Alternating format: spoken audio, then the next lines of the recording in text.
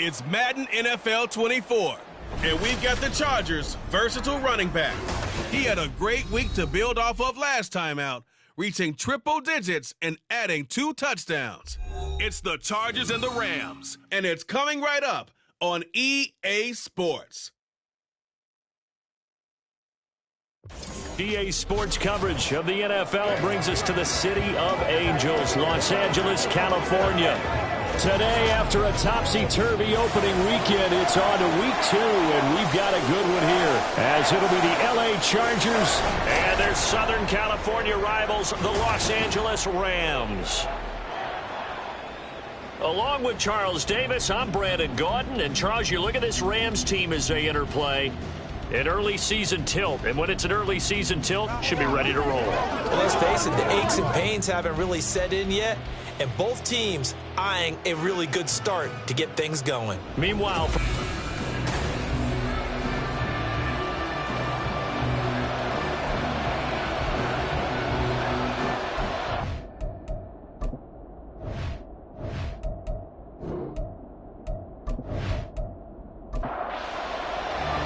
first game's out of the way. Time to buckle down for the long season ahead, and we're off in week 2. They'll elect to bring it out here from the end zone. And that decision to bring it out ends up not being a good one. Costs him about 5 yards as he's tackled at the 20. So here's the Charger offense making their way out. And a glance here at their shifty mobile signal caller. And he certainly had his share of struggles in the opener, threw a couple of ill-timed interceptions in the game. So that was something that was harped upon all week in practice. Because if he's going to help this team be a winning one, he can't give the football away like he did last week. They'll come out throwing here to start the drive. And that's complete. And he'll take this to the other side of midfield before going out of bounds. 33 yards that time. I've heard of quick strike offenses, but this has taken that to the extreme. I mean, the very first snap of the ball game, normally you're thinking, let's get our quarterback comfortable and get him into the flow of the game, but not here. They come out attacking from the outset, and it pays off in a big way. They'll look to throw here on first down.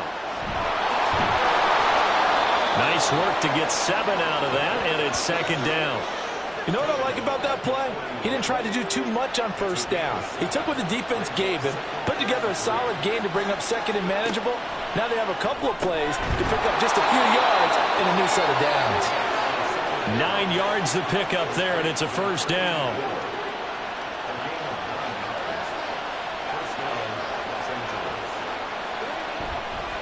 Here's a play fake as they set up to throw. Open man here is Gentry.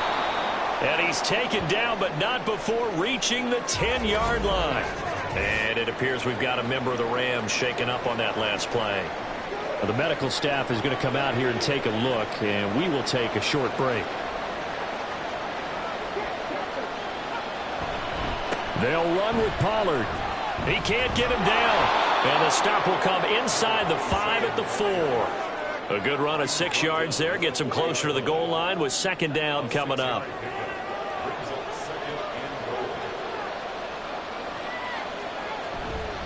Pollard again. And good work there defensively as they're able to keep him out of the end zone.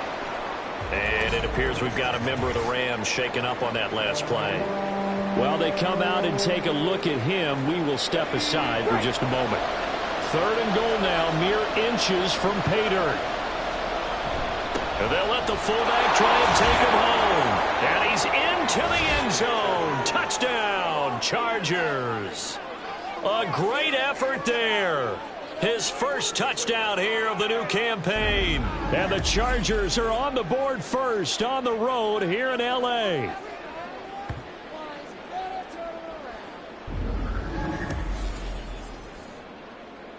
And for the extra point, Cameron Dicker.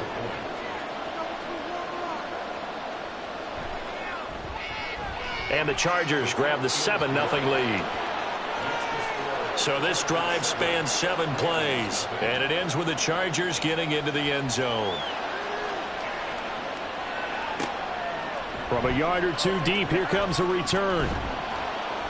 And they'll get him down right around the 25, actually the 26 officially, so a net gain of 1 there. So now the Rams will get their first opportunity with a football.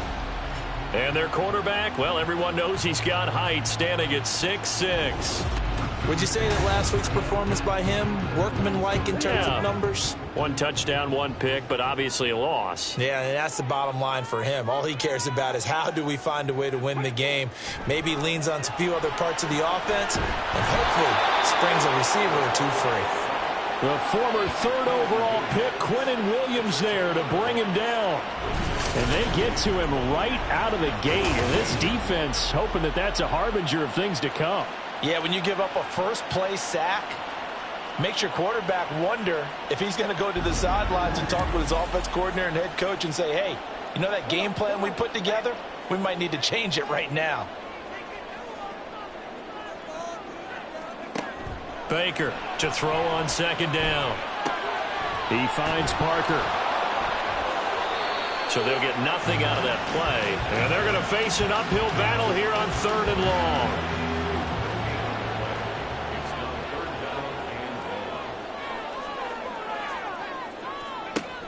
Back to throw. Baker. Oh, wide open. Complete. A big play there for L.A. 62 yards. Just a breakdown there defensively. It looked like someone got their wires crossed because no one seemed to pick him up at all. He's running free, and there's not a quarterback in the league who's going to miss that throw. That's a huge play. So barely time to catch our breath. Here's 1st and 10 just outside the red zone. And he's going to lose yards. They take him down at the 26. A good response by the defense, sending them backwards after that huge gain last play. They'll have to deal with a 2nd and 14 now after the loss. They'll keep it on the ground. Parker. They get him to the ground right on the cusp of the red zone after a pickup of 5 or 6. Here now a 3rd down and 8. From the shotgun, he'll look to throw. And he's going to go down. They sack him back right around the 30. It's a loss of 10 on the sack, and it leads to 4th. We always talk about how teams are so competitively matched and you just want to make those plays that give you an advantage. How about right here? The difference between letting them score a touchdown versus holding them to a field goal, that's absolutely huge with the play he just made. And you know he hated taking the loss there on 3rd down. So now the Rams send out the field goal team here. It'll come from the right hash. It's a 47-yard attempt. And this one is right down Broadway. And they are on the board, but still trailing. It's 7-3. So both teams come away with points on their opening drives. Now they still trail. They answered the touchdown with a field goal, but at least able to break that goose egg here early. And that is what's important, right? Because they didn't let that initial touchdown go unanswered. Took the ball themselves, moved it downfield, and put it through the post for 3 points. Game on.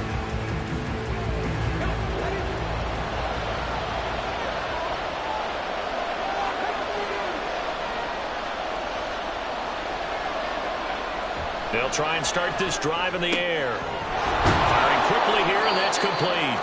And he gets this up just shy of the 30 to the 29 before he's out of bounds. 2nd and 6, just inside the 30. Running right, it's Pollard. Shoves him aside. And they'll get it up just short of the 45 at the 44. It'll be a pickup of 16 and a Charger first. He was solid last week, over 100 yards in their victory on the ground. They want to get that going again. Absolutely. And what they also understand is that from week to week, it's not necessarily the same, but they want it to be, right? What they saw last week on the ground, they want to see in this game as well. And it appears we have a Charger shaken up on that last play. Hopefully, obviously nothing serious here. Medical staff, though, going to take a peek, and we'll take a break. On 2nd down, it's Pollard. And he'll be taken down at the 44-yard line. They'll get 3 as the drive continues. It's a 1st down.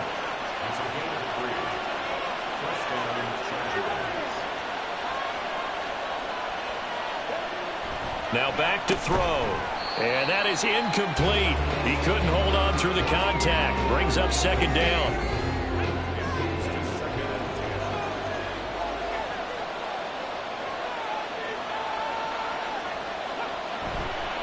On play action, they'll throw. And a throw right sideline is complete. And this is going to be another first down as the tackle is going to be made at the Rams' 25-yard line. Partner, this is one of the best routes anyone can have in their offensive playbook. Tough to defend because you think it's a go route, and then he breaks it back on the comeback. There's one other thing you need as well. A well-thrown ball? Exactly right. You have a guy who has some precision in throwing the football because of the timing of the route. Back to throw now on first down. Throwing quickly to Wilson.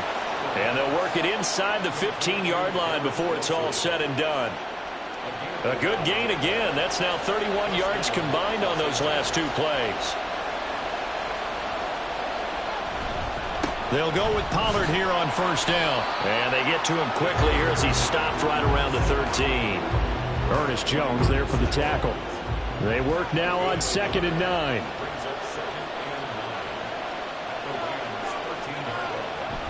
They'll drop to throw.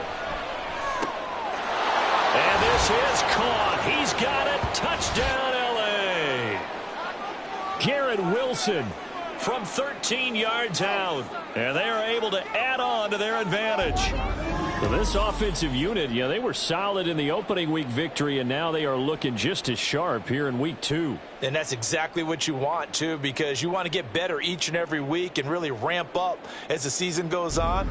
I know it's still early in the season and a lot can happen, but this offense, they look like they're going to be fun to watch each and every time out. Extra point up and good by Dicker. And that pushes the lead up to 11. The kick unit on here for the Chargers as they will send this one away. And here comes a return from just beyond the goal line. And only able to get this to the 19, so probably should have opted for the touchback. So the Rams coming back onto the field, their second drive of the game. And last time able to get 3. It's not what they wanted. They wanted 6, but they got at least something. They mustered something out of the drive. They'll take it. I like the way you've described it. Not ideal, but they'll take it. Anything to put some points on the board. But this time on offense, they don't even want to see the field goal kicker trot on the field. They want that ball in the end zone. Yeah, they'll be going for 6. Well, look at the numbers for Parker in last week's game. 16 carries, 54 yards. It's a pretty mediocre week for him on the ground. Certainly a boon to his offense if he can get a little more output on his touches this week. He should get some more early carries as his team tries to get him into a rhythm. They try to throw on 2nd down, but this one is incomplete. After the incompletion, here now, 3rd and 2. Now a handoff up the middle. It's Parker, and he's going to have a Rams first down as he gets us up past the 30 to the 32. A quick burst there, and he nicely bit off a pretty decent gain. From the 32 now, here's 1st and 10. They'll keep it on the ground. Parker, and he is met in his tracks behind the line of scrimmage. He'll lose a yard there, and it's 2nd and 11. Part of their struggles last week was getting these negative plays on 1st and 2nd down. That's something they have to be wary of as this game continues. To throw on 2nd down, Baker. To the right side, he's got Parker. And he went nowhere. He'll lose yardage back to the 29. A loss of 1, now a loss of 2, and they're staring at a 3rd and 13. And not an easy spot here. They'll be in search of 13 yards to try to pick up the first. Now on 3rd and long, they'll look to throw. He'll find Parker again, complete. And he went nowhere. He'll lose yardage back to the 29. They call it a loss of a yard there. And that'll bring up 4th down. Excuse my snarkiness here, but isn't the idea of completing a pass supposed to mean you get downfield and gain yards? Especially on 3rd down. Yeah, that one. How about the defense? Figured that one out in a big way. Yeah, they completed it all right and lost yardage. This is taken at the 23. That'll go as a 46-yard punt with a return of 7. And it'll be Charger football here as they take over. There again is the running back as he trots onto the field. Last week, a strong showing, up over 100, also 2 trips to the end zone. It's the kind of week that if you said, listen, I'll let you have this type of a game each and every week, you'd sign up. And now off to the races down the right side. Touchdown, LA! A great play there. 70 yards. And the Chargers are able to strike quickly to add on to their lead. Boy, still in the first quarter, and look out. I mean, they are on pace for over 80 points in this game. I don't know that they'll get there, CD, but this has been impressive to watch so far. That certainly would be history in the making, wouldn't it, partner? I'm glad we're here to actually watch and see if it actually happens, although, like you, I have my doubts, but they are firmly in control of this game. Extra point up and good by Dicker. And the lead is up to 18 now. The kick unit on here for the Chargers as they will send this one away.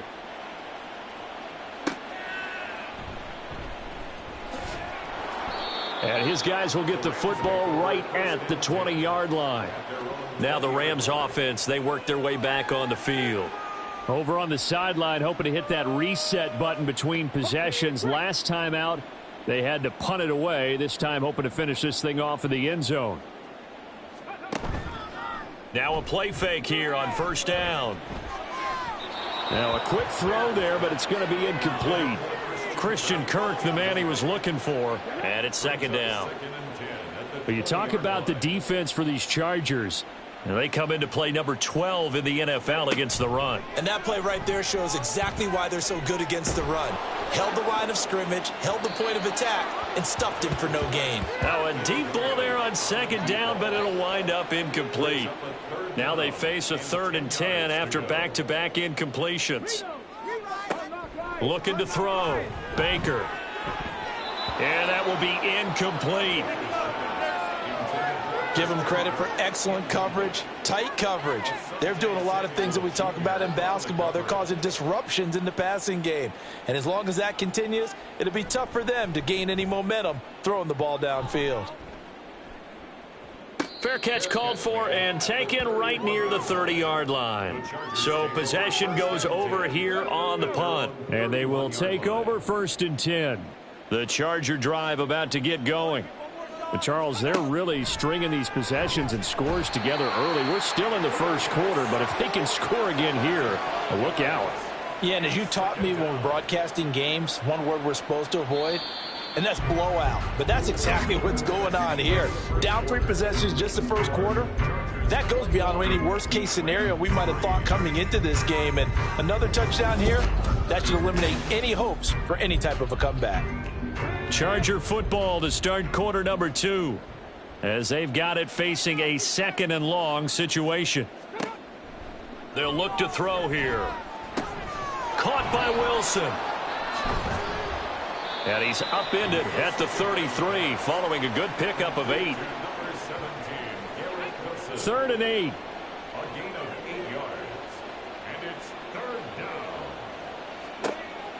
They're going to look to throw. Work in the middle of the field, and he's got a man complete. And they're going to have this across midfield and inside the 45. 23 yards, the final tally. Good strong throw and catch right there. And so far in this game, the alleys have been open for them to get completions, and they're taking advantage of it. So from Rams territory now, it's 1st and 10 at the 44-yard line. Looking to throw. And a completion to Wilson. And he gets it inside the 35 and just shy of the 30.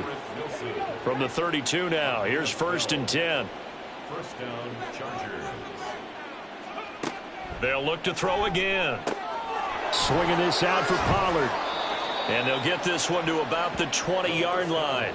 That's a 12-yard gain now on back-to-back plays. A gain of 12. And the Chargers first down. They'll stick with the passing game as he looks to throw. He finds his man complete. It's Curry.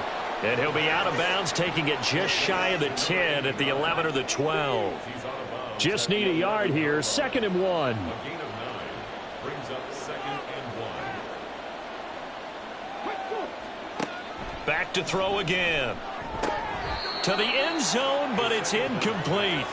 You've always been very good about checking my math. Am I correct? That's the first time that it's been incomplete when they've thrown it to him? Yes, he had caught every other ball coming his way. So they feel like they've got something really good going there, and they're going to continue to go there until the defense makes an adjustment and takes it away. Well, they finally made an adjustment there. We'll see if they can build on that stop. It's a gain of 6 as they're able to convert, and now it's 1st and goal.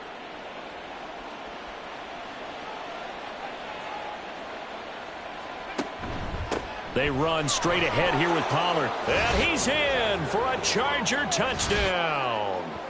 A great effort there. His 3rd rushing touchdown on the year. And the Chargers are able to add on to their first half lead. Well, he finishes off the drive with a touchdown run, Charles. Remember, he also had a catch on this drive as well. And that's what running backs want to be in today's NFL, a complete back. 3 downs, stay on the field, run it, and catch it. And he gets it done. Extra point up and good by Dicker. And the route is on here in this first half.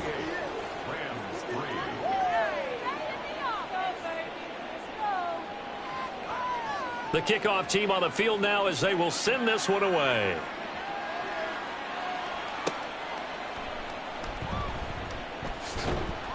And he won't get this to the 20-yard line as he's down at the 19. The offense for Los Angeles returns to the field. And it's been very much a slow start for them. 3 drives and just the 3 points, CD. Yeah, if you're into the points per drive ratio, that answer is 1. And that's not going to get it done in a ball game. They've got to find a way to finish these drives in end zones, not having balls go through goalposts. They take a shot downfield there, but it winds up falling incomplete. Now a 2nd and 10. Operating from the gun, Baker. He's got a man, complete. He's to the 15. Touchdown, LA. A big play there. 81 yards. And the Rams get a bit closer. And that time he came out of the slot for that big play downfield for the score. I think what we just saw there, partner, was what we call scheming a guy open. Put him in the slot, know that he has tremendous speed.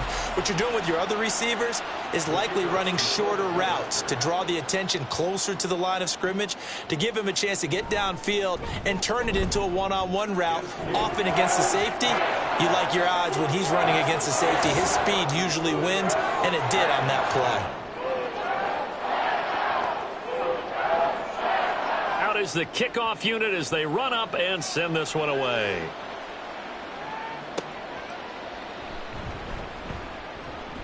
And good coverage there on special teams as they'll get him down shy of the 20. A look at the running back, the man out of the backfield as he gears up to go again. He's been good. His guys are winning. So far the recipe working here in the 2nd quarter. And he doesn't like to just tote the rock. He wants to carry his team on his back, and that's what he's done throughout this game. Yeah, he's done that. He'll be hoping to continue that trend. And he'll have this past the 30 prior to going out of bounds. 47 yards now on the ground on just 7 carries. We use the word relentless a lot with guys who are aggressive on the field. In this case, it really fits, doesn't it? How about his ability to break tackles and his feet never stop moving?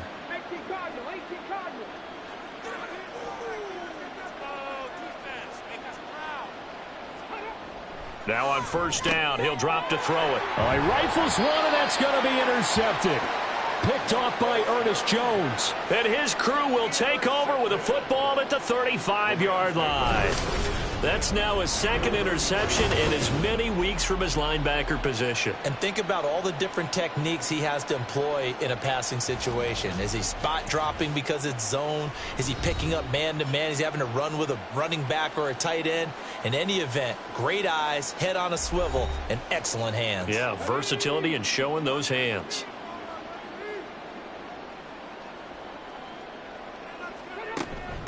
They'll run on 1st down. It's Parker. Just a yard on the 1st down carry, so it's 2nd and 9. I think if they want to start getting back into this game, it behooves them to get better on first down. Yeah, certainly not what they were looking for there out of the opening play of this drive.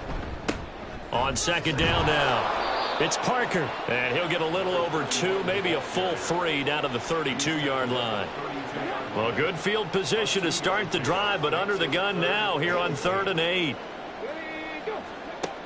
Now they'll throw here out of the gun. He's going to let this go. Back of the end zone. And it's complete. He's got it in the end zone. Touchdown, Rams. A great play there. 32 yards. And the Rams are able to make some inroads here to that deficit. For good reason, quarterbacks want to get the ball to the perimeter to their wide receivers for big plays. But in this situation, it felt like, based on coverage, he knew that he wanted his tight end to have the football, and for good reason.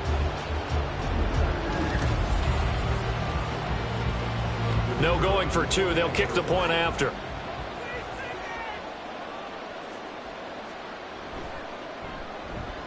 And that one makes this an 11-point deficit now. So they only needed 3 plays on that drive. And it winds up with a touchdown for Los Angeles. From a couple yards deep, he'll bring it out of the end zone. And tackled at the 21-yard line, so a net negative there of 4 yards.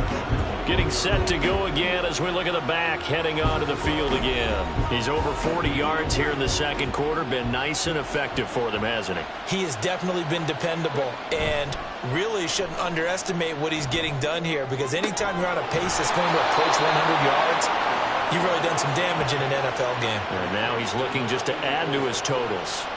They may want to go back to that one. First play of the drive, good for 15 and a first down. Pollard will take it up the gun. He'll get this to about the 38. The Chargers at 1-0 on the year following the win in Week 1. And this would be quite a start for them if they could win 2 straight on the road. Yeah, the schedule makers didn't do him any favors. They gave him 2 road games right out of the gate. But the thinking on the team has to be, imagine if we win these 2 games. What a setup for the rest of the season for us. Well, hang on now. We're going to pause here. We've got an injured player. The medical staff will attend to him, and we will step aside.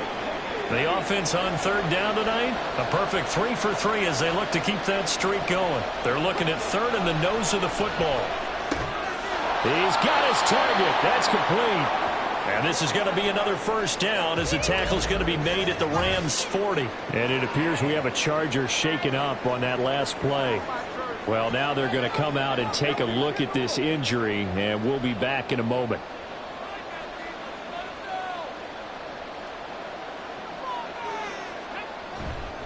A give to Pollard, running left. And forget about finding a lane. He barely had time to look up before he was planted in the backfield. It's a loss of 4 there, bringing up 2nd down.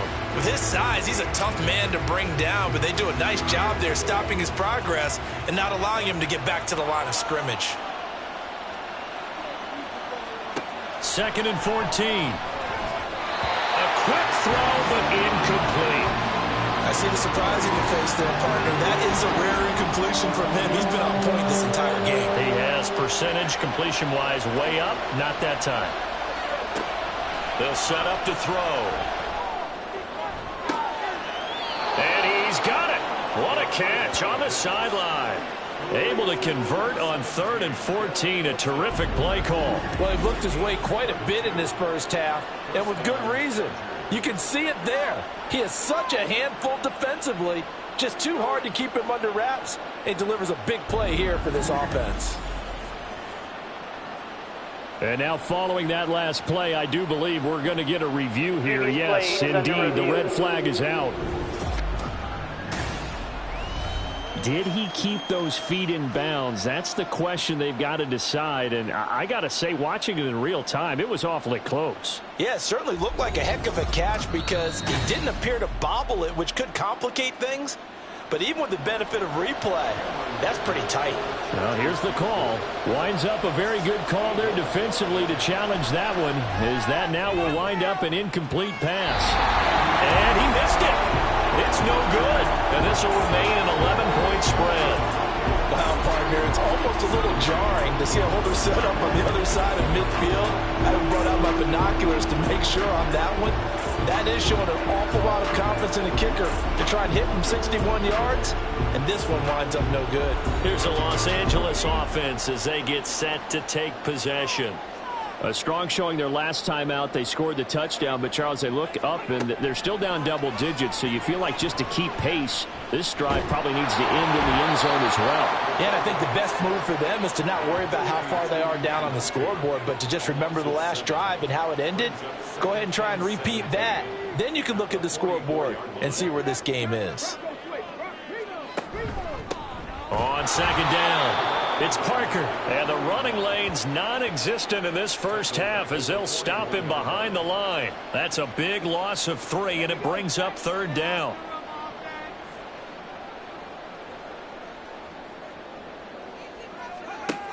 Back to throw. Baker completes his short throw to Stocker.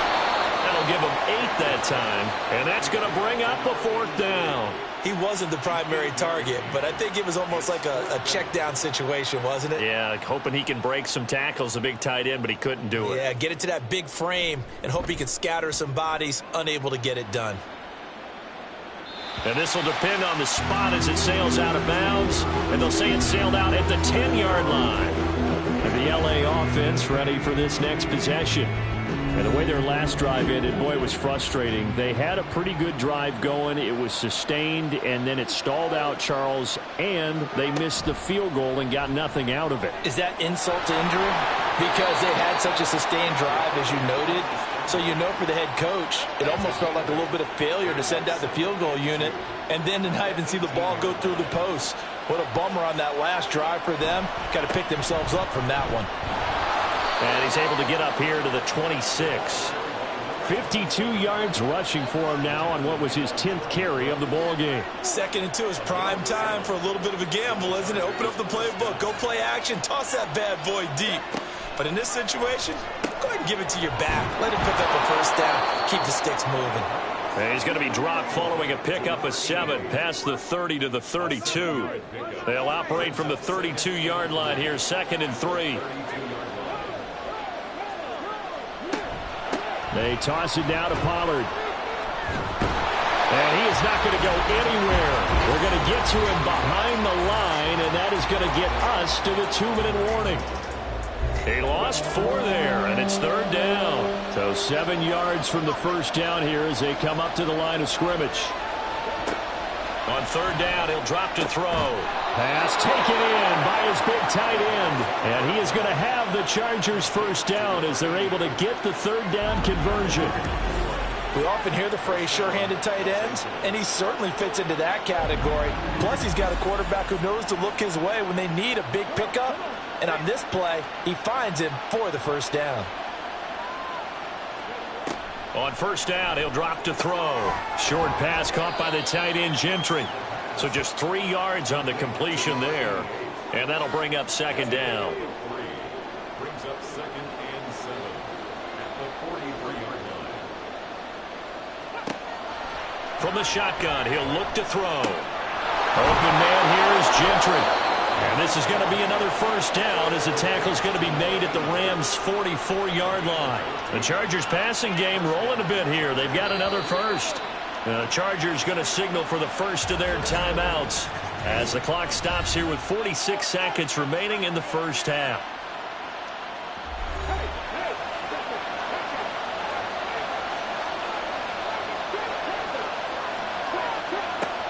Again, he'll drop to throw.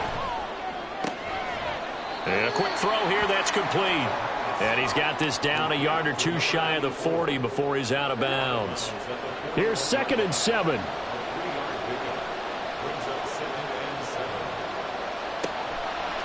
Now a shotgun snap as they'll look to throw. Call it a gain of 3 on the play. And it brings up 3rd and 5 now. Now the Chargers will use the second of their timeouts. So that means they're down to 1 remaining here as we head toward halftime.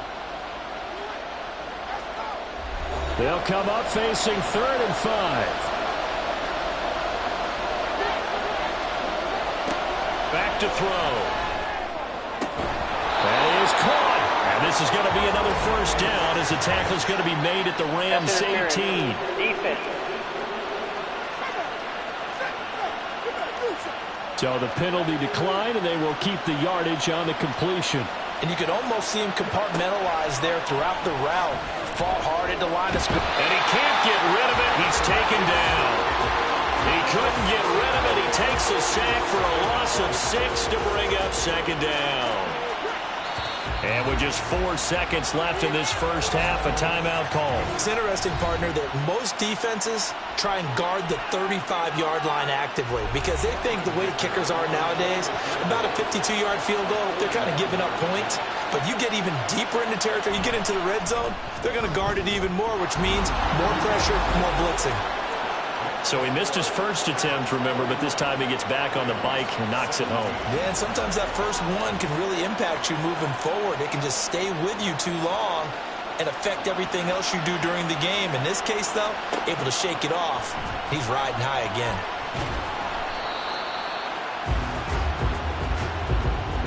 So we have reached halftime intermission with the visiting Chargers on top. As we'll send you eastward to Orlando. Standing by with that EA Sports halftime report now is Jonathan Coachman. Take it away, Coach. Okay, Brandon, we'll get you back to you and Charles in a bit. But first, it's time for a trip around the NFL following an eventful opening weekend. Let's see what's happening in Week 2. We'll get started up at Lucas Oil Stadium in the capital city of Indianapolis, where you see the final score there. Sky Moore, a touchdown catch in the victory. Next, we head off to check out another game. And you can see, currently, they trail in that ball game. The Titans looking to sew that one up, and they look to be in pretty good shape. Finally, let's get to the desert to check on the Cardinals at home in Glendale. And you can see they have the lead over the visiting Seahawks. Josh Downs, a touchdown reception.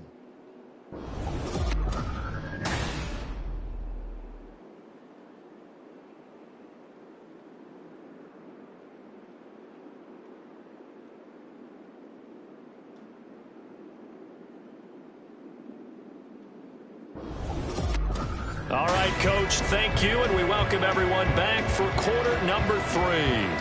The Rams set to receive the second half kickoff, and they trail here as we resume play. From a yard or two deep, here comes a return.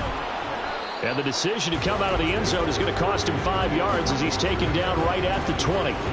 The Rams offense ready to begin quarter number 3. This offense, Charles, had a strong first half throwing the football, at least in terms of yardage, but that hasn't translated so far on the scoreboard as they begin the third quarter here, trailing and looking for a little momentum. Yeah, you're right about that because, let's face it, in the first half, most of their focus was in the passing game. And to their credit, resulted in a healthy amount of yardage. So I would think that at halftime, they're going to anticipate that defense loosening up a little bit to try and cover the passing lanes. They've got to get the running game going, and there should be some gaps to run through now. This offense in desperate need of a conversion as they come up on third down. Out of the gun, they'll look to throw. He's going to get that to his running back out of the backfield. And he is going to have a Rams first down. They needed 3. He doubled that. He got 6.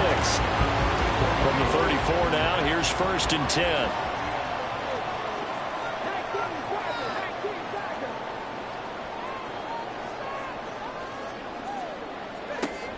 Looking to throw. Baker. Nowhere to go here. He lost the football. Oh, one of the linebackers has got it. And down inside the red zone at the 19-yard line. And now, meanwhile, after the dust settles on the fumble, we've got an injured player here as well.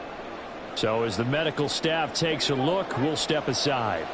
So here's a 1st and 10 now, down inside the 20. They'll come out throwing here to start the drive. Over the middle, it's complete. And the Chargers are going to be looking at 1st and goal as they move this down to the 4-yard line. This offensive game plan has just been sensational. I mean, when you think about all the different ways they've gotten their receivers open so far, it's really been impressive. Scheme, design, execution. Pollard. Touchdown, Chargers. Oh, CD, there didn't seem to be much resistance there down near the goal line. Yeah, partner, from what I saw there, not a real good job of matching up defensively, because to me, they look like they were just in their base 3-4 package. You need bigger bodies in there in a goal line type situation. The 3-4, fine between the 20s, but not down here when you're guarding your end zone. Dicker down to tack on the extra point.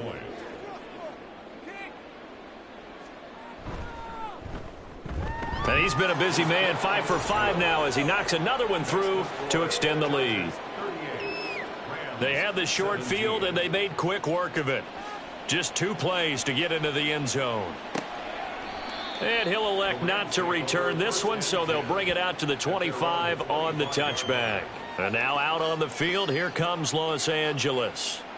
I kind of feel like they've reached a do-or-die point in this game, Charles. If they're going to try to pull off an impressive comeback, it has to start right here, right now. Yeah, now they've got a final chance to get out of this situation, but they also understand they've got to move the ball and move it fast. In addition, they need to save as much time so they can get 2 more possessions.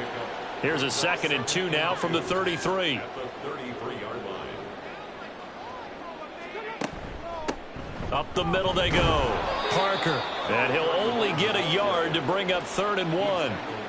Another modest gain there on that one, and I think, Charles, you can probably pin part of the deficit on a failure on their part to really get this ground game established.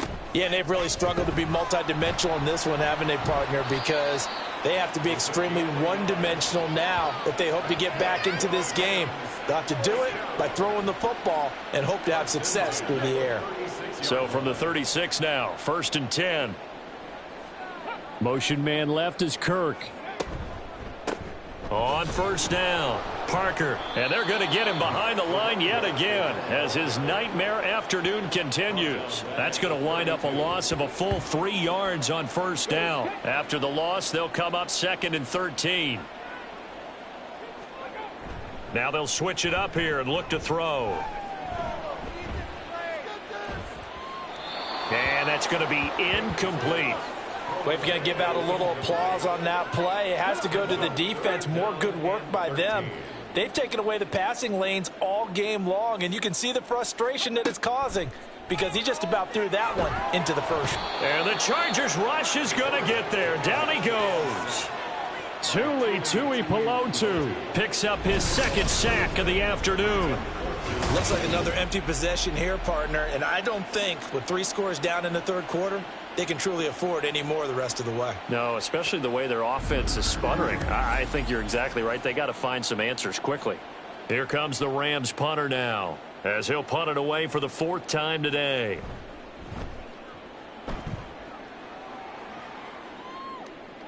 And no return on this one as the fair catch is signaled for and taken. So here are the Chargers to take over. They were winners last week in that game against Kansas City, and they are on top right now as well. They've got it 1st and 10.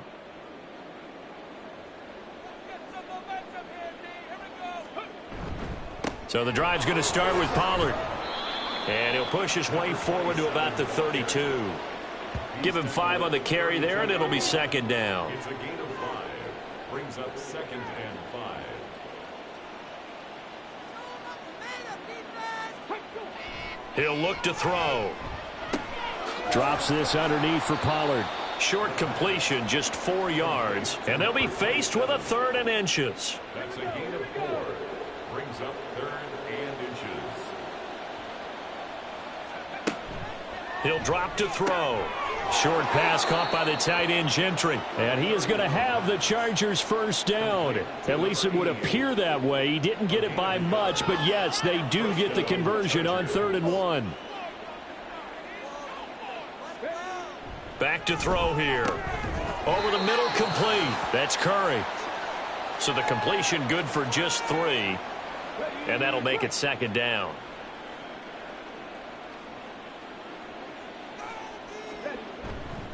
Now a give here to Pollard. And he is going to be stopped cold behind the line of scrimmage. That 2nd down play nets a -4. This offense has had a lot to like in this game. I don't know that last play, though, is going to make the highlight reel. It's not going to make the highlight reel, but it will be the focus of the film session that a team has to sit through. I've sat through those before. Never any fun. You're always excited about your good plays, and they actually fast forward through those. All right, that was good. All right, great. They get to the bad ones and really illuminate them. Not cool.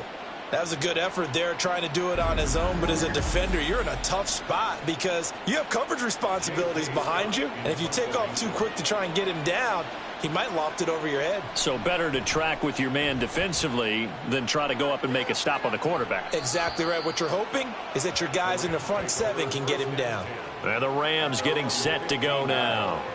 See if they can put this drive in the end zone, Charles, because it's been a little bit of a rough go at times. They've had to punt the football a ton in this ball game because of stalled out drives. So are you saying that you're kind of tired of seeing the punter run out there and do his thing during this game? Is that what you're trying to say?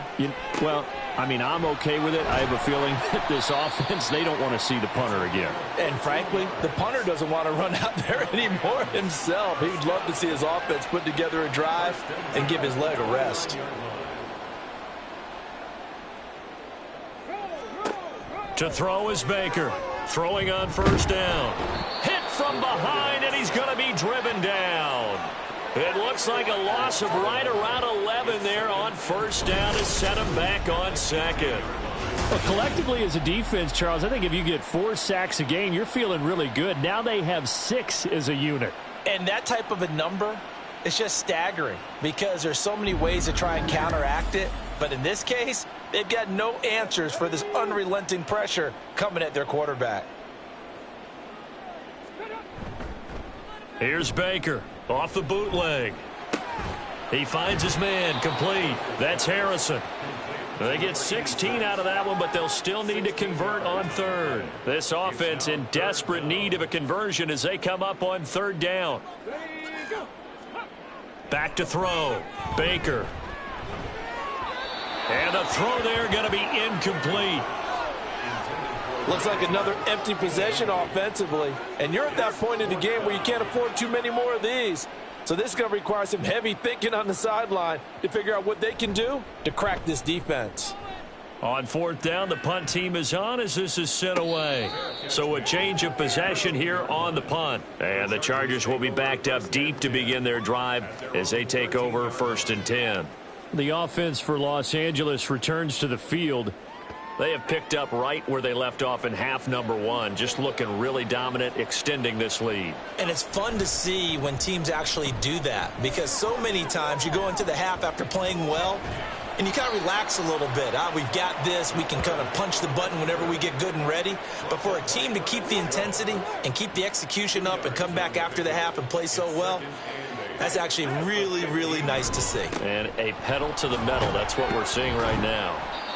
59 yards rushing for him now with a couple of touchdown runs to boot. Well, you certainly have to give a little credit here because they're playing this game now at their pace.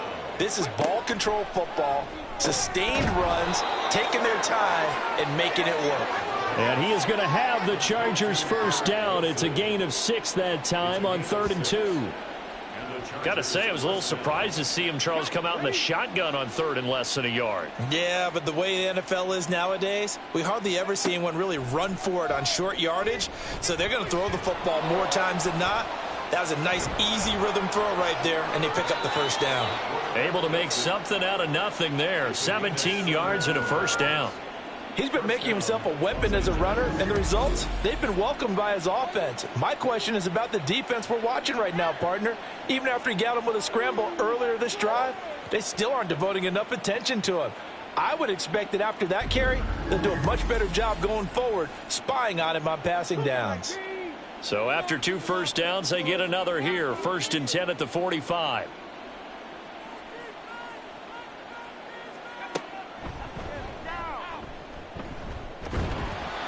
Two yards the gain on the keeper, and it's 2nd down.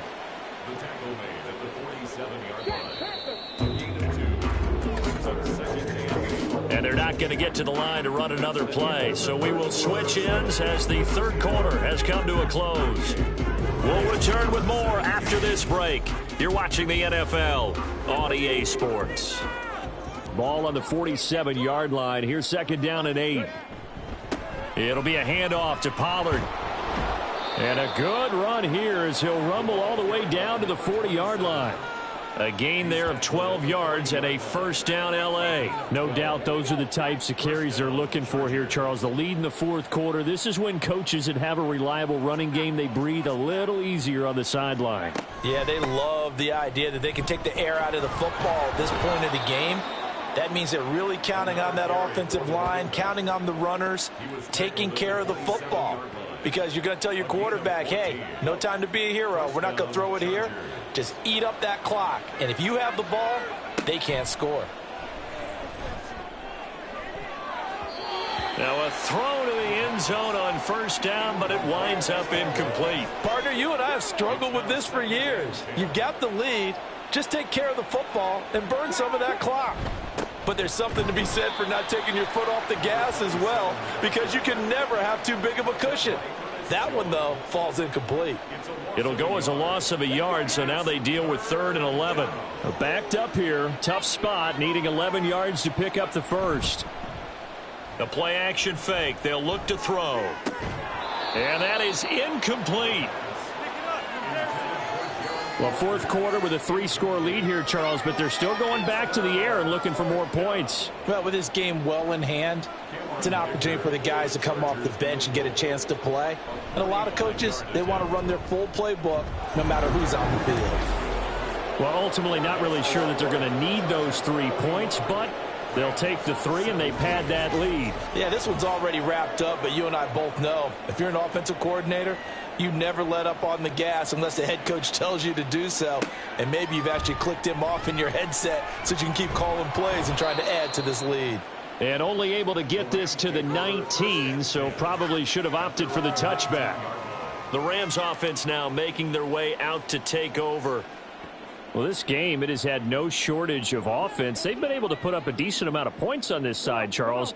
They just have not been able to keep pace with the other offense they're going against here. Yeah, that's a good way of pointing things out, because now it's not a total loss, because as you said, they've scored some points, so there's some plays they can build on, moments where the game plan actually worked. But overall, though, they were just out-personnel. They were going up against a team that's playing at an elite level. A throw over the middle, taken in. And this will leave them a yard short. Nice pickup of 9 yards on first down. Second down and a little more than a yard here.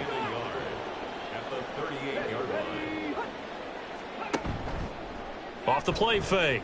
Baker. And he drops it incomplete. And their struggles continue here. At this point, down big, you'd have to imagine this defense, they're just going to sit back, blanket the field as best they can. Yeah, this is actually the easy part of the game for them, because just as you noted, they can sit back, keep everything in front of them. But they've blanketed the field the entire game using a variety of coverages. And now the third down throw incomplete as well. Defensively, you look at the numbers. Another incomplete pass that we just saw, and they're under 200 yards passing for the game, so they've done their job on that side of the ball. Yeah, recently I was actually working a game where a quarterback had a streak of 5 straight games without a 200-yard game. And that was a big talk, both in his town and amongst his team.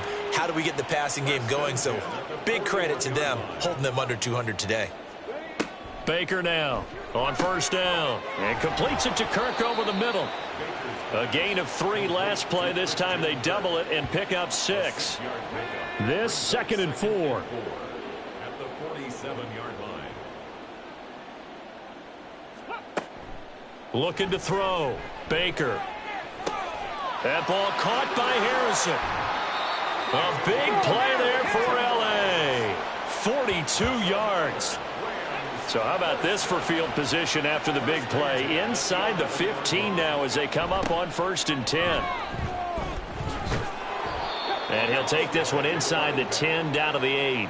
The excellent play last time is followed by a much more routine gain of 3. The ball on the 8 still could get a first down technically. 2nd and 7. Back to throw. Baker. That's caught at the 3. It'll go down as a gain of 6. And it'll leave them with 3rd and a full yard to go. So they just need 1 yard here to pick up the first down. On 3rd down, they're going to run for it here. And he takes it across for a Rams touchdown. taking it in from 2 yards out. And the Rams are able to cut into that deficit. They'll look to throw. He's got it. So they convert the 2. That keeps their slim hopes alive as we're back to a 2-score game. Well, it's still an uphill battle from here, that's for sure, but that makes it a 2-score game. And now we see why teams practice so much on the 2-point conversion, why you have more than one play ready, because you may need multiples to throw out a ball game. There's a great example right there.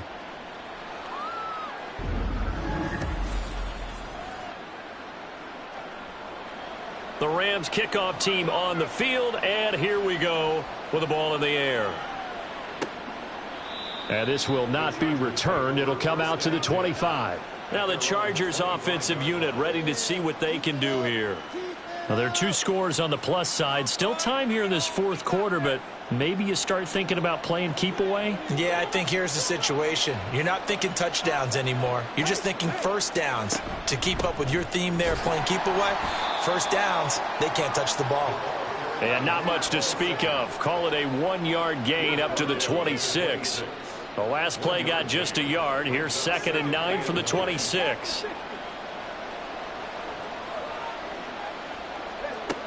They'll look to throw. Looking left side, and it's complete. And they get him down, but not before he takes it across the 40-yard line. That catch puts him over 70 yards receiving now as he's got a first down.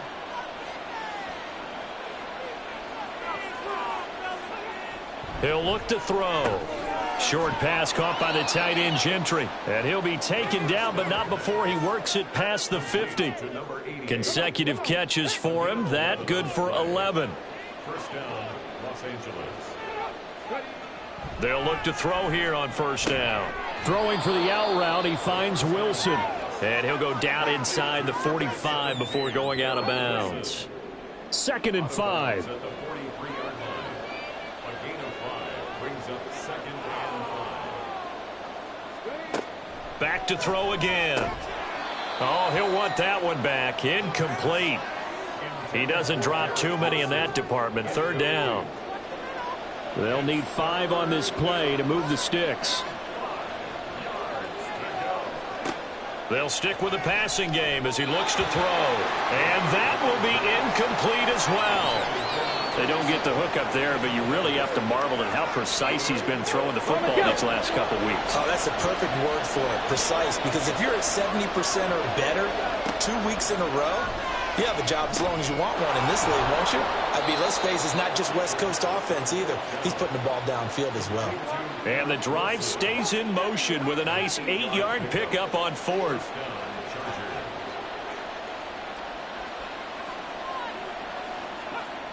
They'll look to throw again. Got a man, and he hits him in stride. And he's going to get this down near the 20-yard line. The Chargers passing game rolling a bit here. They've got another first. Well, that should be a reminder defensively, and I think it's a reminder to myself because you just can't sell out to stop the run. There's still enough time that this offense can move the football through the air, even on 1st and 2nd downs, and they obviously picked the right spot to throw the ball there. Now a play fake here on 1st down. Caught by Wilson. That'll go for a gain of 7, and it's 2nd down. He's been a busy man here in this one, and they're showing off some nice footwork to stay in bounds. And with those types of catches and the volume that we've seen in this game, wouldn't you keep him busy as well? I would. Of course. You got to keep throwing it to him. He keeps making plays. So nothing doing there, and this will wind up being a 3rd and 3. Coming up here looking for 3 yards to pick up the first.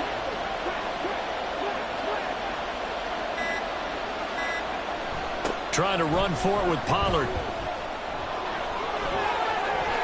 And he takes it in for a Charger touchdown. A great effort there. His 3rd touchdown of the game and 5th on the year. And the Chargers are looking to make it 2 straight as they add on to this 4th quarter lead. Oh, my goodness. How about this start to a season? I mean, it doesn't get much better.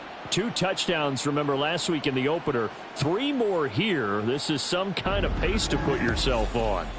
Are we going to go ahead and look ahead and say 4 next week? Is that too much to ask for? That's what he's dreaming about right now. That's what his team's thinking about.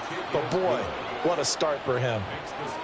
Extra point up and good by Dicker. And that pushes the lead up to 23.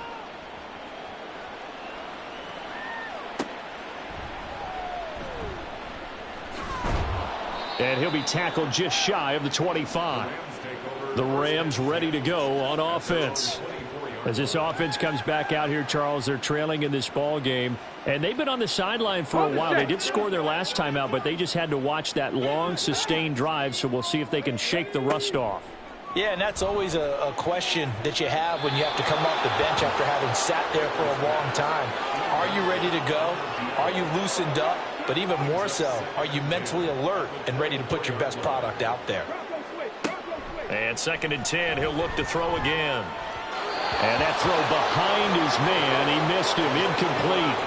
This has been a rough one, to put it mildly, for him. And after this one's done, you just feel like at the post-game press conference, this team's going to have a lot of questions and definitely not a lot of answers. To the right side, he's got Parker. And this effort will not get it done. He stopped well short of the first down at the 29. Got to try it here. He's back to throw. And he's brought down. Can't do anything with a football. It's a sack and a turnover on downs. They had to go for it with such little time remaining. And the Chargers will get the football back in excellent field position. And the Chargers coming out on the field now. And a few kneel downs should just about do it. Now, defensively, they do have all 3 timeouts, but very little reason to use them at this point. Out of the gun, a give to Pollard. And he stopped immediately there. No gain on the play there. 2nd down. No gain on the play. 2nd and 10 at the 22-yard line. Gonna run again here with Pollard. And he gets it inside the 10 to the 9. 112 yards rushing now, as he's done it on 22 carries.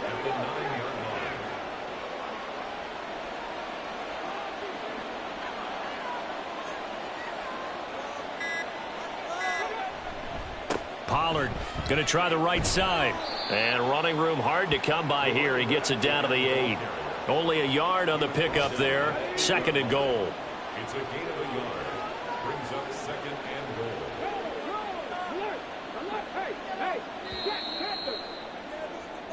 So this one's over. It's in the win column for the L.A. Chargers. And it was a game where they were off and running in the first quarter, Charles, and never looked back. You know, partner, after a while, we always say the same thing, don't we? They set the tone early, right? They started fast. So I asked a few of my horse racing friends, do you have a term for me that we can use to cover that? And they said, yeah. When a horse breaks out like that, you say he caught a flyer out of the gate. And that's exactly what this team did today. I mean, they jumped out there, jumped on them, and were never headed. So for L.A., it was a great all-around performance as they come out of this one with the victory. So that'll do it for my partner, Charles Davis, and the best darn crew in the industry. I'm Brandon Gaudin. This has been a presentation of the NFL on EA Sports. With that, we say so long from Southern California.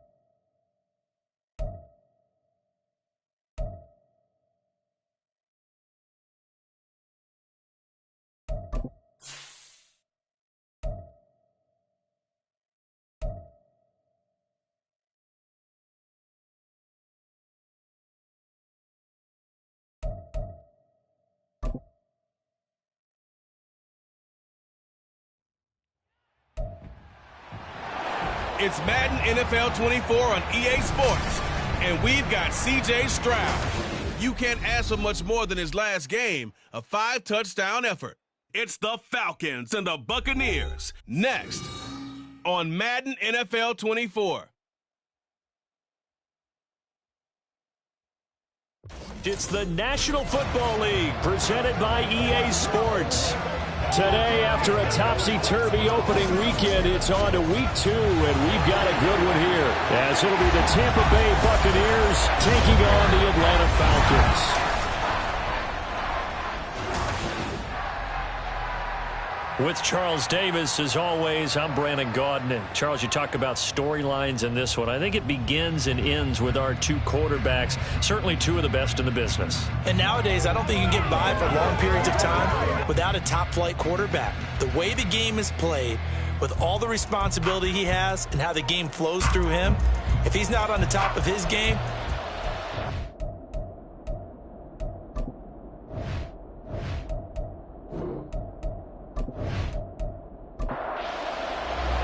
the final weekend of the summer. Hope you're enjoying it wherever you are as we are off and running on EA Sports.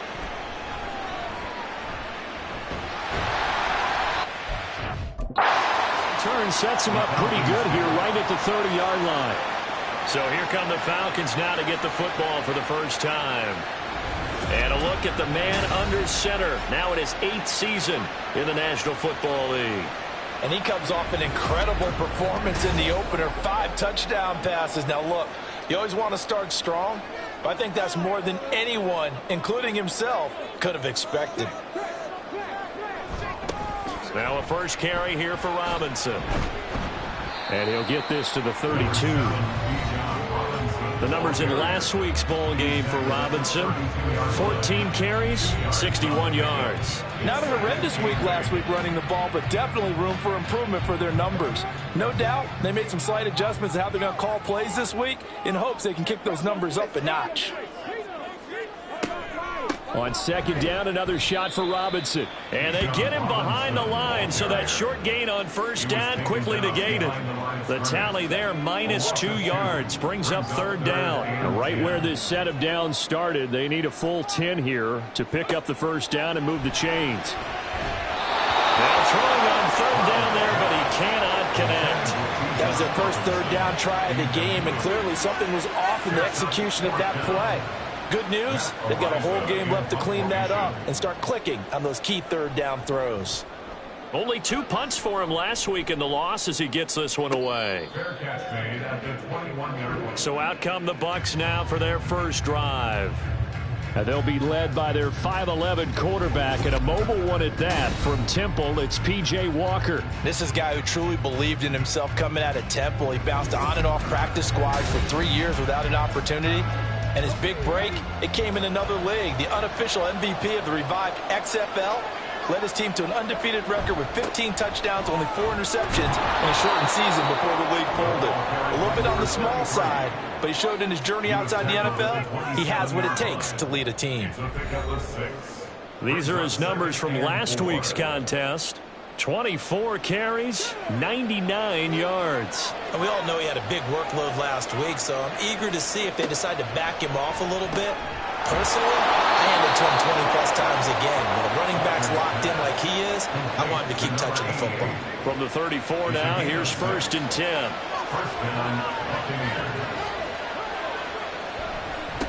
Now a give, right side. McGee. And he'll work this one up to about the 38. 5 yards on the carry. Good pickup on 1st down. Here's a 2nd and 5. They run the counter. McGee.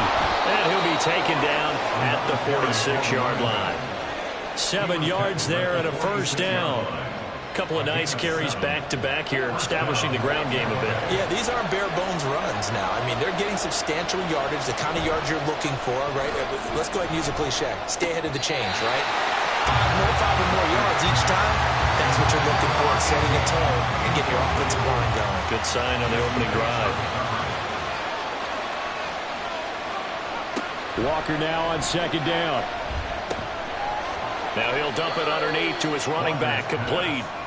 They get 6. That'll leave them with 3rd and 4. In search of 4 yards here to pick up the 1st down. Working out of the gun here, Walker. Able to find the open man. That's complete. And he's going to be out of bounds, but not before he takes it inside the 40. Second catch for him today, and it'll wind up a 1st down. Solid opening drive so far, Charles. They've moved this football into field goal range, but you know that they want to cap this off with 6 and not 3. Absolutely. As one of the better coaches in the league always tells me, on offense, I want their body blows all game long and finish it with uppercuts. Well, here are the body blows right now. He's hoping one uppercut will take care of the end of this drive.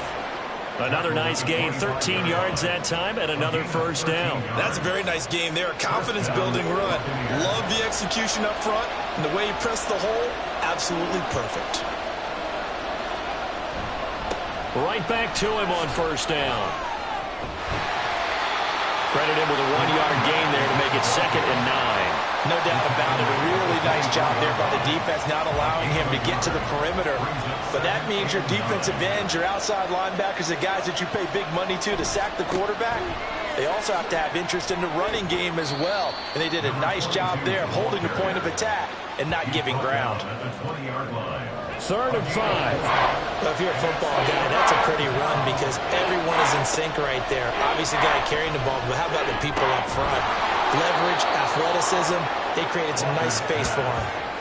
What a methodical drive this is turning out to be. That time 9 yards, and the sticks move again. This has to go down as one of the simpler routes in the playbook, but oh so effective. Nice completion there. Keeps the sticks moving. Now a 1st and 10 at the 11.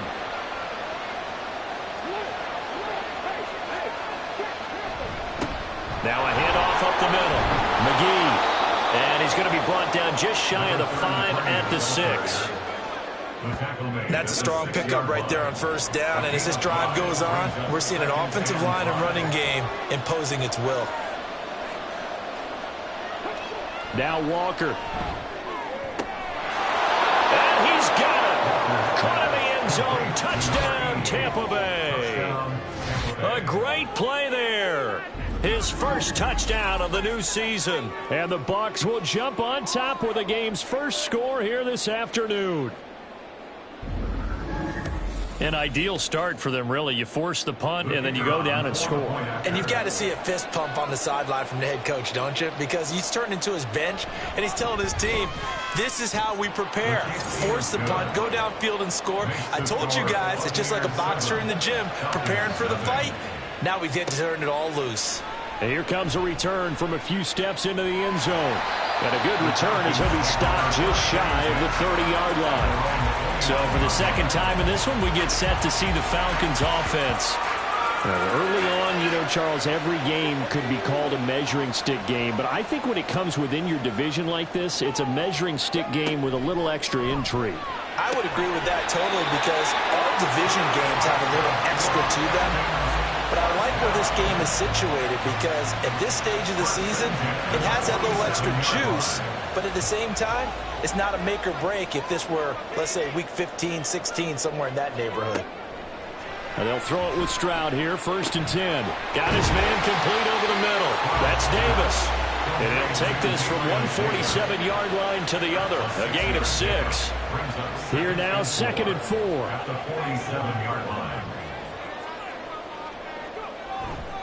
A give left side to Robinson. And he'll get it down here to the 43. 4 yards the pickup, 1st down. 1st and 10 at the 43-yard line.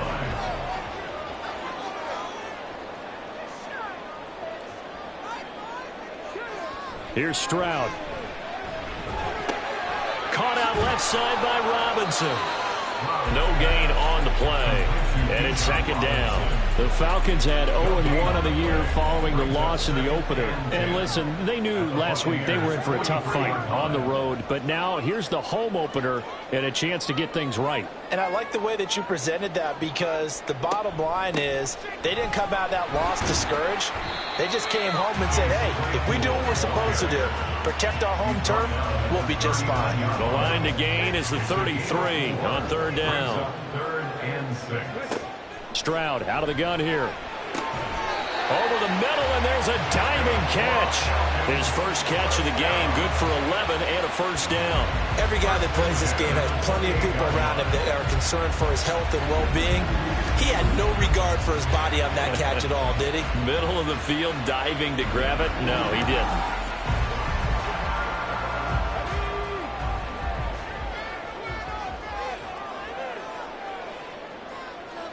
Stroud to the air on 1st and 10. And bringing it in, it's Davis. And he gets it all the way down inside the 10 and mark him at the 5. 23 yards on the play. 1st down. 1st and goal at the 5-yard line. They'll run with Robinson. And he will push his way forward down to about the 3-yard line. It's a gain of a yard, and it'll set up 2nd and goal. It's a gain of a yard. Brings up 2nd and goal. Robinson will score. Touchdown Atlanta. And they would not be denied on the ground, powering it in just one play after they got stopped short. And how about how many tight ends are on the field? Because in today's NFL, we think of the tight end more as a pass catcher.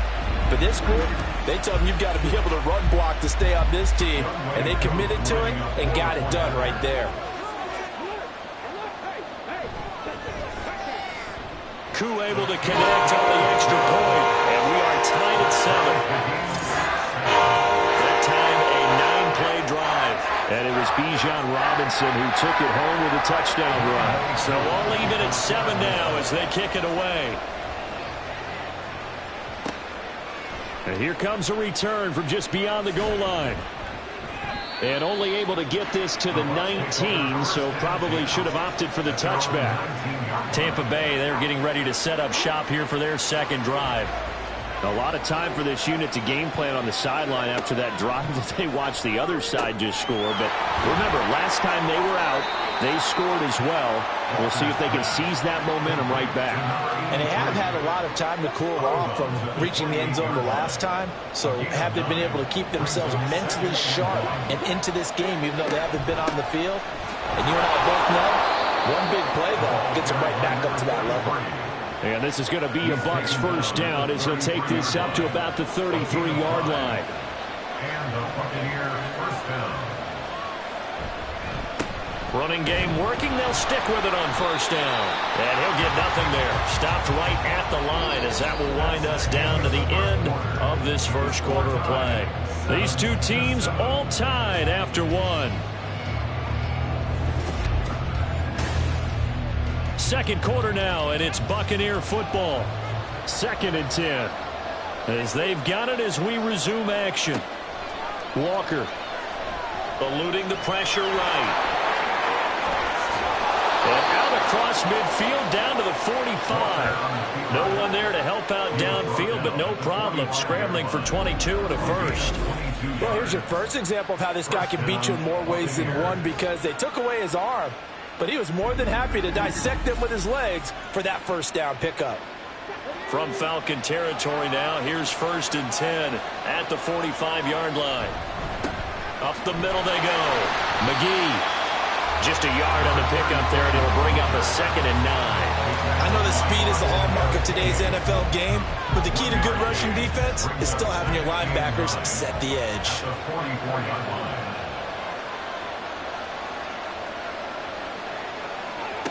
Second down, here's Walker. Now he'll dump it underneath to his running back, complete. And that's going to be good for another first down as the tackle's made at the Falcons' 30. A really nice pickup of 14 yards, and it moves the sticks. So 1st and 10 now from the 30. To throw is Walker. Pass over the middle tipped, but he still brings it in. And he'll get this one down to about the 20-yard line. 2 minutes gone by, second quarter.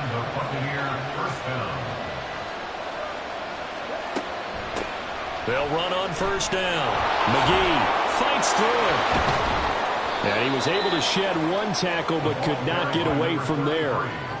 Give him a couple on the carry there. 2nd and 8. A gain of 2 brings up 2nd and 8. And they go play action. Here's Walker. And he can't find a receiver, and he's brought down. Multiple players combined for their team's first sack of the game. That's a pretty darn good start to this season, huh? A sack in the opener, adds a second one here. That tells you about his offseason. He came in determined to have a big year, and it's paying off. Work in the middle of the field, and he's got a man complete. And they've got it inside the 10 at the 8. They're able to convert on third down, and that sets up a 1st and goal.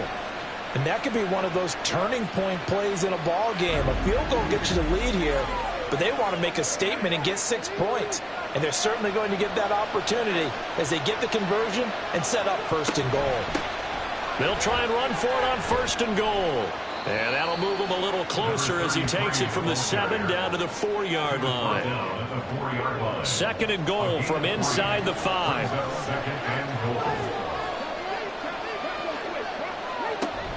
He'll try again, and he'll be stopped up short as the tackle is made at about the 3. And now we'll get a stoppage here. There appears to be an injured Falcon on the field. And this offense on third down today, a perfect 3 for 3 as they look to keep that streak going. They're looking at a 3rd and goal here. Walker now. And he hooks it in for the Buccaneer touchdown. A great effort there, laying himself out in the end zone. And the Bucs have taken the lead. And with the rules as touchy as they can be, it's so hard to complete a diving catch in the end zone, but he just did it pretty well. How about him getting his body, his hands, everything underneath and around the football without it hitting the ground and causing some doubt in the minds of the people who have to look at this and possibly review it. What a tremendous effort and a great catch. Point after, right down the middle. And that makes the score 14-7. From a couple yards deep, he'll bring it out of the end zone. And ultimately cannot get this out to the 25-yard line as he's dropped at the 23. Here comes the Falcon offense now as they get set to take over here. So remember, Charles, last time they were out here, they scored, but they just saw the opposition score, and they're trailing right now, so they're trying to keep pace here. They need a touchdown drive. Well, if you're a fan of offense, you're loving this, but if you're a fan of defense, this is tough to watch, and it's also tough to keep that up when you just watch your opponent march down the field on a scoring drive that lasts into double-digit snaps. You need a score here, not just to follow the momentum from your last drive, but put the onus back on your opponent. And that's what they're doing right now, swapping that onus back and forth. And they get him down, but not before he takes it across the 40-yard line. Second catch for him today, and it'll wind up a first down. If you're going to blitz, likely going to leave you in man coverage with this guy, and that is less than ideal.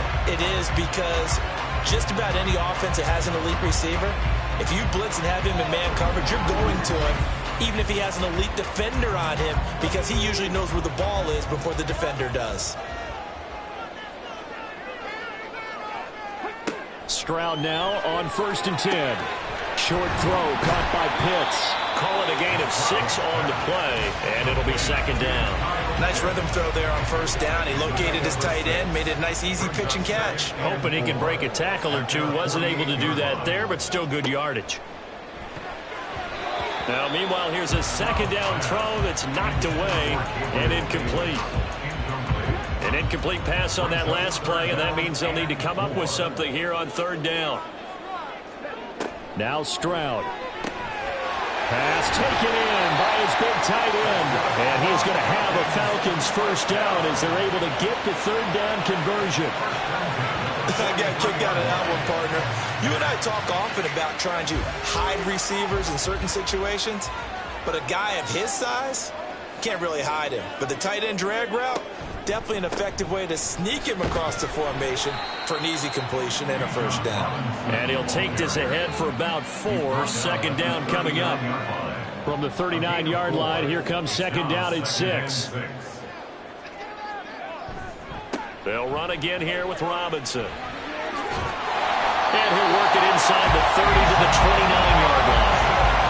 9 yards to pick up there, and it's a first down.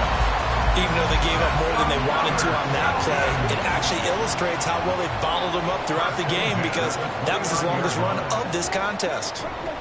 On 1st and 10, it's Robinson to the 27-yard line. So if you've been playing defense in this one, there's a little bit of the good and some bad, because they did give up the touchdown run to him earlier, but shut him down otherwise. Outside of that, you're exactly right. I would say they've contained him very well. And he's going to be taken down back around the 35-yard line. They push him back 8 yards that time on second down. Yeah, some real defensive resistance there, saying not so fast to a good drive. They had marched to the end zone the last time out.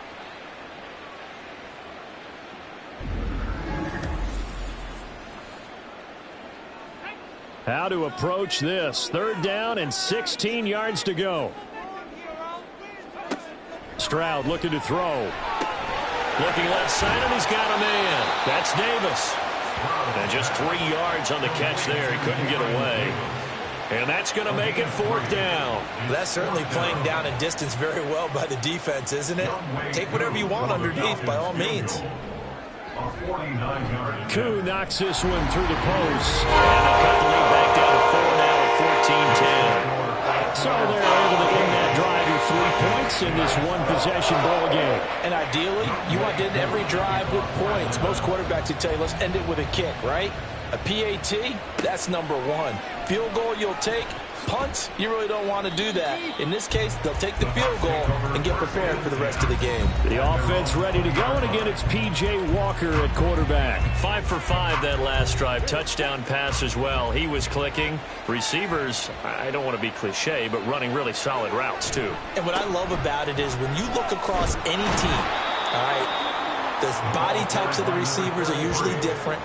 The way that they get open, different as well. Some of them use power to get open. Some of them use those head fakes and subtle moves. Some of them just use pure speed. And the really good ones, when they're established, they know how to. Look at this, middle of the field, a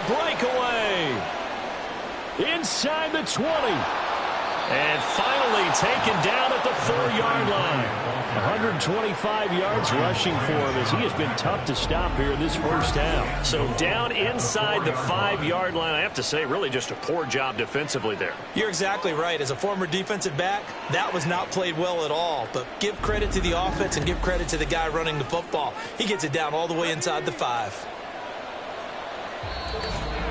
2 minutes remaining in this first half of football.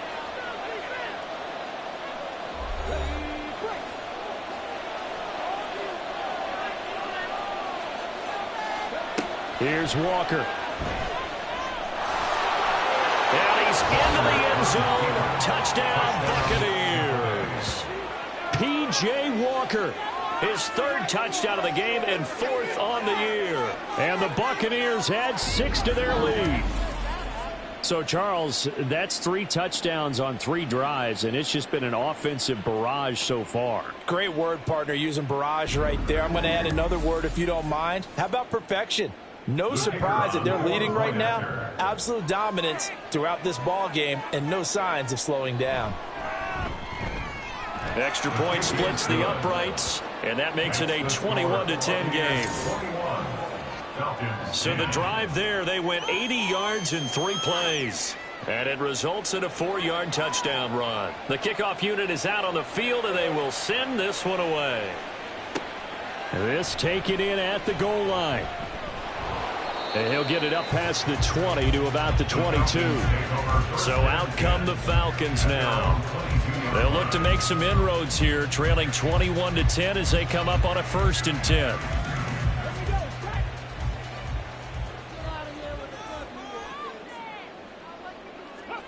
Back to throw. Here's Stroud. And, oh, a dangerous throw there. Nearly intercepted on the sideline, but it's incomplete. Here's 2nd and 10. Stroud to throw it. And caught by London. Now the Bucs going to use the first of their timeouts as they'll head to the sideline and talk over what to do next. And this will not get close to the 1st down marker as he's brought down at the 26. The Bucs going to go ahead and use the 2nd of their timeouts as they stop it prior to what will be an important 4th down. There again is the running back as he trots onto the field. He's already cruised past the 100-yard mark. We haven't even gone away for halftime yet. He might not want halftime. All right, why cool off? Keep everybody here. Let's stay out on the field and keep going. But all that being said, everything is really working well for them. The play calling's been excellent. The blocking's been terrific. And obviously his vision and legs have hurdled him to this big number so far. We could be seeing something really special here. And we'll see how much they give him the ball here. At the 39-yard line. To throw is Walker. He finds his man, complete. It's Wilkins. A big play there just before halftime. 49 yards. And the offense is saying to itself right now, if only they were all this easy because he was wide open. And once he made the catch, plenty of room to work his way downfield. That was a breakdown on the defensive side of the ball, one that they want to fix immediately. So how about this for field position after the big play? Inside the 15 now as they come up on 1st and 10. Now Walker. Quick hitter here, it's complete. And he's able to work it here to the 8-yard line. Give him a gain of 5 on the completion, and that will bring up 2nd down. Now a signal and a timeout call as it comes with 9 seconds to go in this first half of play. 2nd and 5 from the 8. They'll look to throw again.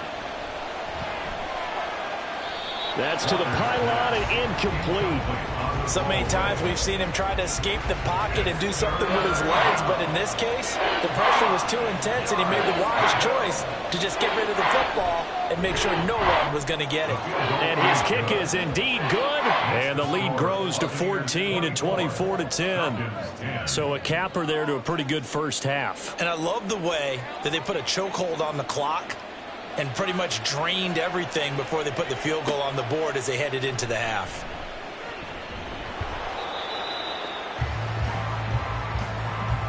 So we have come to halftime in what's already a 2-touchdown game. As we'll head down to Orlando, that's where we find our man Jonathan Coachman at our EA Sports Halftime Report. Coach. Okay, Brandon, we'll get you back to you and Charles in a bit, but first it's time for a trip around the NFL following an eventful opening weekend. Let's see what's happening in Week 2. We'll start by heading out west to Glendale, Arizona. And it's the Cardinals who are out in front in that one. Josh Downs, a touchdown reception.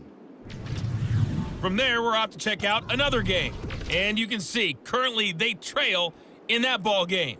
The Titans trying to gut this one out as it would be a good victory for them if they could get it. Lastly, we head to Gillette Stadium in Foxborough to check on the Patriots. And they were winners in their ball game as they were able to handle the visiting New York Jets. Tua Tagovailoa, a touchdown pass in the victory. The highlights are fairly one-sided to this point. It's a 2-touchdown difference here at the break.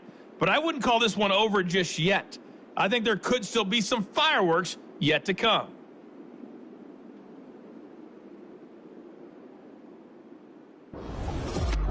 All right, Coach, thank you, and we welcome everyone back for quarter number 3. The Bucs with a lead, and they'll get the football first as the second half is underway. And he'll get it up across the 20 to the 21-yard line. So here are the Bucs to take over on offense. They're leading right now and on the heels of that victory last week against Arizona. 1st and 10 as they start this drive.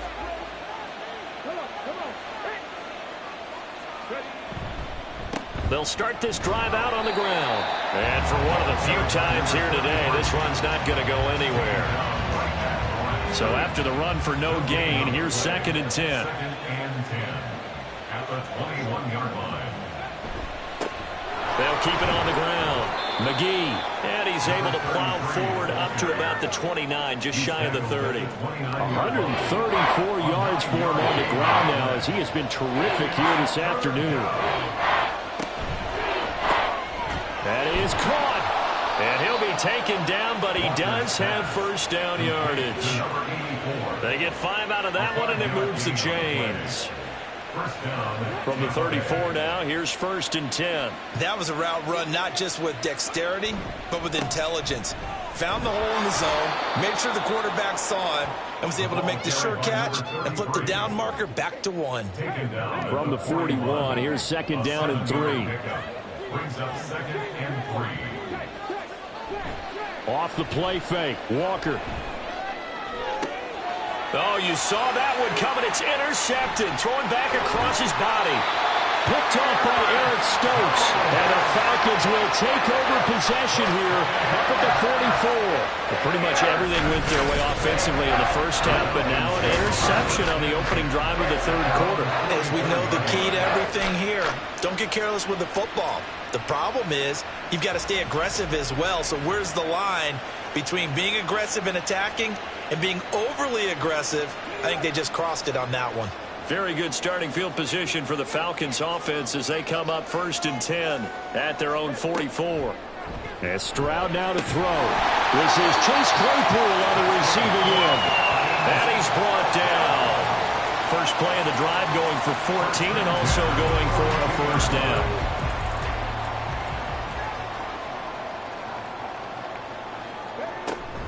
From the shotgun now, here's an inside give. Oh, that one well designed as he'll take this down to the 30-yard line. It's a gain of 13 and a first down for Atlanta. How about that there? No frills, no additives, right? Nothing crazy. Just find a way to pick up the first down. A nice run right there. Now he dumps this off over the middle. And he stopped right at the 25 after a gain of 5. So from the 25, this is 2nd and 5. 2nd and 5 at the 25-yard line.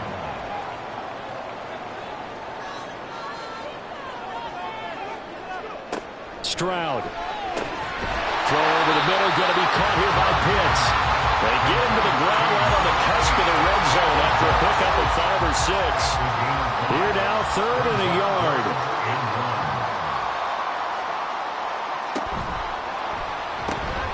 He's got his target. That's complete. And he's going to have a Falcons first down as they're able to get the 3rd down conversion. And that one was a lot of fun right there because that was the game within the game. 3rd and short, blitz was on. What's the key for the quarterback? Get out of your hands in a hurry. And that was a quick little completion. Got the job done for a first down. And the Falcons are looking at 1st and goal as he's tackled all the way down at the 2-yard line. 1st and goal, and they got to be thinking a chance to get right back into this football game. Robinson is into the end zone. It's a Falcons touchdown. Just power football there down near the goal line. Give it to him. He's able to push his way across. Yeah, they went heavy there. Sometimes you have those big offensive linemen come in after report like they're eligible, but all they're doing is getting a good stance, blocking, and getting their runner across the goal line. Now Younghoe Koo for the extra point.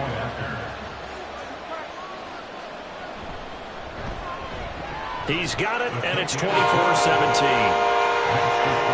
So that lines up a 7-play drive all told. And it was Bijan Robinson who took it home with a touchdown run.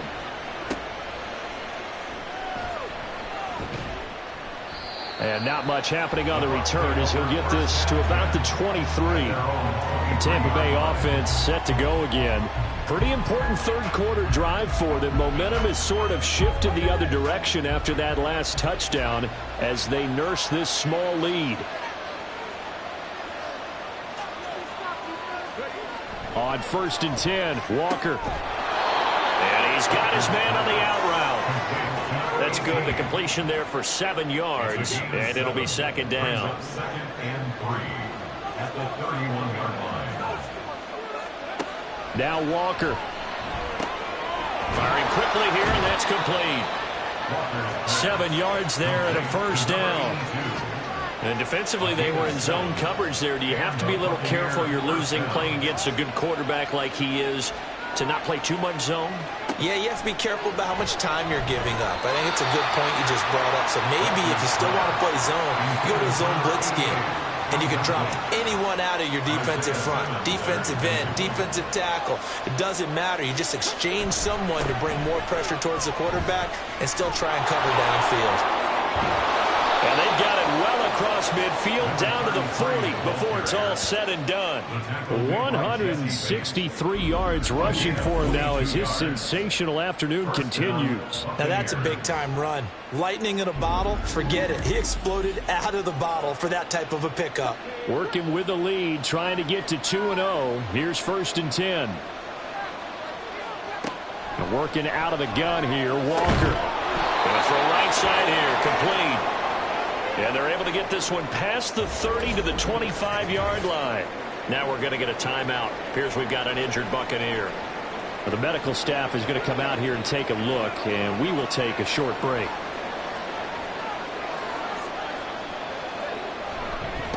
On 1st down, McGee will get this down to the 21, just on the edge of the red zone. I feel like I could see what he was thinking on that carry. Wanted to follow that big tackle through the hole. Ended up only getting 4 yards on the carry. I think he had designs on that one being bigger. And he's got 4 down inside the 20 to the 18. Back-to-back 4-yard runs. Now look, man, if they just do that all the way downfield, ball ends up in the end zone, but that's a little difficult to do. Yeah, I think now 3rd and 2, that defense ready to stiffen up and stop that run. And he is going to have the Buccaneers 1st down, I do believe. Yes, he's got it by about a yard there on 3rd and 3. Well, they've had a great, impressive drive going here, and that pickup ensures the drive continues. And not only do you continue the drive, which is demoralizing for the guys on the defensive side of the ball right now, but you make your own defense happy. They're able to get a little more rest over on the sidelines while this one continues downfield. 9-yard line, 2nd and 6.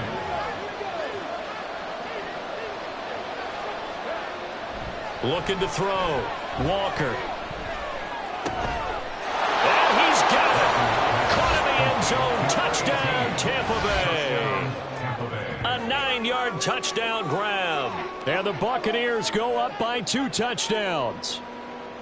That seemed pretty ideal there for the offense, Charles. You take a little bit of time off the clock here in the 3rd quarter, decent length drive, and you pad your lead as well at the end of it. And what it does is let you feel like you're in control of this game, even more so than a 2-touchdown lead, right? Because you have taken that time off, as you noted, which means they couldn't get you off the field. You ran your playbook the way you wanted to, and you gave your defense some rest. What a big-time drive in that situation.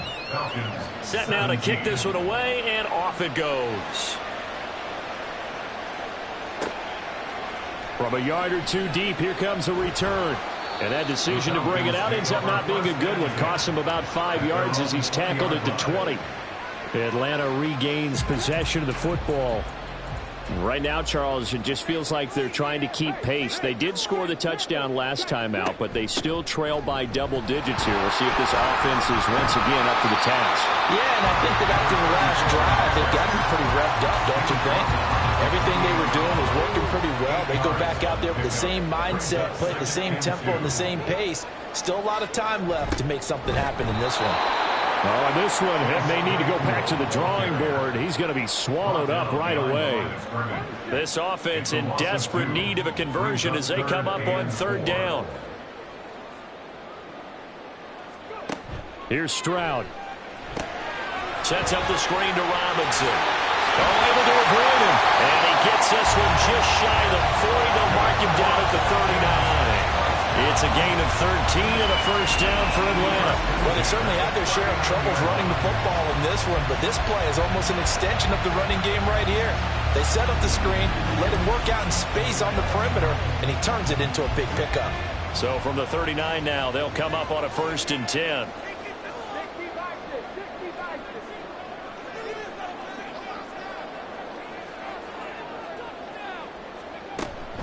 And they'll go on the ground.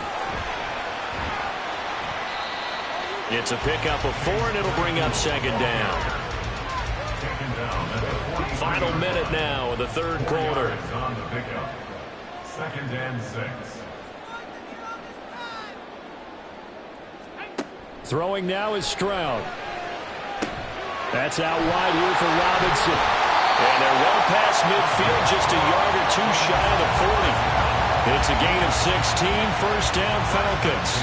We can talk all we want about football being a game of strength and brawn. It's also a game of mismatches, and they're trying to create one there, getting it to their back out of the backfield to make a bigger play. As we often say, get it to him in space, let him use his leg. Yeah, if he can get a matchup against a linebacker or maybe a defensive end dropping out in a zone blitz, he's going to win that battle just about every time. So both teams trade touchdowns, and the third as we're through 3 quarters of play. You are watching the NFL on EA Sports. Back now here on EA Sports. Here's 2nd and 5 now from the 37. It's the Falcons. They'll have the football, but trailing on the scoreboard as we get set to begin the 4th. And Pitts is going to pick up a Falcons first down as he'll get this down to the 30-yard line. 1st and 10 at the 30-yard line. Short throw caught by Pitts. The result, only 4 yards there on the play. And that's going to bring up 2nd down. It's now 2nd and 6 at the Bucs' 27-yard line. Short throw caught by Pitts. And this is going to lead to another first down as the tackle's made at the Bucs' 17-yard line. 1st and 10 at the 17-yard line. Here goes Stroud again. Over the middle, that's caught by Claypool. And they'll bring him down at the 13-yard line. 2nd and 6. 2nd and 6 at the 13-yard Again, line. he'll drop to throw. This to Pitts, and he's got him. Touchdown, Atlanta. Kyle Pitts, his 2nd touchdown on the season. And the Falcons have made it a 1-score game again here in the 4th. So how about that for an answer? They get the touchdown there, and it's back to a 1-score game here in the 4th. And that's what these guys have done all game long because they've scratched and slashed their way to stay in this game. And by now, we should all realize they're not going away. Now the pressure again swings to their defense because they're going to need to find some way to get the ball back. Extra point by Koo, up and good. And now things get a bit more interesting here in this 4th quarter. Falcons 24.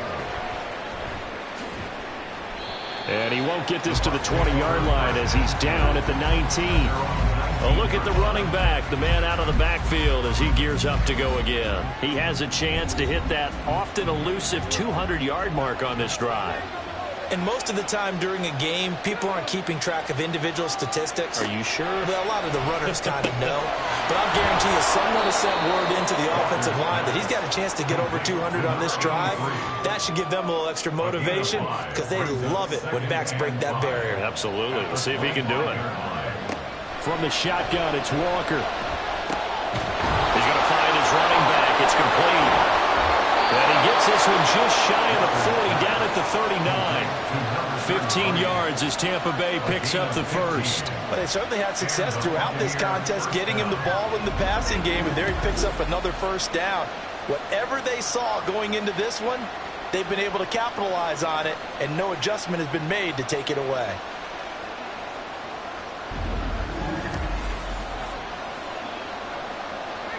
So from the 39 now, they'll come up on a 1st and 10. Now a handoff up the middle. McGee, they're going to snub this play out behind the line. We have not seen that much today. 2 yards the loss, 2nd and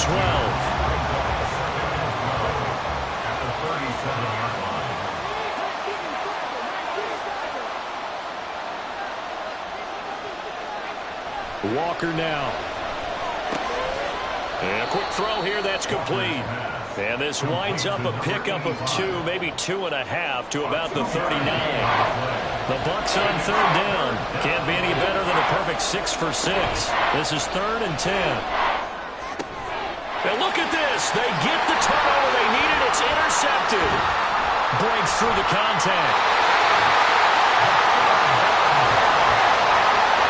A seismic shift in momentum here in the 4th quarter. That's the break that the defense needed. And you know as well as I do, people don't question the play call. In that situation, sometimes you have to question the execution, not necessarily the call. And in this case, those defenders found a way to give their team a chance.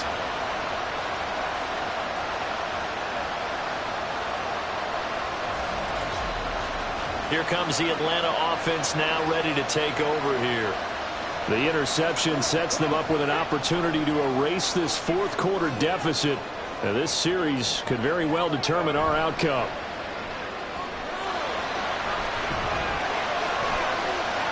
And now a throw on 1st down there, but it's incomplete. At this point in the 2nd half, one mistake on a forced throw could doom your chances of a comeback. So that's the right call there to just throw that one away.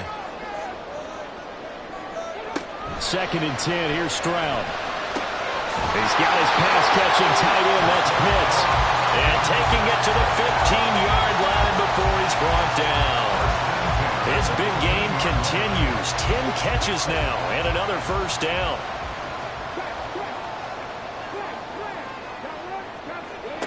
Stroud looking to throw.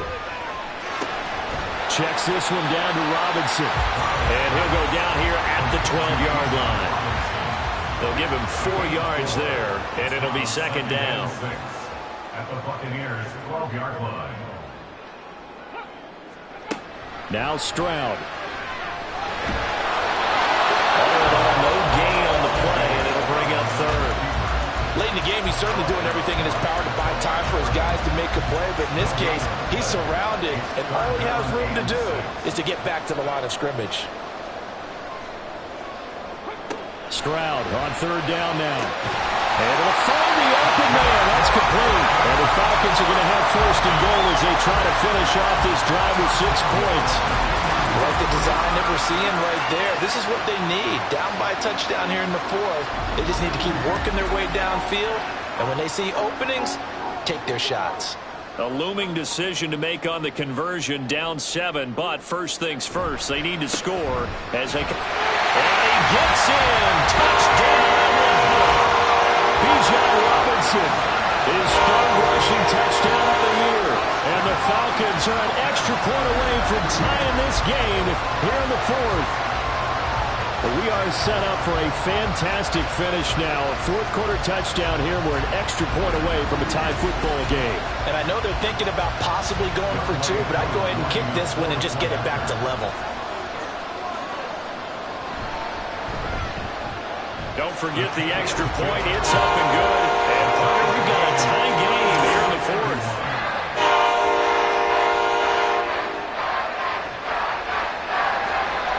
Now this one setting up for a great finish. All tied in the 4th as the kick's away.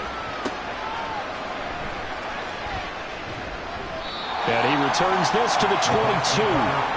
Back now comes Tampa Bay. Well, they just gave up the score to tie it. That's the bad news. The good news, plenty of time in this 4th quarter to try to grab that lead back.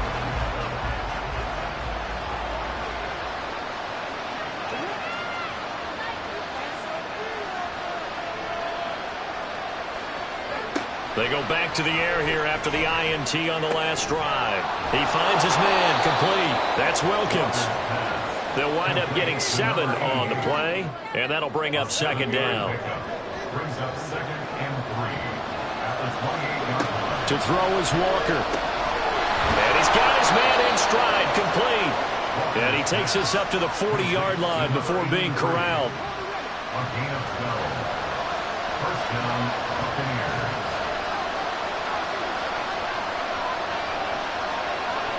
First down, Walker. And he'll get up to the 43-yard line. Just a gain of a couple there. And that'll make it second down. It's 2nd and 8 at the 43-yard line.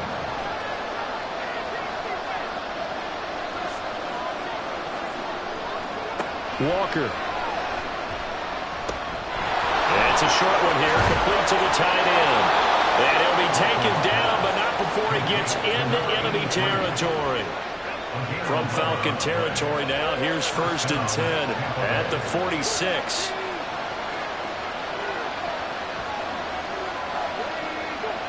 To throw is Walker. And it's a short one here, complete to his tight end. And now following the completion, we're going to get a stoppage here for an injury. While they come out and take a look at him, we will step aside for just a moment. Ball on the 39. Here's 2nd and 3.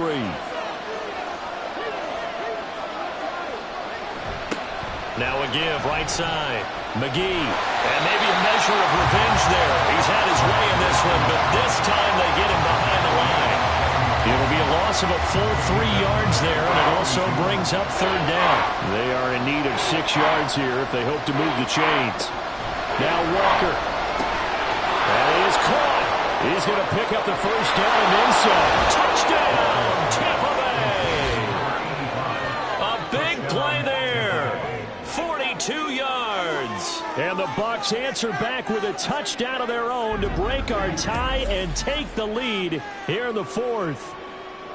So, Charles, this game feels like it has been punch, counter-punch all throughout, and that touchdown breaks our tie here in the 4th quarter. You're making me want to get back in the gym and start training again. You talk about those punches and counter punches. I also think this is where you and I start thinking to ourselves, who's going to make the play to change that, right? Who's going to get out of this little cycle that they're in right now and make a play and give their team a firm advantage? Extra point right down the middle, and they will take a 7-point lead. The kickoff team on the field now as they will send this one away. And no effort to bring this one out. It's a touchback. Atlanta now coming out on the field. They now trail by 7 after that last touchdown here in the 4th quarter. What a big spot for this offense. See if they can cobble something together on this drive. On first down, here's Stroud. Open man, completes it to Claypool.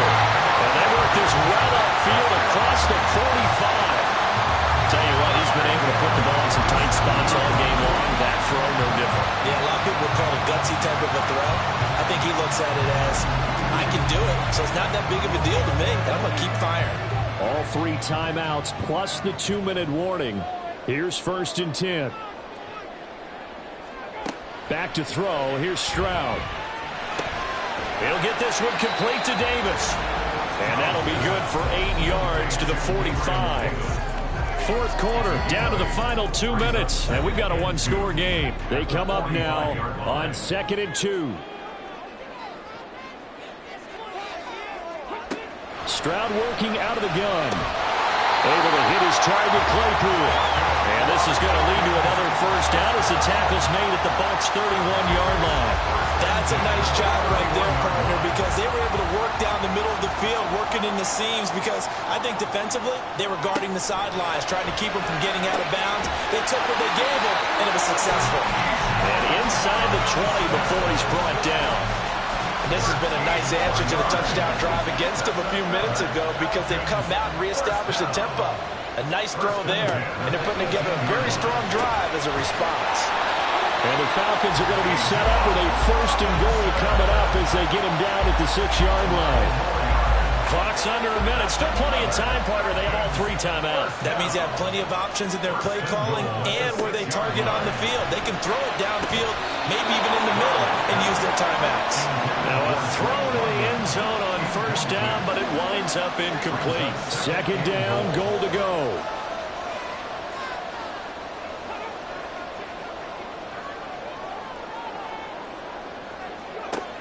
Here's Stroud. Looking end zone, but it's incomplete. Now we're in the situation where the quarterback's got to take full charge of his huddle. Got to totally command and make sure all eyes are on him. All focus is locked in. Going to call multiple plays. And it's caught. It's a touchdown. So they rally here in the final minute, and they're an extra point away from tying this game. And while it appears the heavy lifting was accomplished by scoring the touchdown, they're still down 1. That extra point is not a gimme.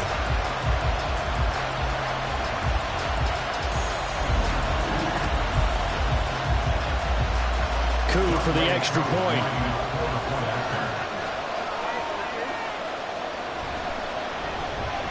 And we are tied here in the 4th quarter. So that drive takes him down the field in 8 plays. And the touchdown and PAT mean we are tied here in the final minute of play. This one, all we could have asked for. All tied, final minute as it kicks away here. And makes it across the 20 as his guys will set up shop at the 23-yard line. Here comes the Tampa Bay offense now heading back out onto the field. Well, partner, here it is. They've got the chance to win the game. You'd have to think they need to get it near the opposite 40 to have a chance to kick a game-winning field goal. We'll see what they can do. And you're right about that, because if you look at it in macro, that's what it looks like. But I think in micro, the head coach has already asked the special teams coach, what is he feeling? What does he think? Where does he want the football? What's the yard line we have to get? And he's already relayed that to his quarterback and his offense. They know what the goal is. Now the key, can they get there? And he will slide to a stop. He does have the first down. Now a timeout called for by the offense as the clock stops with 23 seconds to go in the game. Oh, he's got him in wide open, complete. The Bucs going to go ahead and use the second of their timeouts. That'll leave them with just 1 remaining in this 4th quarter of play. And he'll power ahead, but only for about 3 yards. Second down coming up. And a timeout comes in. The whistles blow with 3 seconds remaining.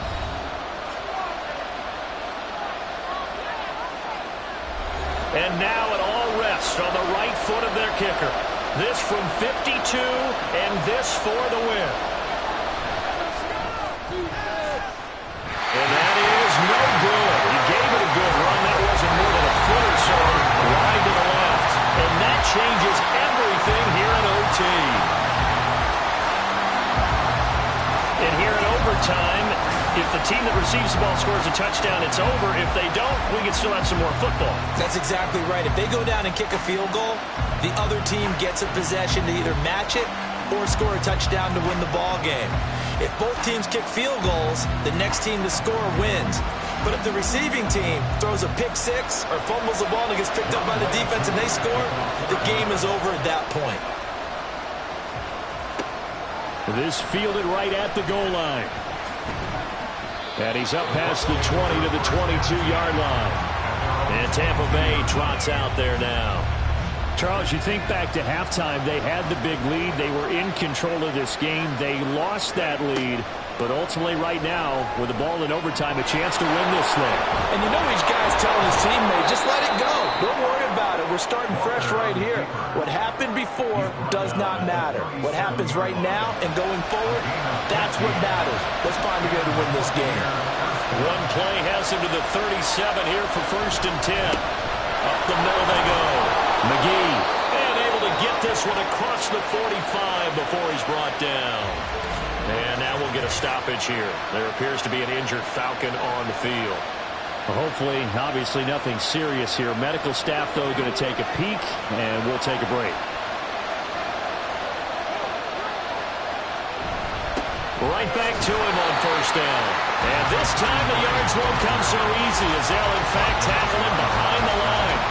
Play 3 of the drive not as successful. They go backwards after those 2 first down gains. He's had some big runs in this game. Not there, though. But I don't think they're going to be deterred by that play right there. He's had some nice runs in the game. And how many times have we seen a good running back get stopped, yet turn it into something big on a later carry? I'd stay with him. Powering forward. And he'll be out of bounds just shy of the 40. Opted to run for it. The decision a good one. Picking up the first, getting 14 yards on the scramble.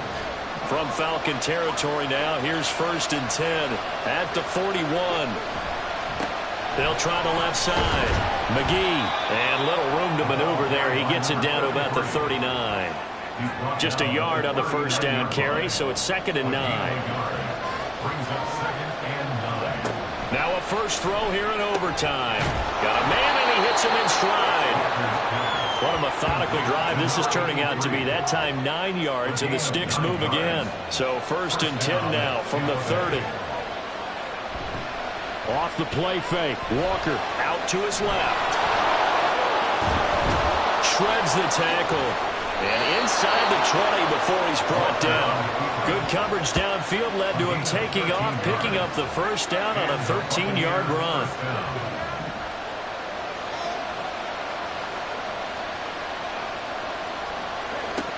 Working out of the gun here, Walker. That's complete, right around the 8. And the Bucs are going to have a 1st and goal as the tackle is made at about the 5. 1st and goal at the 5-yard line.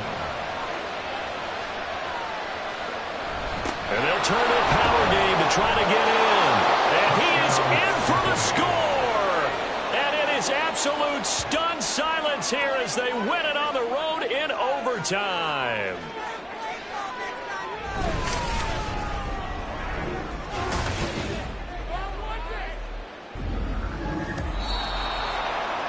Charles, normally when you see a group score this many points, it's a complete blowout. But instead, they needed every single one of those in this close, high-scoring affair.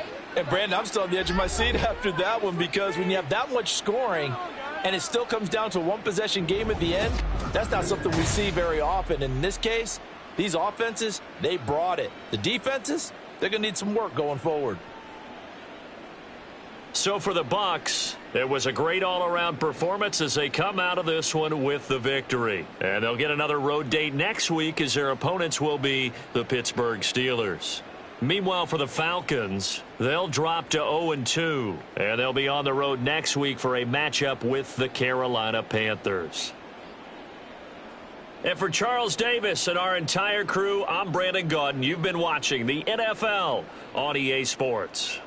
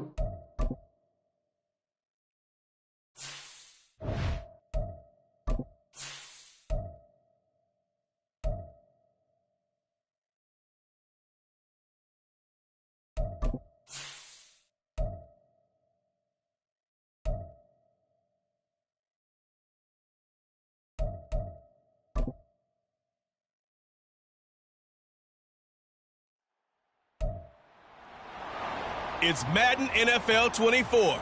And coming up next, we'll see Kenneth Walker. He's coming off one of the better games we've seen, over 170 yards. It's the 49ers and the Bears, and it kicks off next on Madden NFL 24. From the host to Super Bowl 50 back in February of 2016, there's a look at the home of the 49ers, Levi's Stadium in Santa Clara. Today, boy, what a matchup. Two NFL franchises with so much history, so much tradition, getting set to do battle here, as it'll be the Chicago Bears taking on the San Francisco 49ers. Hi again, everyone. Brandon Gaudin alongside Charles Davis. And, Charles, you take a look at these 49ers as they interplay here. They've been ruled by getting 2 home games right at the start, and they come off a good victory in Week 1. And last week's win was indicative of how good this team can be. It was a complete performance. Meanwhile, for our visitors, the Bears, they come off a good win in the opener.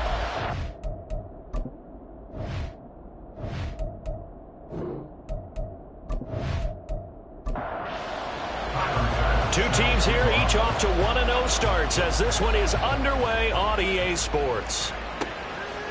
And the opening kickoff will not be returned, as that will be a touchback. So here's the first drive now for the 49ers. And a look at a guy, definitely got a little razzle-dazzle to him. Can do it with his arm or his legs. Their mobile QB. And he comes off a tough opening matchup. Threw way too many interceptions in that game. Definitely not the way you want to kick off a new season. So he said to himself, I got to throw that game out. I'm going to get a fresh start right here in Week 2. And he is scrimmage, and he goes down right there.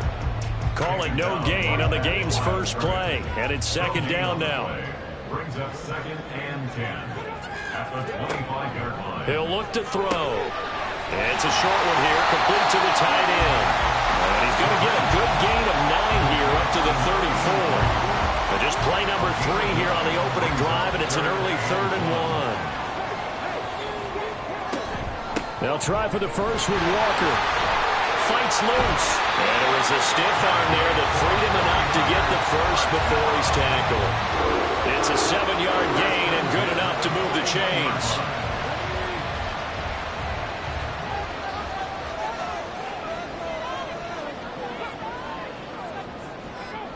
They'll look to throw here on first down. And he will find the open man. It's DJ Moore. He was locked in.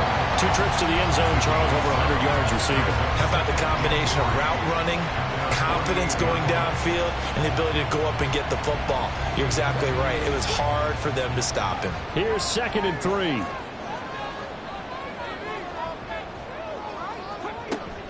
Out of the gun, Walker with it. And he'll be brought down at the 45-yard line. 7 yards there and a first down. He was well over 100 yards last week. He told us this week, a little ambitious, said he wants to hit that 200 mark. We'll see. Makes sense, though, doesn't it? Have we ever run into a running back that had a great game the week before that didn't think that's just going to naturally continue? Just make sure you feed me the football. And that's what they're all about. Continuity, rhythm, number of carries. Just keep giving it to him. So the first down run lost a couple. Now they come up 2nd and 12. Again, it's Walker. And he'll go down shy of the 40 at the 41. It'll be a gain of 5, and it's going to bring up a third and about 7 left. Brings up 3rd and 7. From the shotgun, he'll look to throw. Pass to the sideline and pulled in. And they'll have it in the red zone before he crosses over out of bounds. Call that a very strong gain of 24. And he's already got 2 catches on the opening drive. They know he's going to be a handful. And sometimes you game plan for that offensively. You want to make sure that guy touches the ball. And sometimes it just happens naturally. And then you change your game plan. When he has the hot hand, you keep going back to him because he's running routes with confidence as the game goes on. Now some movement before the snap. And we'll hear from our referee for the first time this afternoon. The offense knew it. They were already starting to walk back as that one is accepted. A false start backs them up 5. 1st and 15. Running right, here's Walker. And he'll go down here at the 12-yard line. That's a gain of 11. Would have been a first down if not for that penalty moments ago. 2nd down and 4. Now a shotgun snap as they'll look to throw. And he's got his man in stride, complete. And the 49ers are going to have a 1st and goal coming up as the tackle made at the 3-yard line. A terrific opening drive has them knocking on the door. 1st and goal. They're going to look to throw. And it's complete. In the end zone, touchdown 49ers. DJ Moore, his 3rd touchdown now on the year. And the Niners get the upper hand as they're on the board first here this afternoon. Heck of a start to his season. He had 2 touchdowns in the opener last week, another one here in week 2. Well, I don't want to call him a touchdown machine this early, but sometimes you get locked in, and you feel good about things. You get into that zone, and those touchdowns come in bunches. He may be off to that kind of a start. It's like he was shot out of a cannon. I would imagine success this early, great momentum going forward for the rest of the year. He keeps this up, they'll soon be chanting MVP anytime he touches the ball. So following the touchdown, here's Moody back out to send it away. And we'll see a return here from the end zone. And only able to get this to the 19, so probably should have opted for the touchback. So here now the Bears offense for their first drive of the game. And trotting out there, no introduction needed for this guy around the league. Now in his 7th season as a QB. I tell you what, when he's on schedule for that week, secondaries take notice because you've got to stay alert back there on every snap. A truly powerful arm, one that's capable of challenging any level of the defense on any given play. That's why so many scouts preach arm talent when preparing for the NFL draft. A quarterback with arm strength to make every throw in the book, he's an asset to have in any offense. The numbers for him from a week ago. 22 carries, 81 yards, and a touchdown. And I'm eager to see how they deploy him in this game. Last week, a heavy workload. Do they decide to bring that down a little bit and try and keep him fresh? Or do they say, guess what? He's locked in. Keep handing him the football. 16 yards is the pickup there and a first down for Chicago. That was a nicely run slant route, and what the receiver's trying to do is make the defender think he's going upfield for a deeper route, and then breaks it off, usually after about 3 to 4 steps, and cuts towards the middle of the field. And now what he's trying to do is use his body to keep the defender away from the football and get the quarterback a really nice target. Well, this defense for the Niners, terrific last week in the season-opening victory. Yeah, they only allowed 13 points, and you can poll all 32 coaches, and I guarantee you they'd say, we'll take that every single week. But let me think about that for a second. Maybe there'd be one contrarian that would say, give me 10. So the completion gets him just a yard, and that will bring up 3rd and 1. the play fake. He'll look to throw. He'll fire this deep for Ayuk. He's got it at the 15. A huge play there for Chicago. 41 yards. It's early, but announcer cliche alert here. Big players make big plays. Should I say in big games too? Oh, what the heck. And this defense, they're going to have to find some way to slow him down as this game goes on, because when this combination is going good, they can tear your secondary apart. Again, he'll drop to throw. Got his man, and it's caught for a Chicago touchdown. Brandon Ayuk from 13 yards out. And the Bears respond to that opening drive touchdown with one of their own. Good start to the season for him. He had the touchdown last week in the opener and a second one in week 2 now. How about the pace he's already established, right? Not sure he can keep it up for an entire season, but don't burst the bubble because he thinks that he can. Do guys go into a season with a goal for touchdowns scored or yardage? What do you think? I think every single one of the guys who's going to touch the football, they all have those types of goals. They all have those types of thoughts. And then they just have to see how the season unfolds if they can stay with it. Unfolding so far so good for him. The football will come out to the 25 as McLeod will not return it. Kenneth Walker headed back out there. A tough challenge here in this one. We'll see if he can duplicate the numbers on your screen that he put up last week, up over 100 and a touchdown. We were watching tape to prepare for this game. One thing you noted that I totally agree with, great complimentary piece in the last game. You know, they're able to throw it pretty well. He ran it exceptionally, and they hope to continue that same formula in this game. Complimentary with an E, not an I. That's my English teacher right there. Maybe a good spot to take a shot. Here's second and a yard from the 34. From the gun, it's Walker. And getting this just shy of midfield. They'll spot it at the 49. 15 for the Niners there, the first down. His first carry of their second drive, pretty solid. And, of course, remember back to their first drive, really strong throughout that one. Not only is he getting good blocking up front, but how about his vision to find the holes? And he's seeing things before they even open and hurtling through them. 15 yards last play and 15 yards here this go-around. Someone sharp in this game. I mean, a touchdown pass in the first drive. It comes right back, and he's flinging it around really well here. A really nice throw there to pick up the first down. You kind of just feel a laser focus and confidence about him, and I think we saw that this week, didn't we? Talking to him and the coaches, they felt good about his performance coming up. Yeah, I was really impressed with that last practice we saw. When they went through 2-minute drill, when they went through all the different situations, ball hardly hit the ground, and I thought, yeah, he might be locked in for this one. At the 28-yard line.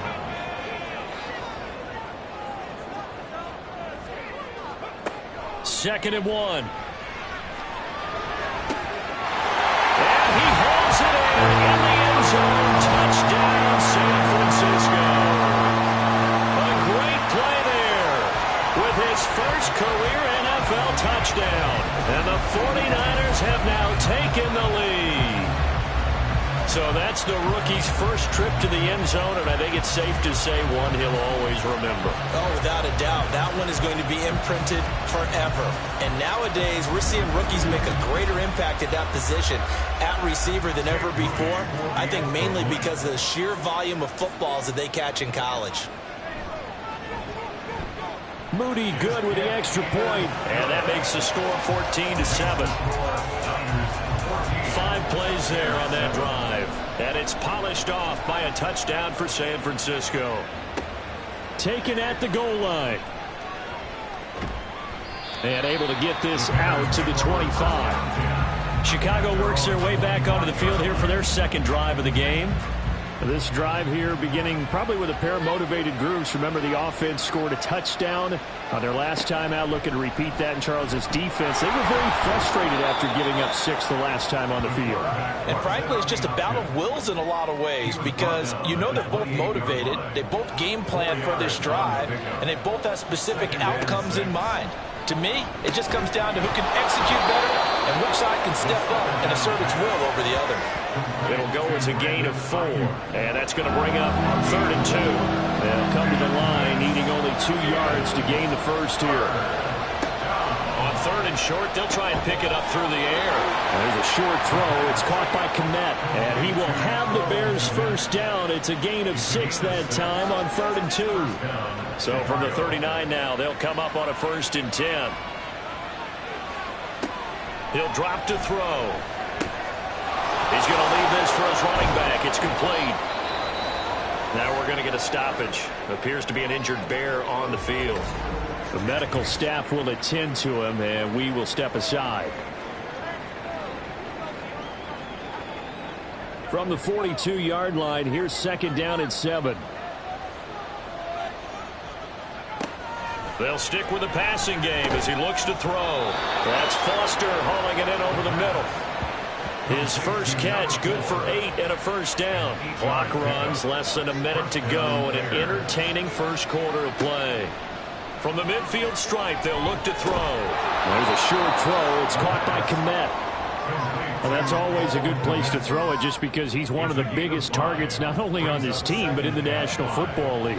And you and I both know the quarterbacks love these large-bodied tight ends, and why not? Nowadays, they're really wide receivers who are just taller and have a little bit more weight. These guys catch the football, make big plays downfield. In the old days, we wanted them to block. Now coaches want them to catch the football first. Through one quarter, 14-7 our score. The Bears with the football. We get set to begin quarter number 2. As they've got it with a 1st and 10.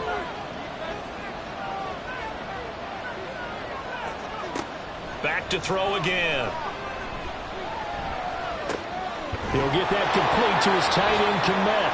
And he's going to get this inside the 30. The Bears on the move. They've got another first down. First down, Chicago. They'll look to throw again. And again back to Kmet. Short completion, just 4 yards, and it's 2nd down. A gain of 4. It's now 2nd and 6 at the 23-yard line. The play-action fake. They'll look to throw. That ball caught. Brandon Ayuk. And they are able to stop him, but he does take it all the way to the 2. And a nice gain of 21 yards. The goal for any offense versus a zone defense, find the holes where guys are available and put the ball on the receiver before any defender can step up and fill it. They did it well there. Perfectly executed crossing route. Now back to throw. Toward the pylon, but it's incomplete. Down this close to the goal line. First down. Surprised that wasn't a run. I am, and you know I'm old school. I want to run the ball on first down in this situation because 2nd down, that gives me an option of running play action and maybe throwing it. And he'll get into the end zone. Touchdown, Chicago. A great effort there. His 2nd rushing touchdown on the year. And the Bears are an extra point away from drawing level.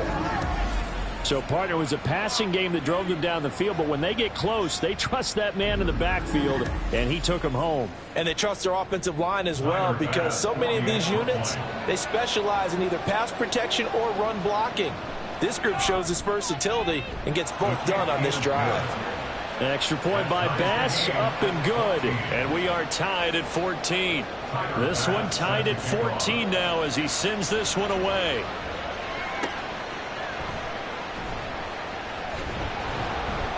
And he'll take it a yard or so past the 20, call it the 21. Their quarterback leading this offense back out. He's got 2 touchdown passes on his first 2 drives, and he'll try again here on drive 3. Pass complete to Moore. So 5 yards here, 5 on the play. And it's 2nd down. Brings up 2nd and 5 at the 27-yard line. Trying the left side with Walker. And he'll get a couple up to the 29. Sometimes you're aligned perfectly and the play comes to you, and sometimes you got to cover some ground to go make the play as we just saw there. We saw a great example of perseverance right there on that play. Got to be careful. They might want to throw one over his head as this game progresses. And past the 40 before he's out of bounds. Second catch for him today, and it'll wind up a first down. And this was a nice example of an offensive coordinator scheming his guy open. Just a little underneath route, just trying to free up some space, and it worked awfully well. Got him not just space, but plenty of room to run after the catch to pick up really nice yardage. Now on first down, he'll drop to throw it. Got a man, and he hits him in stride. And they'll get him down as he's inside the 40. Another big gainer that time. This one goes for 19 yards. Quarterbacks love slant routes because the receivers are breaking right into their line of vision, and receivers love them as well because they're getting the ball on the move and able to catch it and try and get upfield and gain additional yardage. A first down run, good for about 3. 2nd and 7 coming up. Here's 2nd and 7. Brings up 2nd and 7. They'll set up to throw. And his throw's going to be incomplete. I like the calmness of how he played the ball here. No panic in his eyes as that throw arrived. Tracked it from the moment it left the quarterback's hand, and that's just where he needed to be to knock it away. And this is taken in at the 5. And they do get him down, but not before he's able to slip it inside the 5-yard line. I would say just add that one to the total big plays he's already made here in the first month of the year. You've got to think the front office and the coaching staff have got to be excited about what they've seen so far and really excited about what they expect to see down the road.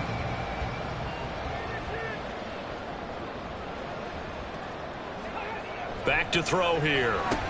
And it's caught. 3 yards is the gain that time, 2nd and goal. They gave up the completion there, but this is what zone defenses count on. Catching the ball and not much run after the catch. Oh, how about this call down near the goal line? And he's going to take it in. Touchdown, San Francisco. DJ Moore with his 2nd touchdown of the game, 4th of the year. And the 49ers have taken the lead. CD, that's his 2nd touchdown already. And how about this offense? 3 drives, 3 touchdowns. An absolute total team effort right now. And let's face it, I don't think he's done. We're still in the first half. There's a lot of time left to go.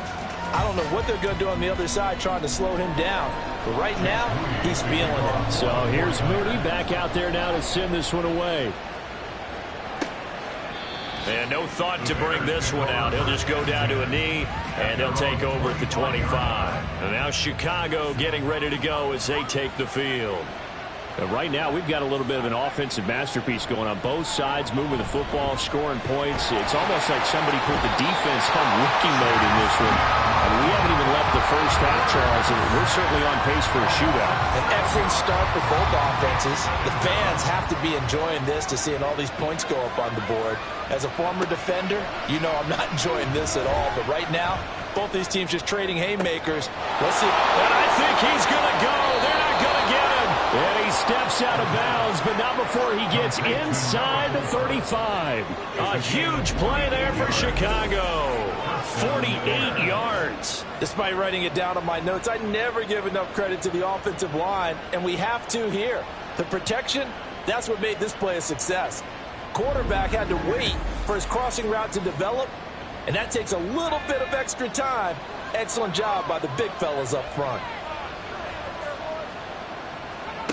Back to throw now on first down. And this one nearly picked off. Well, kind of surprising to see a defender of his caliber let it get away, but get away it does, and it's 2nd down. They'll look to throw here. And he's going to have the connection to Foster. And this will move the chains again as the tackle's going to be made at the 49ers 14. 3rd catch of this first half for him, and this one is a first down. He'll look to throw. Throwing the out route incomplete. That's Foster. And he takes it inside the 10 to the 8 before he's out of bounds. Ball on the 8. It's 2nd and 4.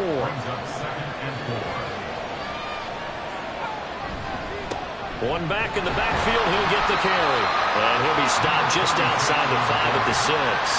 2 yards on the carry there, and it's going to lead them to third down.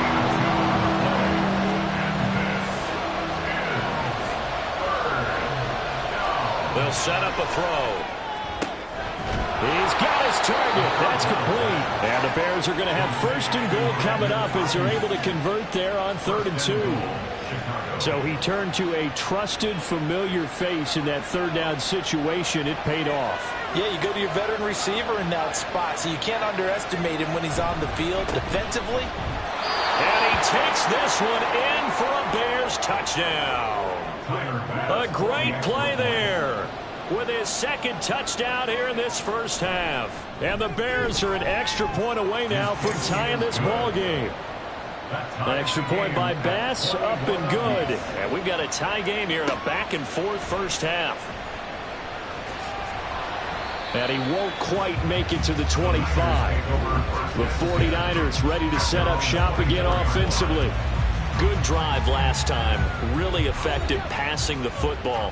Do you maybe mix it up, now go to the ground game and surprise the defense a little bit? I would anticipate the defense making some changes, but I wouldn't necessarily just absolutely go in the opposite direction. They're doing so well throwing the ball. Yeah, why I wouldn't change it up until they showed me a reason to do so. Ball on the 28-yard line. Here's 2nd and 6.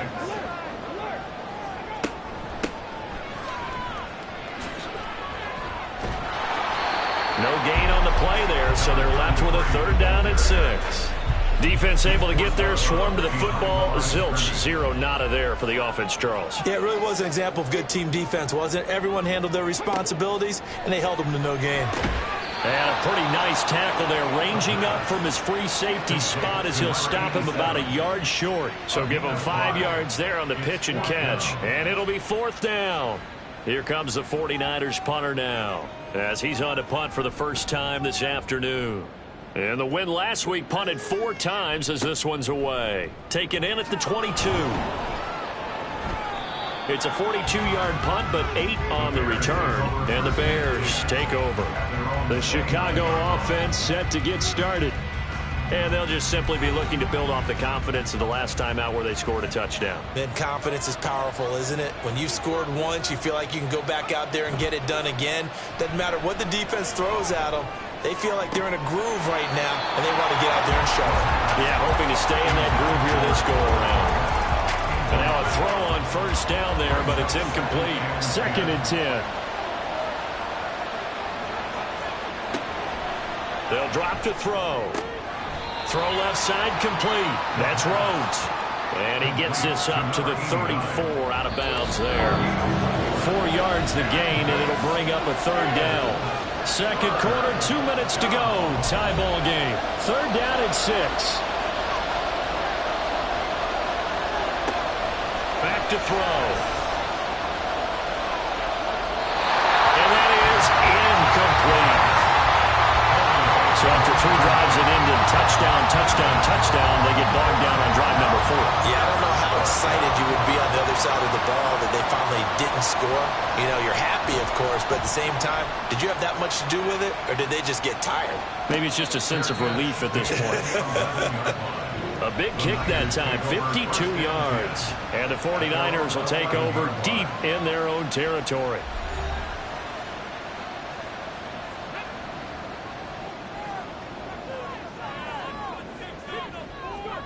They'll come out throwing here on 1st down. And he's got the hook up to McLeod. And he'll get this to the 22.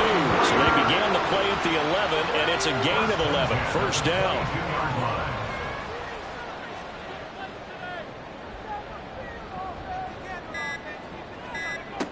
On 1st down, he'll drop to throw. Quick hitter here, it's complete. And he's tackled a yard short of the marker. Good gain of 9 on 1st down. Well, a timeout called for by the offense, as they'll stop it with just over a minute to go before halftime. 2nd down and a yard.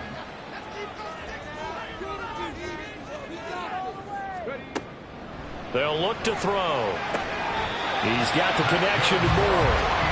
And they're going to get this up to midfield. Again, he'll drop to throw. fighting to stay upright. But now he's swallowed up and taken down.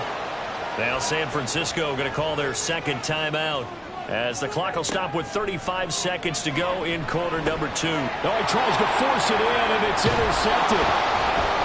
And the Bears are in great shape here as they take over at their 46-yard line. And, Charles, that's now 4 interceptions over his last 3 halves of football, because, remember, he threw 3 picks last week. Starting to wonder if maybe defenses and those coordinators have identified something on tape with what he's doing. Maybe a movement, maybe the way he's moving his shoulders. Who knows what it could be?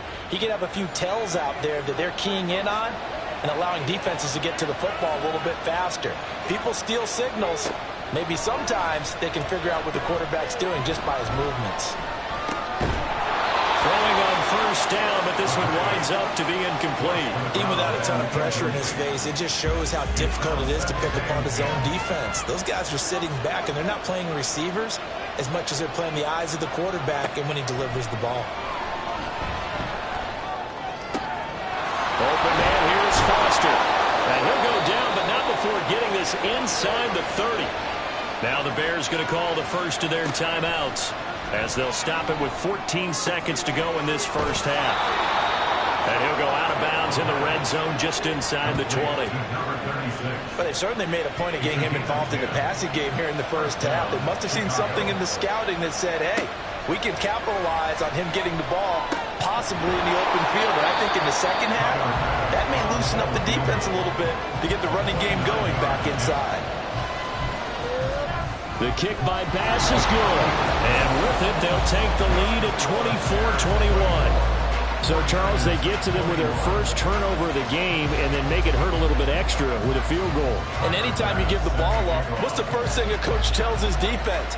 Don't let them score off of this. You've got to put out the fire. In fact, in 2021, that's what one NFL coach termed his defense. The firemen. Go out there, guys, and don't let them put some points on the board.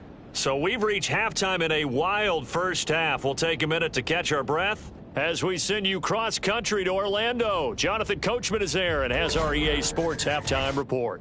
Okay, Brandon, we'll get you back to you and Charles in a bit, but first it's time for a trip around the NFL following an eventful opening weekend.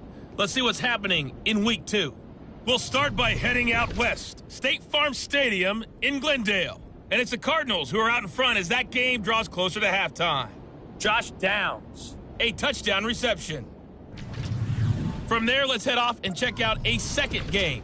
And you can see, currently they trail in that ball game. The Titans trying to even their mark at 1-1 after dropping their opener a week ago. Lastly, we head to Gillette Stadium in Foxborough to check on the Patriots. And they were winners in their ball game as they were able to handle the visiting New York Jets. Tua Tagovailoa, a touchdown pass in the victory.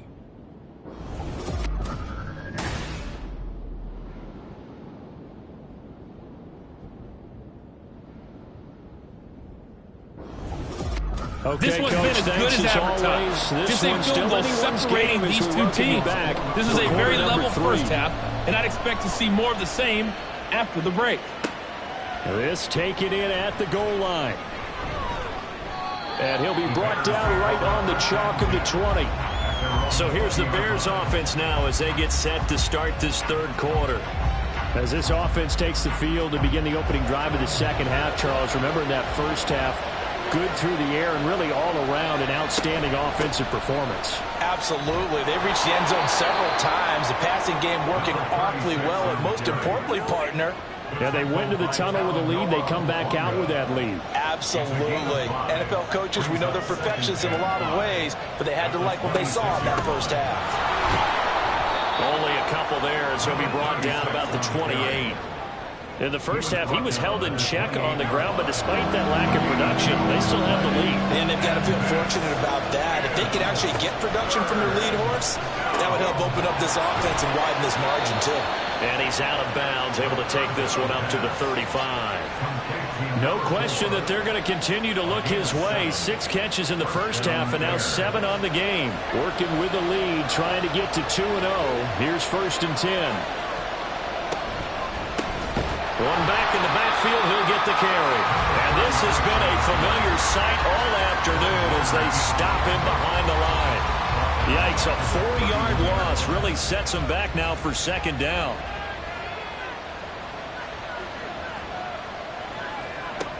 They're going to look to throw. He's going to look deep down the field. And that's caught inside the 30. And he will step out of bounds here inside the 30. A huge play there for Chicago. 43 yards. What a game he's having. They've not been able to stop him or even slow him down. He's got 2 touchdowns already. That could have been a third. He's got the secondary coach asking people for answers.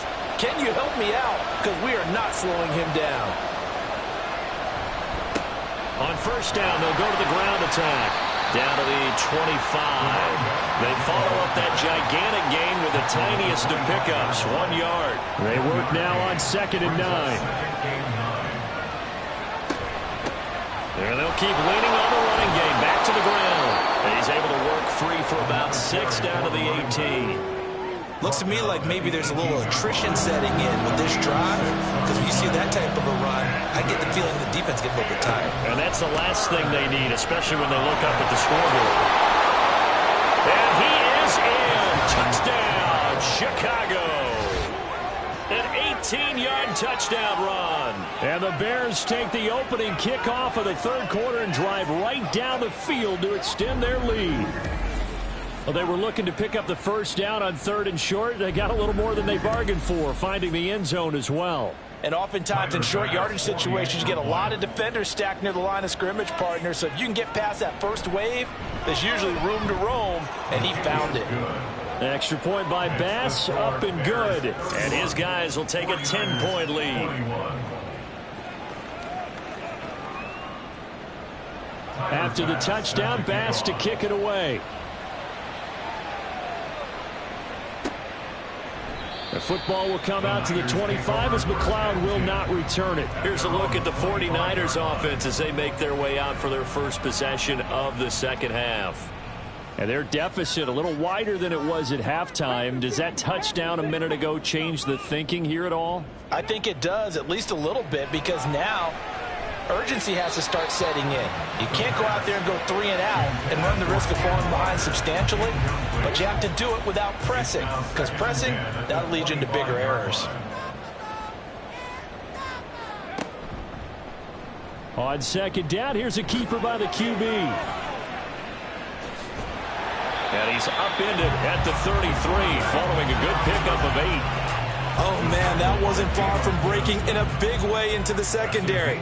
Read option, quarterback kept it, and while he didn't get a first down, he did get a nice chunk of yardage. Only a nice tackle prevented it from maybe going all the way. He's going to be a yard short. Needed 2, but only got 1. 4th down. Well, they picked up a portion of it, but not all that they needed. Now that leads to a decision on 4th and 1. Let's see what they decide to do. Here comes the 49ers punter now as he'll kick it away for the second time. His first punt, 45 yards. This looks good as well. That'll be a 41-yard punt, just 1 yard on the return. And out will come the offense as they take over. Getting set to go again as we look at the back, heading onto the field again. I guess it kind of goes without saying at this point, but he's had a great game, as we like to say, a nose for the end zone, no doubt. Continues to find it throughout this game, and I'm sure he's got a nice place to live. He might want to make an offer on the end zone for a second home, because that's what it's been like throughout this contest. He knows how to get there, and boy, he looks happy when he does. He's already bought all the property in the end zone. That's the problem. He's going to sell to himself now. At the 31-yard line. On second down, they'll run it here. Looking for a cutback lane, but nothing there as he's met at the line of scrimmage. This now a 3rd and 4. He'll drop to throw. And this is going to be incomplete. The way this offense has marched up and down the field during this game, it's almost a surprise to see an incomplete pass on 3rd down, isn't it? And they have had their foot on the gas all game long, but here finally stalling out. And here's Dixon to punt now as he gets this one away. Fair catch signaled for and taken at about the 15-yard line. The 49ers offense making its way back out there. And our game's hit a little bit of a lull here, a little bit of a snag. Punts on back-to-back drives. And old-school coaches don't necessarily mind that. Didn't turn it over, right? Didn't create a big play for the other team. Right now what you're looking for is, can you gain an advantage in field position? And that's what both teams are seeking right now. Yeah, they'll be seeking to gain that advantage here on this drive. Now a throw here, hauled in. Only a gain of a yard, but that's all they needed. They like going to him in the slot. He catches another one. I think this comes under the heading of, until they stop him, why not go back to it? He has something going really well. Great working relationship with the guy throwing the ball, and they keep making the connection. And they'll get him down after a pickup of 8, 2nd and 2. From the 34-yard line, here's 2nd and a couple.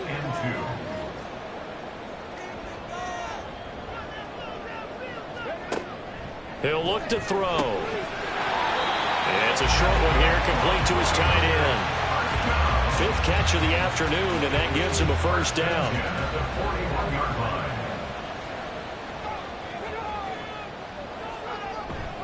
Straight ahead, Walker. And he takes it past the 45 and down at the 46. 5 yards is the tally on first down. That brings up 2nd and 5.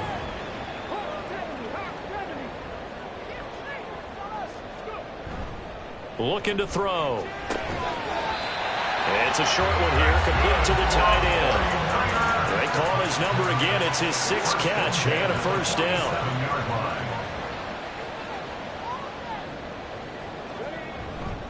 Up the middle, here's Walker. And a good job of finding the open space to run as he's down close to the 30 here.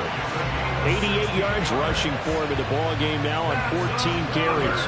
Work to do here to avoid falling to 1-1, but this is 1st and 10 right now.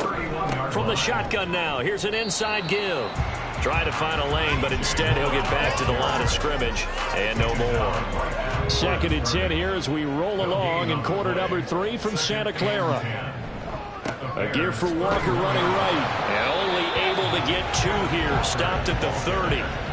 Watching that play unfold and watching him complete it brought back memories of doing all those pursuit drills to make sure you don't over-pursue and let a guy get a cutback. Oh, it's intercepted. A drive killer there. And the Bears are going to take over once again at their own 25-yard line. With the points that we've seen scored, neither defense has been at their best, but these guys have been a little bit better, Charles, and a nice interception there. Yeah, you're right about that, Brandon. Let's face it. It's not always how you start, it's how you finish, right? So maybe you have a rough game all the way along, but if you make a big play like that at the right time, it can make everything turn out just okay.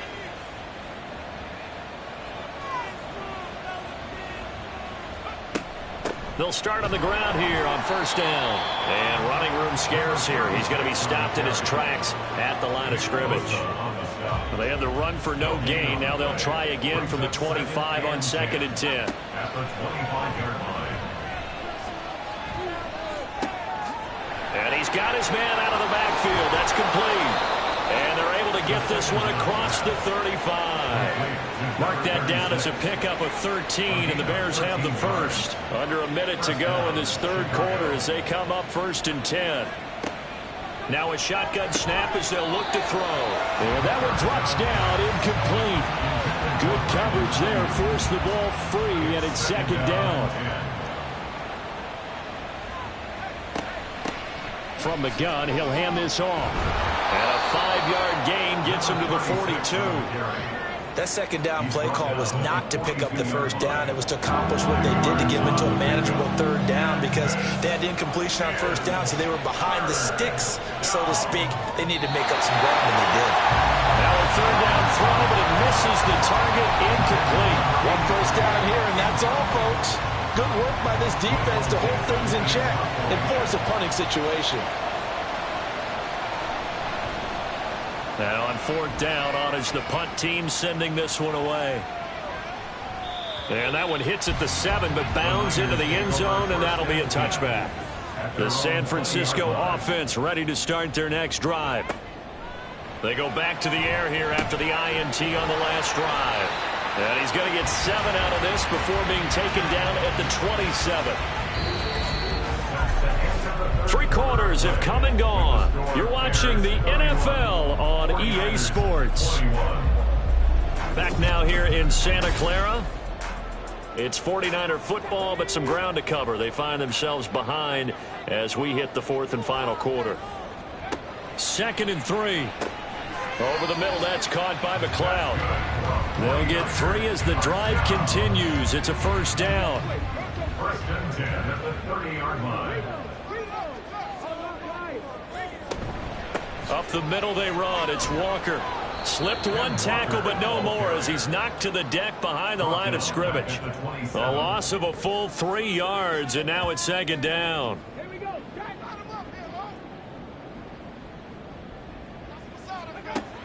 Now back to throw. Firing quickly here, and that's complete. The result, only 4 yards there on the play. And that's going to set up a tough 3rd and 9. They'll come to the line here needing 9 yards to pick up the first. On 3rd down, he'll drop to throw. Work in the middle of the field, and he's got a man complete. And he is going to have a 49ers first down as they're able to get the 3rd down conversion. Well, every drive from here out is definitely crucial and critical. They know that they need to get at least 3 here to get it back to a 1-score game. But I can't imagine that in their huddle that they're thinking at all about getting a field goal. They want to get into the end zone and then try and get the ball back again. So signs of life in what's been a dormant offense in this second half. Here's 1st and 10. He'll work his way up the middle for a gain of about 4. 2nd down. Well, now after all of this, hang on here because he appears to be shaken up. Well, now they're going to come out and take a look at this injury, and we'll be back in a moment. 2nd and 6. And the timing a bit off that time as that one falls to the ground. Not sure what happened out there, but it looked like the timing was a little off on that throw. Well, you know I'm a defender, so what am I going to say? Great defense. Darn right. They did something to disrupt that timing. And they go backwards here, losing yardage back at the 48-yard line. And a loss of 3 to bring up 4th. When a draw works, it can be a thing of beauty. But when it doesn't, oh, it can be ugly. And in this case, loss of yardage ugly. So here we go. It's Jake Moody now in a big spot. And his kick is right there. It's good. Not too long ago, Charles, that would have been a new NFL record. But instead, it's shy of setting the record, which is 66, but still from 65 away, one of the longest kicks in league history. And that puts him in elite company in the NFL. Only a few have ever even attempted that, let alone put it through the post. How about his moment? It came together for him, and he delivered.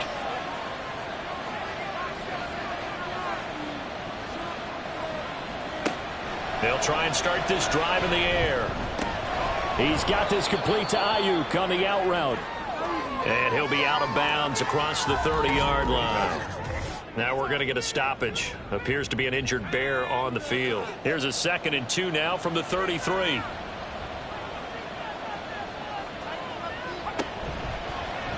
Off the option, he'll try and run with it. And he'll be brought down shy of the 40 at the 38-yard line. 5 yards that time, taking it himself, and he has enough for the first. A gain of 5. 1st down there. One back in the backfield, he'll get the carry. And he's going to be stopped up quickly here. Just a yard up to the 39. Here now 2nd and 9 from the 39-yard line. Brings up 2nd and 9. Back to throw here.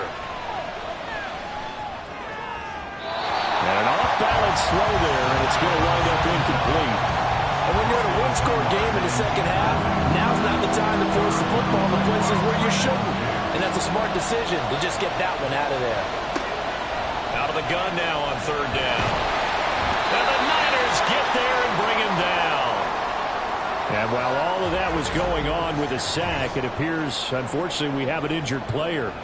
So as the medical staff takes a look, we'll step aside. Now here's Michael Dixon. He's been terrific so far.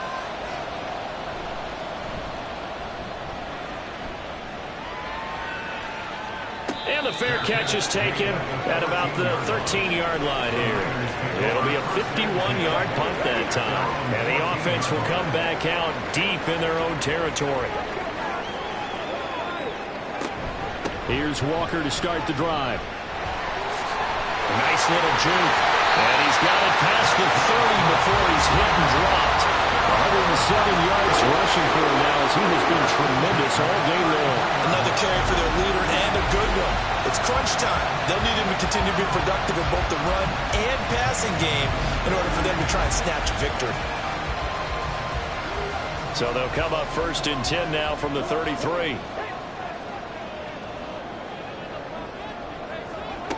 Back to Walker on 1st down. And he'll get this up to about the 40. A solid run on 1st down. Gain of 7 leaves him with a 2nd and 3.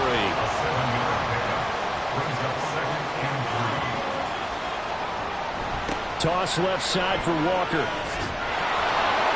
And maybe a measure of revenge there. He's had his way in this one, but this time they get him behind the line. During that run, an injury here. We got one of those big blockers in some discomfort. The offense on 3rd down, 5 out of 9 thus far. This is 3rd and 4. They'll set up to throw.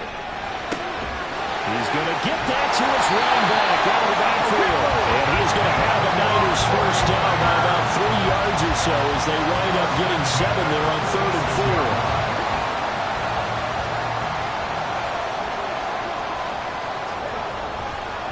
Running left is Walker. Yeah, he's going to be out of bounds, but not before he takes it inside the 40. 15 for the Niners there and a 1st down. We'll definitely see some open running lanes, and he's taking advantage of it right now, but that shouldn't be a surprise. Defense has the lead. They're playing for the pass first. Here's a run on 1st down that won't even get back to the line of scrimmage. He will lose a yard. 2nd and 11. Well, that was one of the few times they've been able to contain him thus far. He's over 100 yards for the game, but he lost a bit off his total on that carry. Here's a handoff out of the gun. And they move this all the way down to the 9. 31 yards there, the 1st down. He had his eyes on the end zone once he hit the secondary, but they're finally able to slow him down. Yeah, and I've got to look at this one from the defensive point of view. You just mentioned finally able to slow him down. They've got to figure out a way to make that at the point of attack, at the line of scrimmage, because once he gets through, he's shredding them. The chain gang hustling to catch up. Here's 1st and goal from just inside the 10. Here's Walker. And the stop will come inside the 5 at the 4. He'll get 6 on the ground there, and it'll be 2nd and goal coming up. Brings up 2nd and goal. Now they'll switch it up here and look to throw. To the goal line, but it's incomplete. They may be snapping the ball near the goal line, but all you're thinking defensively, keep them out of the end zone. Force the incompletion, force them into going for 3, and not giving up 6. And that is incomplete, but a penalty flag coming in. This could be a 1st down. Defense. So pass interference the call, and that does not look to be going over too well on the defensive side. Or on their sideline, because I believe their head coach is saying right now, hey, you've got to call that both ways. Call it a full 3 yards in the wrong direction there. Brings up 2nd down.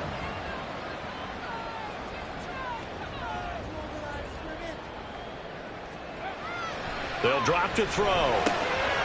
And he's got his man in stride, complete. Touchdown 49ers.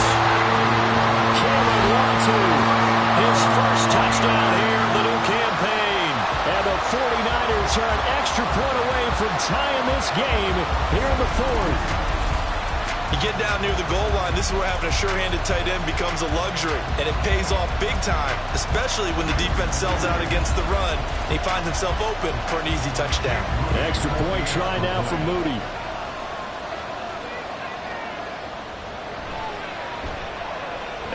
no sweat. He puts it through, and we are tied here in the fourth.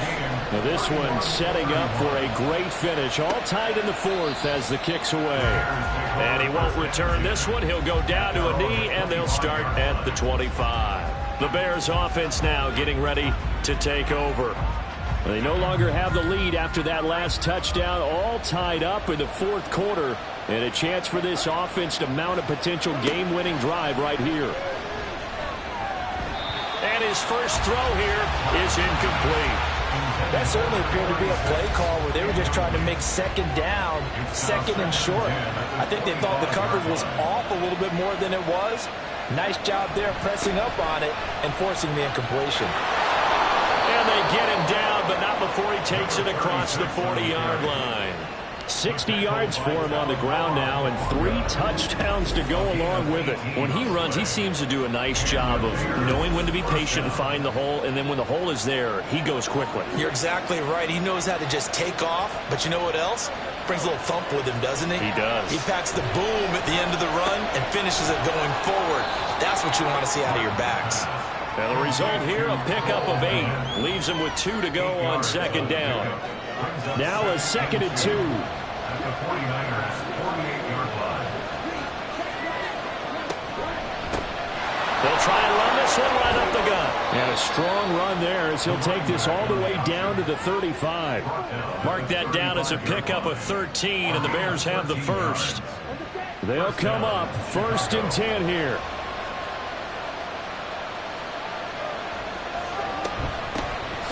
And they'll give him another shot here on the ground. No dice this go around. He's hit behind the line and taken down. Getting down to the good stuff. All tied with 2 minutes remaining on EA Sports. So the Bears with the football here as we welcome you back. They've got a 2nd down now as they search for a score to break this tie. And he's going to get it down to the 33-yard line here. This has been an up and down, back and forth type of a game, hasn't it? Maybe this long drive take a little bit of the wind out of their sails, kind of settle things down a little bit. On 3rd down, they're going to run for it here. The 49ers now going to use the first of their timeouts as they'll get it with just over 90 seconds to go in the ball game. The kick by Bass is good. And they have taken the lead here in the final 2 minutes. Big kick right there to give them the lead in the fourth, but there is still time left for a final drive. Did they score too soon? Post-game will tell us, right? Depending on what happens on this drive, that's how we'll analyze it.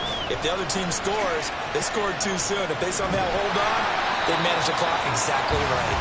And a good effort on the return there. Gets him across the 30, up to the 3rd and 3. So now the Niners down 34-31, a minute 24 to go. They need, at minimum, 3 points out of this as they come up 1st and 10. He's got his tight end on the corner route. It's complete. And he'll be taken down, but not before they work it across midfield. He's back to throw. And his throw here is incomplete.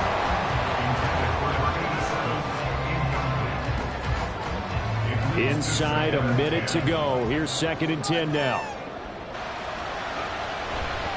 Now a run with Walker. An incompletion, now a short pickup. That's not going to do it. Yeah, you got to get to the line of scrimmage quickly, get set up, and aim downfield. Back to throw. Pass taken in by his big tight end. Now San Francisco going to call their 2nd timeout as they stop it here with just under 40 seconds to go in the game. Man over the middle, and it's complete. But he gets it all the way down inside the 10 and mark him at the 5. Back to throw. And he's got it. And now the timeout call. So 5 seconds left, and a field goal would send us to overtime.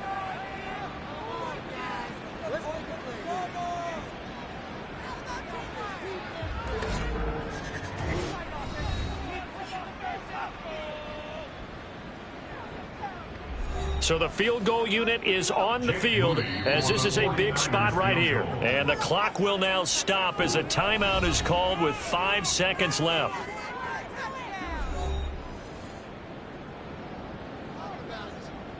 Jake Moody now on for the field goal. This to potentially send us to overtime. And his kick is good. And they will tie this game here in the final seconds.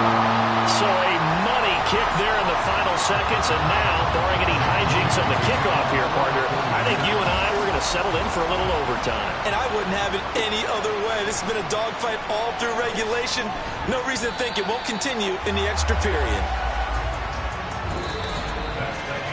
And we've got free football. 4 quarters done, and we're dead even. We'll have overtime after this timeout.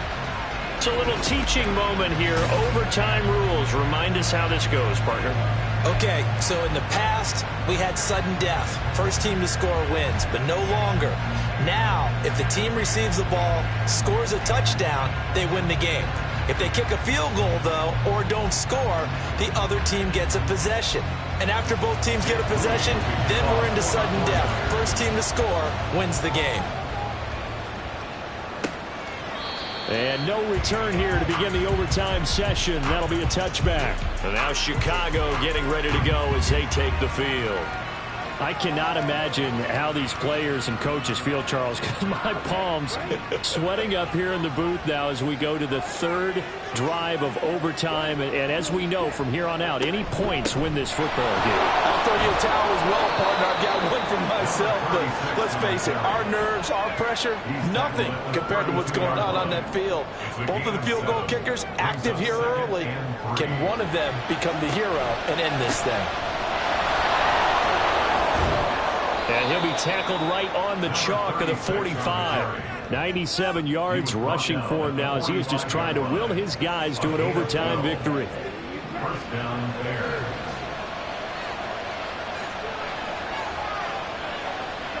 Now a first throw here in overtime. And that is incomplete. Sometimes people think we use it too often, but you've got to be able to throw guys open. And when you read zone, you've got to stick it in there before your receiver gets to the next guy in the zone. Otherwise, you bring him into the play. And that's precisely what allowed that defense to disrupt the pass. And he's got this one across midfield into 49er territory. Hoping to keep this OT drive alive. Now they face a 3rd and 2. Back to throw. Martin. And that's so close to being intercepted. That could have been a big turnover in overtime if he had held on. Instead, though, it is still 4th down. Now here's Michael Dixon on for a very important punt here in overtime. This one will sail out of bounds. It'll depend on the spot here. And the side judge says that went out at the 7-yard line. The 49ers getting set to trot out there. Well, their defense, they did the important thing. They got the stop. They didn't allow a point, but now they're backed up here pretty far, Charles. Going to need a significant drive to try to get into position for the game-winning field goal. Yeah, partner, don't you think that defense is on the sidelines right now saying, don't come to us with your problems about where you're starting. We did the important part. We kept them off the board, kept us in the ball game. Find a way to maneuver it downfield, at least get into field goal range, and get us a win. That pass complete to Moore. And he'll get it up a little shy of the 15. They'll spot him down at the 14-yard line. Makes it 3rd and 4. Back to throw. And this pass broken up. And the contact well timed there. And now 4th down. Charles, any chance they go for it here? I think that there's a chance. They have to consider it because of the way they played offense in this game. I mean, look at the scoreboard. Look at the points that they've put up. They feel confident that they can keep it going. But the risk is, and the downside is, you don't get it here, you've set up your opponent in really good field position. It'll be a 39-yard punt, no return. And they will take over 1st and 10.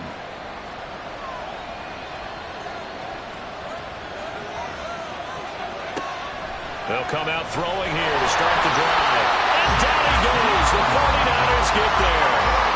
No surprise there. Chase Young wrecks that play with a sack. Work to be done here on 2nd and 16 after the sack. And we've got movement. I think this is against the Bears here. Let's find out. Not a great start to this drive. You had the sack, now the false start. I mean, it doesn't take much to either read lips or just imagine what the head coach is saying right now. Get your head in the game, guys. Let's go. On play action, they'll throw. Sideline throw, it's complete. And a nice job there of keeping the toes in bounds. And now we've got a review here. All challenges in overtime, of course, initiated by the replay official here in the stadium. Did he keep those feet in bounds? That's the question they've got to decide. And I got to say, watching it in real time, it was awfully close. Yeah, it certainly looked like a heck of a catch because he didn't appear to bobble it, which could complicate things. But even with the benefit of replay, that's pretty tight. Now, here's the call. So the officials and the folks in New York got a second look at this one, and the call is going to be overturned. Now throwing on 3rd down there, but he cannot connect. The defense does its job. Now they're going to get the ball here in overtime with a chance to win it. Major league kudos to them because to get the ball back in this spot, everything was on them. It had to happen, and they pulled it off. They'll get it back for their offense with a chance to win. And he couldn't get it to check up. That kicks all the way into the end zone for a touchback. And San Francisco gets set to go here. Well, this is a pretty rare situation here, Charles. You get in overtime, neither team coming through with even a field goal on their first drive. So now, sudden death with the time remaining. Next score wins. And now I would say that going at it might be a little bit easier for both teams now because they've eased into overtime. That first series, boy, everything on the line then. Now you've seen what a defense is thrown at you. You can make some adjustments, and all you need is 3 points to win it. On 2nd down, it's Walker. And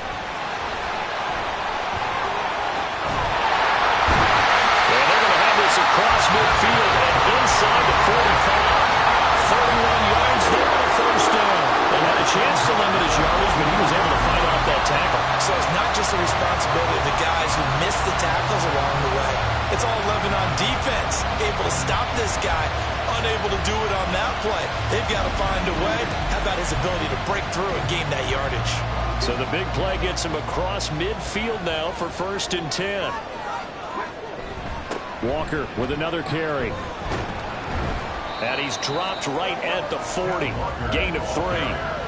I don't want to overhype it, but this is a big early season game, especially an overtime win. That could give you a big boost going forward in the season. It certainly can, and I don't think you're overhyping it because cliches go out the window when you start to play overtime. And you're right, the winner of this game now, that's an extra boost moving forward. And it actually is an extra hurt for the team that loses because normally you shake it off. But in this situation, it lingers a little bit longer. A bit of a jump there, CD. He breaks the line, and that'll be 5 yards. And you've got to stay more disciplined than that, Brandon. That's just a free gift to the offense. And they'll run on the inside handoff. And he stopped after a gain of 1. Not enough. Still a yard to go on 3rd down.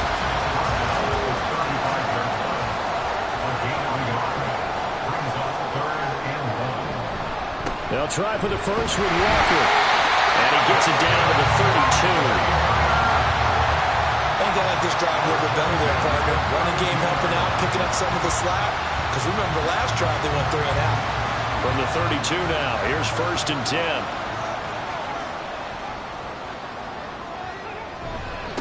Hand off here to Walker. And he gets it all the way down inside the 10 and mark him at the 5. Now a timeout called for by the defense. They'll be down to just 1 remaining as we step aside here in overtime. So it all comes down to the right foot of Jake Moody. This to win it in overtime. And he got it. The kick is good in overtime. He's able to split the uprights. And Union Street will be hopping tonight. The 49ers have won it. A Charles, a very simple mission anytime that you play on your home turf, and that is to defend your home turf, and today that mission was accomplished. Look, every offseason, every preseason, the head coach goes in front of the team and says, the mission for the season, defend our home field every time, split on the road, and we'll be in the playoffs. That's why defending the home field is vital. So for San Francisco, they used a favorable early schedule to their advantage as they move to 2-0. And they will hit the road next week. Meanwhile, for the Bears, they'll fall to 1-1. And they'll get a chance to redeem themselves at home next week. I'm Brandon Gaudin. Certainly have to thank Charles Davis, my broadcast partner, and our entire crew. We'll catch you next time right here. It's the NFL on EA Sports.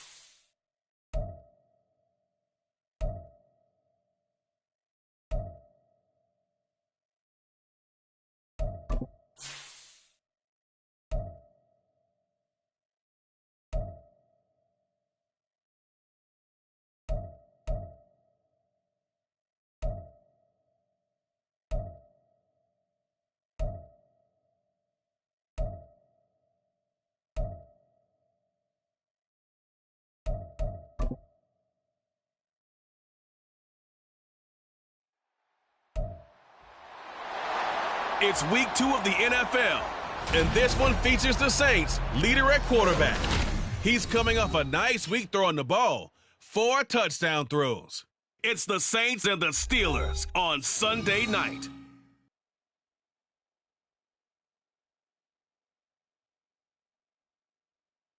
Well, folks, it is always a celebration here in New Orleans, and we are just outside of the Hoppin' French Quarter at the Caesars Superdome.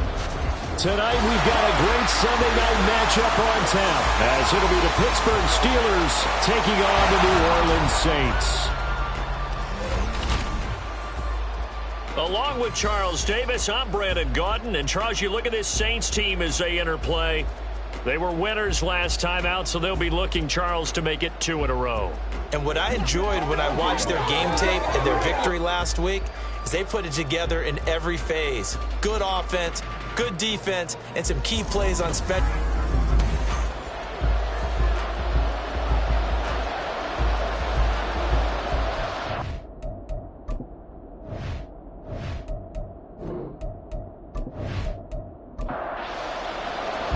Two teams here fresh off Week 1 victories. Who can keep it going as we're underway on EA Sports? This fielded right at the goal line.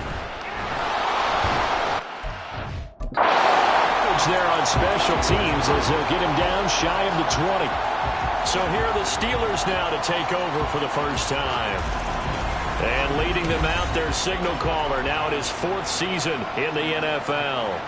This is what this man was born for, the big spotlight on the national stage like this. Really, his entire career, he's demonstrated incredible poise, no matter what type of situation his team was in. No situation is too big for him, and you can tell in the way that he takes the field.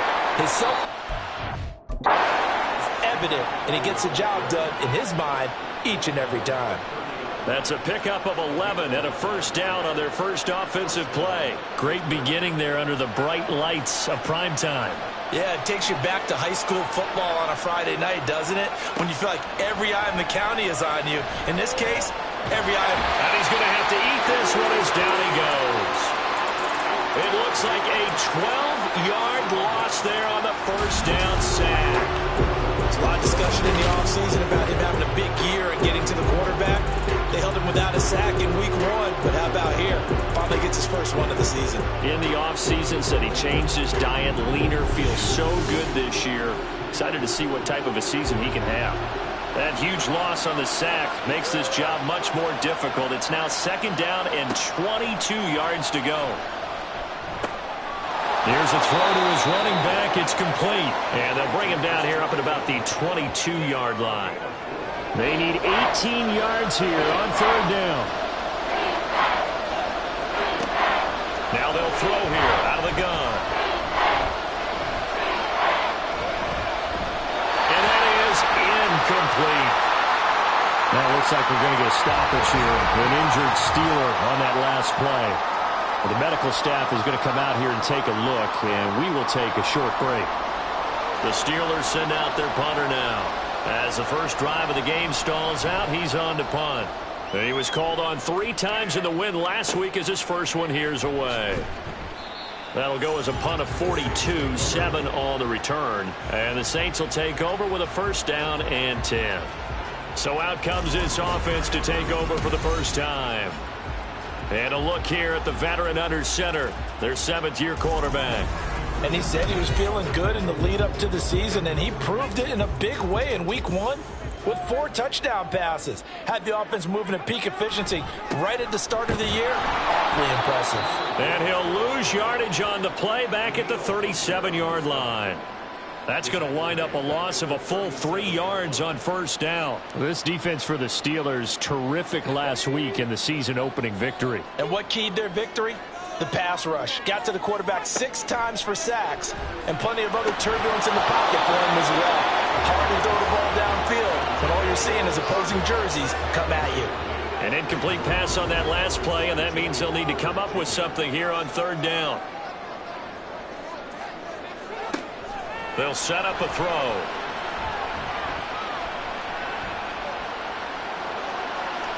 That's incomplete, but there is a flag down, so hang on. A big call coming on 3rd down. Downfield. Offense.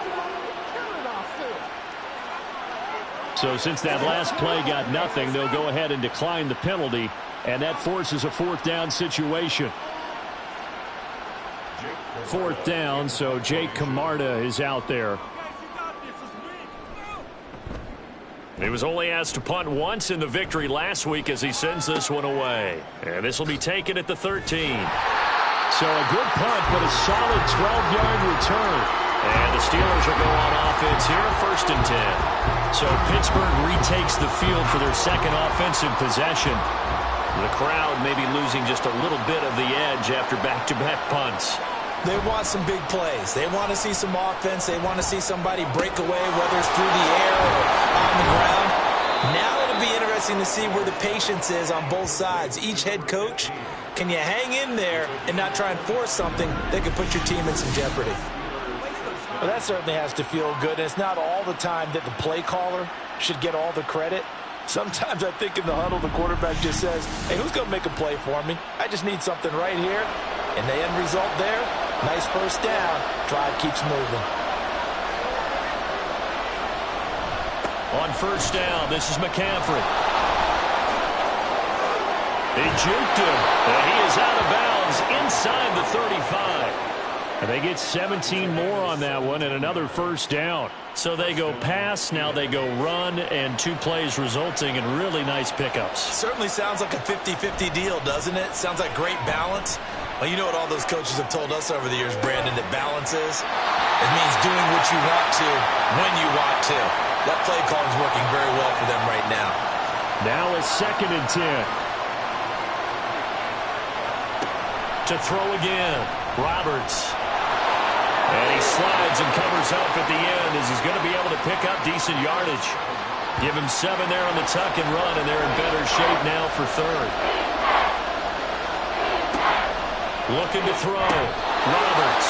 And he will have a Steelers first down. They needed 4. He doubled that. He wound up getting 8. They've been moving the ball well, but this drive was in danger of stalling out. Fortunately, this is a nice throw here, and they're able to pick up a new set of downs. So here's a 1st and 10 now down inside the 20.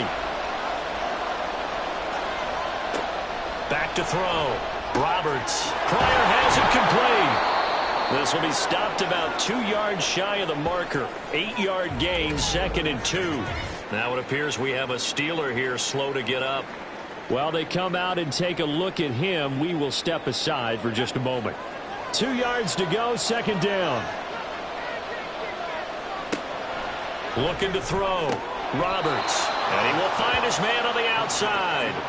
Back-to-back receptions for him, and it's another first down.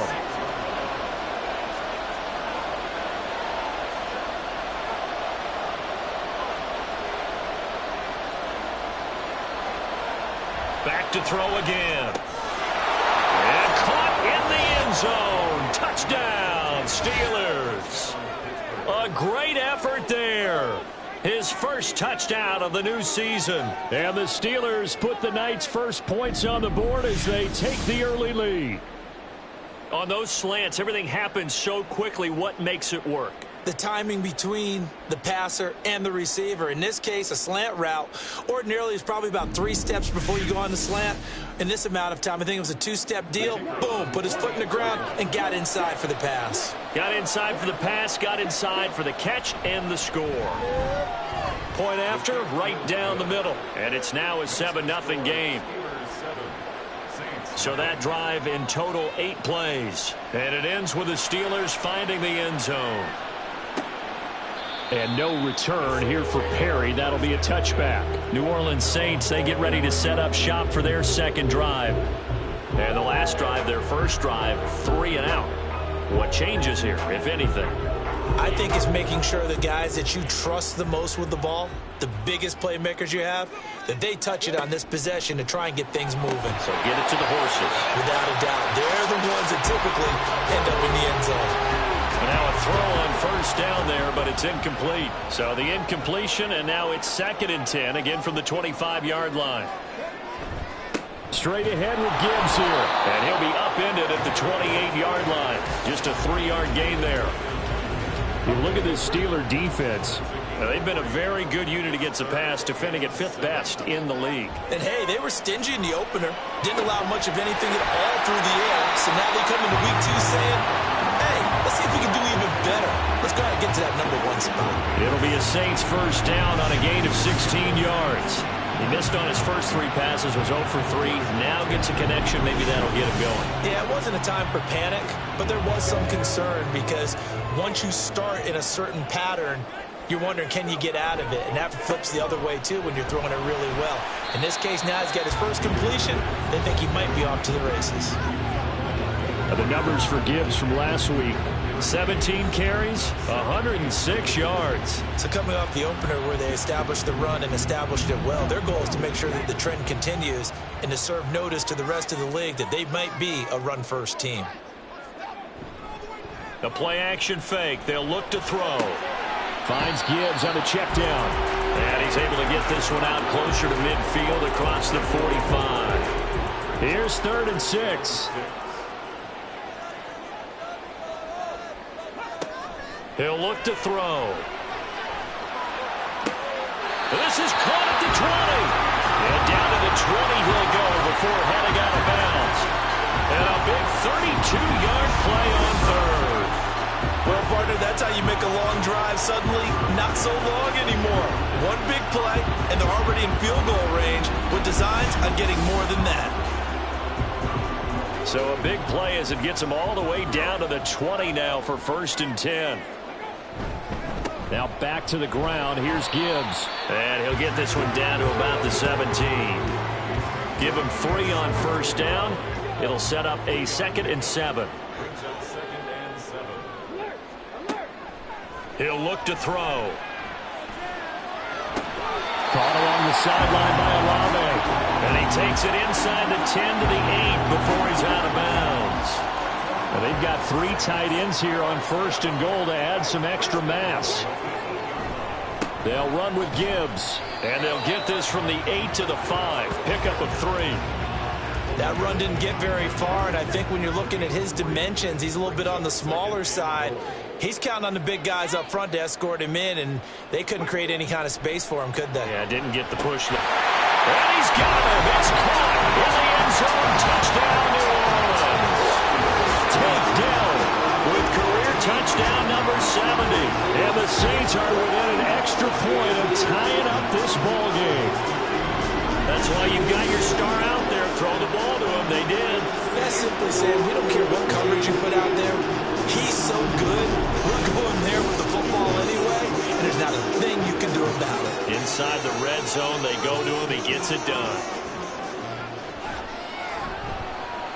Groupie able to add the PAT. And we are tied at 7.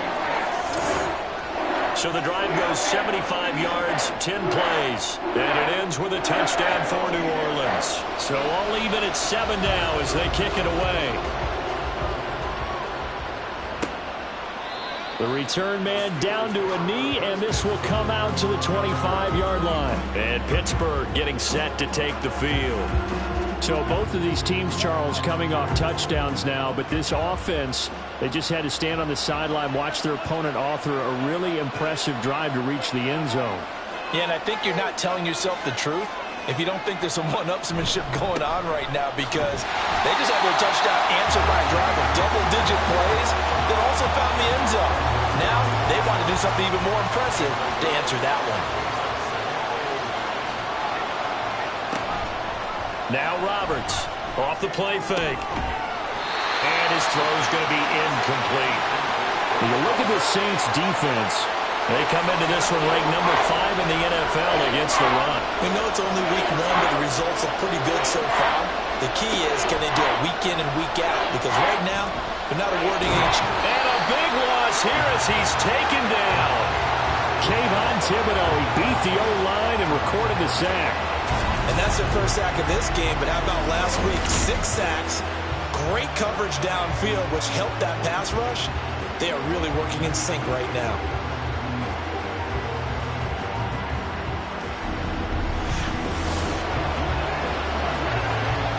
The Steelers send out their punter now as the drive goes backwards, so he's on to punt it away. His first punt, 45 yards. This looks good as well. Now a fair catch called for and made right on the 45-yard line. So a change of possession here on the punt. And it will be 1st and 10 as they take over. Good starting field position for them here as they come up 1st and 10 at their own 46.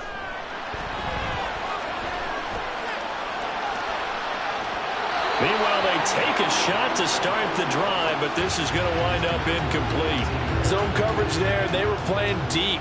That makes it obviously a little bit harder to run by guys. And that time, there was not much of a window to get the ball in there, and it winds up incomplete. Now he dumps this off over the middle. He'll be taken down at the 48 for a pickup of 2 yards. Here now a 3rd down and 8.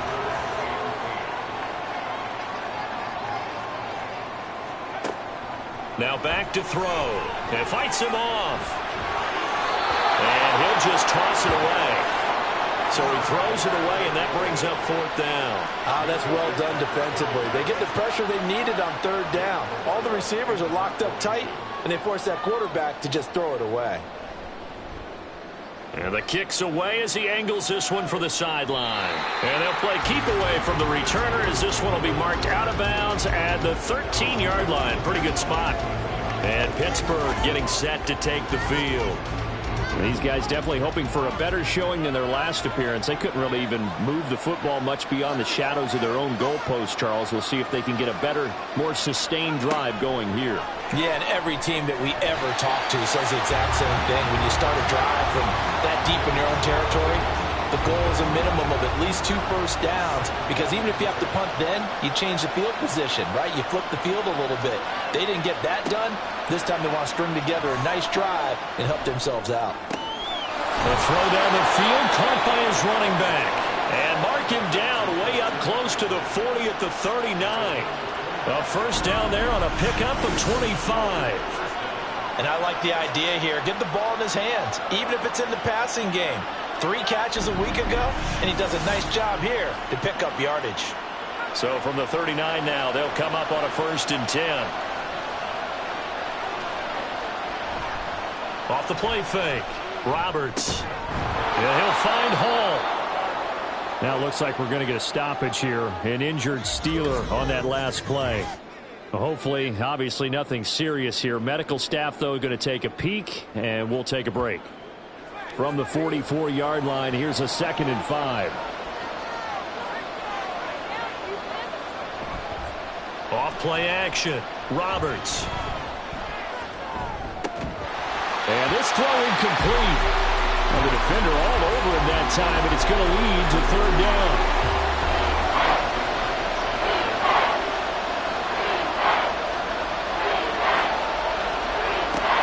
Again, he'll drop to throw. Thrown across his body, and it's intercepted. And the Saints will have solid field position here as they take over at their 45-yard line. So a first interception thrown for him there, and that really not the best decision either. Not at all, and that's something he did not do in their victory last week. No interceptions in that game, but this defense, they're able to take advantage of an early mistake. Now let's see if they're going to turn it into points. Out is the Saints offense now as they get ready to take over here. They'll start following the interception in great field position at the 45. Well, they start things off with a carry by Gibbs here. And he'll get this one across midfield and down into Steeler territory. Give him 5 on the carry there, and it'll be 2nd down.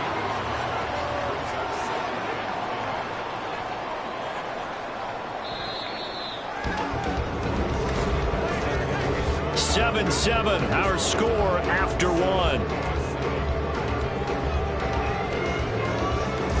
Ready for the second quarter from New Orleans. It's the Saints in possession. Now 2nd and 5. As they've got it as we resume action. Here's a play fake as they set up to throw. He's got room at the 30. And some room to run now. And finally taken down at the 15. A big play on the catch and run, covering 34 yards. Oftentimes now, offenses aren't nearly as precise as days gone by. They just tell receivers, find an open patch of grass pass and let the quarterback find you. And that's exactly what they did on that play. First with the pass through the air, nice chunk of yardage there, and then additional pickup with his legs after the catch. On 1st and 10, here's Gibbs. And he is into the end zone. Touchdown, New Orleans. Jahmyr Gibbs, his first rushing touchdown of the year. And the Saints have taken the lead. Solid blocking up front from the guys on the offensive line allowed him to get in for the touchdown. Yeah, some might say that the guys on the offensive line were in concert. I used to have a coach who called it marrying up, meaning when you get on a guy, you just stay right there, and each guy has his own assignment. That allowed the runner to make the big move towards the end zone. Taken at the goal line. And he won't get this to the 20-yard line as he's down at the 19. And Pittsburgh getting set to take the field. That 7-0 lead of theirs short-lived as they've now given up 2 straight touchdowns to fall behind by 7. Yeah, but no cause for discouragement here. Yeah, they've fallen behind, but haven't they proven that they can go down and score? So what was the formula to get them down there the first time? Get back to something close to that, and maybe they can get this game tied up. 40 yards rushing for him now, and he's only carried the ball 4 times.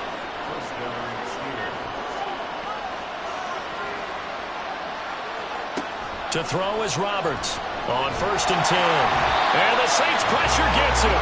Brought down for a sack. Multiple players getting home there for an 8-yard loss. These sacks now, they're starting to pile up, Charles. And that front 7 defensively, they've had their way with this offensive line. And I think at this stage, we have to start thinking about different play calls. We've got to start helping this quarterback out because the entire game he's been under siege. I don't care what the down and distance. They've got to get the ball out of his hands a lot quicker.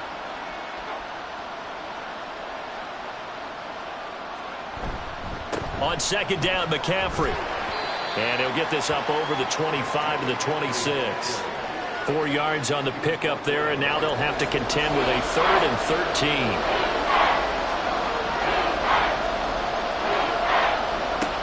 From the shotgun, he'll look to throw. This is going to be incomplete. And a smart play there. He's probably saying, I wish I would have done that on the last drive instead of throwing the interception. The Steelers send out their punter now as he's on to kick it away. And he's been a busy man here in this first half as he gets it away. Fair catch called for and taken right near the 30-yard line. So possession goes over here on the punt. And out will come the offense as they take over. The New Orleans offense set to take over. From the 32 now, here's 1st and 10. They'll try and start this drive in the air. Looking left side, and he's got a man. That's Gibbs. And this will leave him a yard short. Nice pickup of 9 yards on 1st down. And from the 41, this is 2nd and a yard. Gibbs straight ahead. And he'll get it out a couple yards shy of midfield at the 48. 7 yards there and a 1st down. The Saints at 1-0 on the year following the win in Week 1. And they've gotten a pretty good deal from the schedule makers as well. Home dates in Weeks 1 and 2. And I would believe that they would need to take advantage of that, partner. And he's free going down the left side. It's a foot race. He's going to go out of bounds, but he takes this one down just shy of the 20.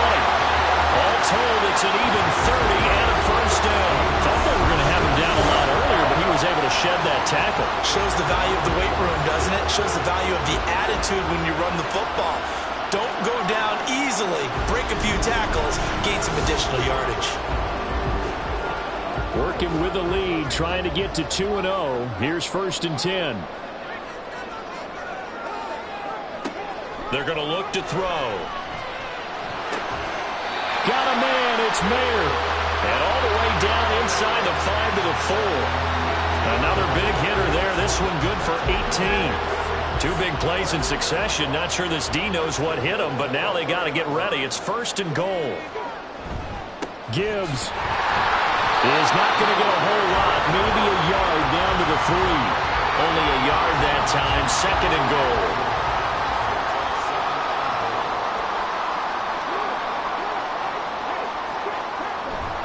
Gibbs again. And he is in for the score.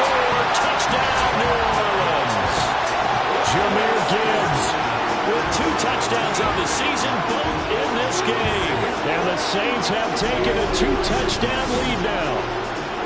And this is where you can't help but think about our friend, the coach, the late John Madden, because this was his kind of football right here. Line them up and let them get after it down in the trenches. And as a running back, you just need that one crease, one sign of daylight. He finds it, and he barrels into the end zone. Touchdown, coach, just like you would draw it up. The point after, good by Groupie. And it's now 21-7. Out is the kickoff unit as they run up and send this one away. And he won't return this one. He'll go down to a knee, and they'll start at the 25. Pittsburgh offense making their way back out. The last series for them, a little disappointing, forced a punt. And now they'll try to do better here and come away with some points as they begin this drive. 1st and 10. A run there on 1st down gets 3 up to the 28. Defenses always talk about earning the right to rush the passer on 3rd down. And you know what offenses want? Win 1st down so they can set things up for themselves better. And that wasn't helpful there. Not a big impact on 1st down. The throw over the middle, taken in. And he's taken down, but able to slip across the 35. So here's a 1st and 10 at the 38.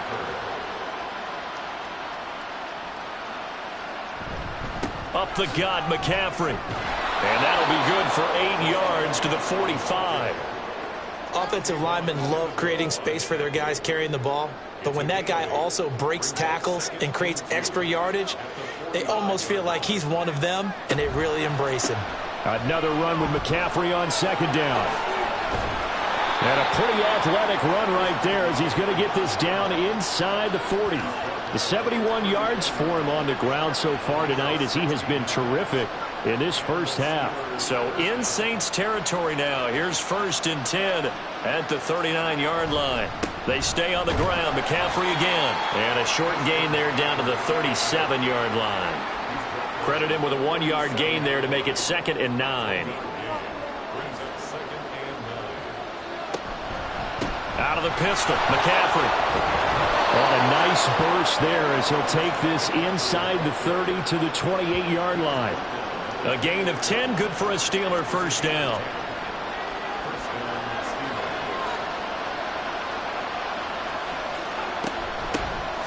First down, here's the run with Cook. And that play going absolutely nowhere as he's belted before he could get out of the backfield. A loss of a full 3 yards, and now it's 2nd down.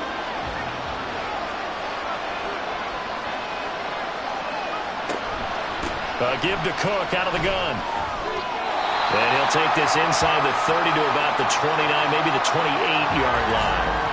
Now it appears we have a Steeler here slow to get up. The medical staff will attend to him, and we will step aside. 9th play of the drive coming up, and certainly not an easy one on 3rd and long. Back to throw. Roberts. Oh, he had a man open. He overshot him. It's incomplete. Now on 4th down, we've got a whistle here and a timeout. So as they talk it over, we step aside. And this will split the uprights. It's right down the middle, and that will get the disadvantage now back down to 11. So the 3 points there, and CD, that helps them inch a bit closer. Yeah, partner, when you're losing, any points you see go on the board in your favor, you're happy to take them.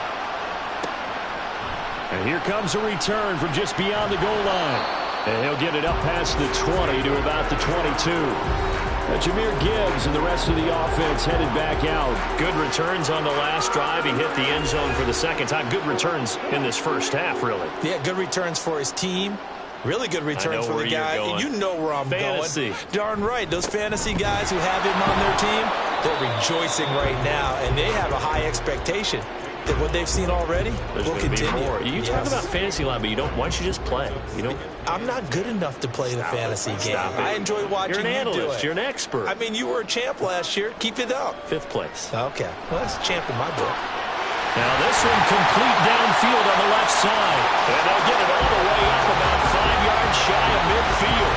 Last play they got stuffed at the line. Different story here. Over 20 yards.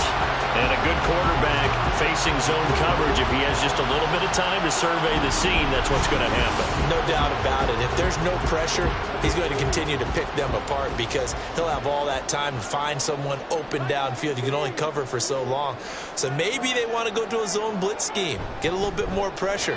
Remember when Carolina did that against Denver? They lost the game ultimately.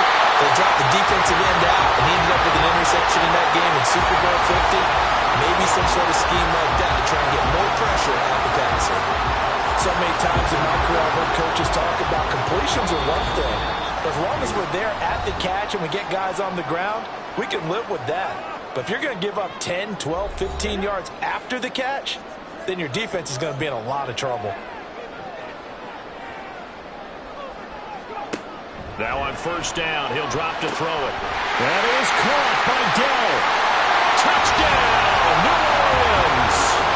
Tank Dell with his second touchdown here in this first half, as his guys have opened up a very comfortable lead. In the second quarter, and already his second touchdown reception. Absolutely the definition of a difference maker here in this first half. Clearly one of his quarterback's favorite targets in this game, and I figure he's going to draw a little more attention and coverage moving forward.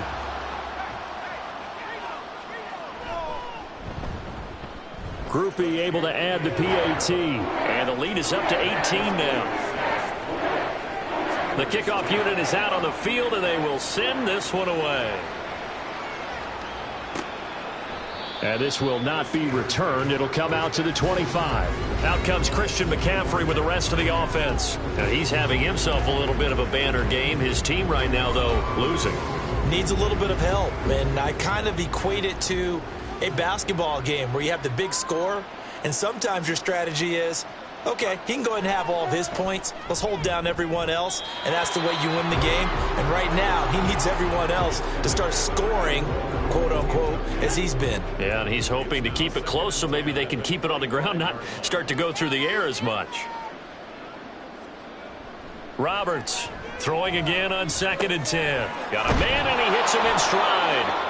And he's going to get a good gain of 9 here up to the 34. Now they got to get to the line quickly. Out of the gun now on 3rd down. Oh, he had him. He was open, but he couldn't get it to him. It's incomplete.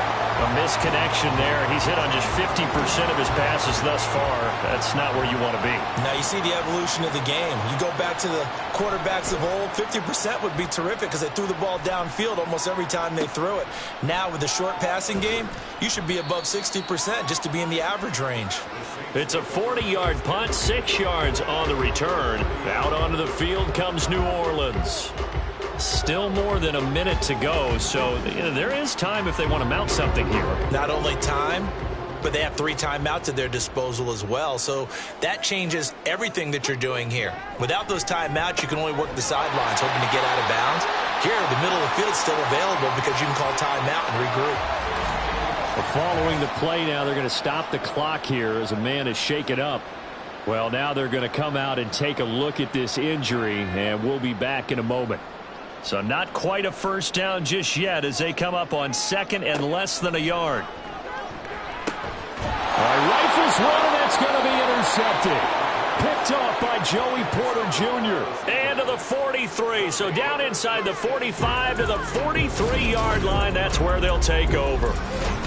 So really the first speed bump that this offense has encountered. They'd had the rule of the roost here in this first half, but now slowed up just a bit by the interception. And there's a chance that's a wake-up call for them because you don't want to go on autopilot too early. That team on defense is capable of making some plays similar to the one they made right there. Roberts now throwing to start the drive. We'll get this out right here to McCaffrey. And he'll go out of bounds after taking it a little further down inside the 40. Here's a 2nd and 5. A gain of 5 brings up 2nd and 5. Looking to throw. Roberts. Quick throw there is incomplete. Well, we've seen him catch a few passes out of the backfield in the first half. Unable to connect on that one. Certainly seems like getting him the ball out of the passing game, though, is part of their game plan. It certainly is because he catches it well, creates a mismatch. You're going to cover him with a linebacker, a corner, a safety. They feel like he can win every battle. Well, hang on now. We're going to pause here. We've got an injured player. So as the medical staff takes a look, we'll step aside. A 1st and 10 here. And, you know, if they could just get 3 out of this, there's something about narrowing it to a 2-score game at half that makes it feel like much less of an obstacle. He lets this one fly toward the back of the end zone. And this one is incomplete. Early on, the running game's been working well, and the offensive line has been pleased by that. The thought process there, catch those safeties creeping up, trying to help against the running game. They tried to hit them over the top, unsuccessfully. Another throw on 2nd down, and this one incomplete as well. Feels like they're getting caught in between here because they didn't completions on 1st and 2nd down. Now you got to worry a little bit about the clock because you prefer not to give them another shot here in the first half. If you don't pick up the 1st down, guess what? You're likely going to have to. And he is stopped just short on 3rd down. Got 9 yards, but needed 10. Now we'll get a quick timeout called by New Orleans, number 2, as they'll stop it with just over 40 seconds to go in the first half. Well, still some climbing left to do to get back to even, but forcing a turnover and getting the field goal there, that's a small step toward erasing the early deficit. Absolutely. That interception field goal, that's the beginning of what they hope will be several steps towards erasing that deficit and building a lead of their own by the time this game is over. Well, the Saints offense going to head out now late in this first half. Already enjoying a 2-score lead here late in the 2nd quarter. Not a ton of time left. We'll see if they can work this at least into field goal range and try to get 3 to add on even more to their lead. To the left side, there's Mayer. And he gets this one just shy of the 40. They'll mark him down at the 39. First play of the drive going for 14 and a 1st down. Now the Saints will use their 3rd and final timeout as the clock will stop with 21 seconds to go here in the first half. So from the 39 now, they'll come up on a 1st and 10. Now a shotgun snap as they'll look to throw. To the sideline and incomplete. No sense risking anything there on 1st down. Even though he's still in the pocket, he had a receiver out to his side, so just put that in a spot where the only people who can make a play on it are the trainers and the coaches. Well done. It's caught inside the 25. He's going to be brought down there in the field of play. And the clock will run, no timeouts. They will not have the chance to bring out the field goal unit. Okay, Brandon, thanks very much. Welcome in, everyone, to our EA Sports halftime report. Let's get you caught up on what's going on around the for Jonathan NFL. Coachman at our EA Sports halftime report. Take it away, Coach. We'll start up at Gillette Stadium in Foxborough, where it was the Patriots who were able to come away with the victory. Tua Tagovailoa, a touchdown pass in the victory. From there, we head over to Detroit. Check on the Lions at home, Ford Field. And they were winners in that one over the visiting Minnesota Vikings. Quentin Johnston, 2 touchdown catches in the victory. And finally, on Monday Night Football, they've got a good one lined up between the Houston Texans and the Jacksonville Jaguars.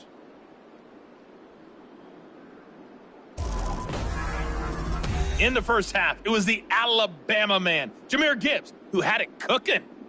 He had a nose for the end zone as he wound up with 2 touchdowns on the ground in those first 2 quarters. All right, Coach, thank you very much as we welcome you back for quarter number 3. Set now to go for the 3rd quarter. The Saints have the lead and set to receive the kick. From a couple yards deep, he'll bring it out of the end zone. And he's probably realizing he should have stayed in the end zone as he can only muster a return to the 14-yard line. Now the Saints going to take over on offense to begin this 3rd quarter.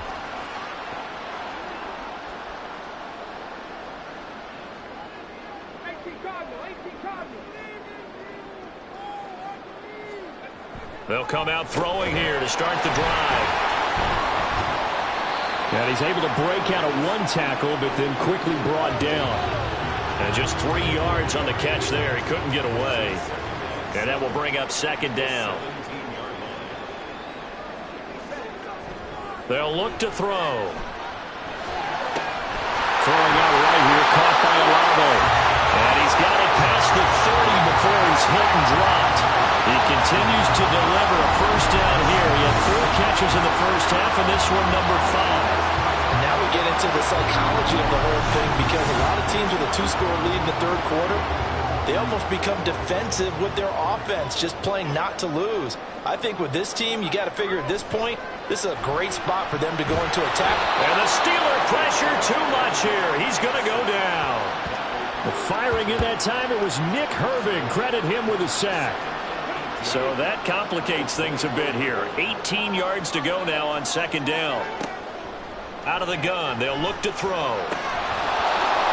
And that'll be incomplete. Took a pretty good shot as he tried to pull that one in. Couldn't hang on, third down.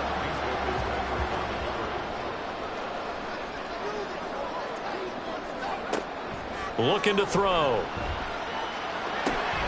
Work in the middle of the field, and he's got a man complete. And he'll be taken down, but not before they reach the 50. The defense shaking their heads, not aggressive enough, and they allow him to convert a 3rd and 18. With the kind of game he's had so far, you had to know that on third down that they would be looking his way, and they did, for big yardage and a first down. I think the defense fell asleep at the switch on that one. I would have doubled him, tripled him, anything to keep the ball out of his hands. From the midfield stripe, they'll look to throw. That's caught inside the 20. And he's going to be out down inside the 20 at the 15. And that one results in 35 yards. Another big play right there, and this is where, as an offense, you can really put the hammer down. You've got a double-digit lead, but those other guys, they've been hanging around. A touchdown here could put this game out of reach, and that's a strong step towards getting it done.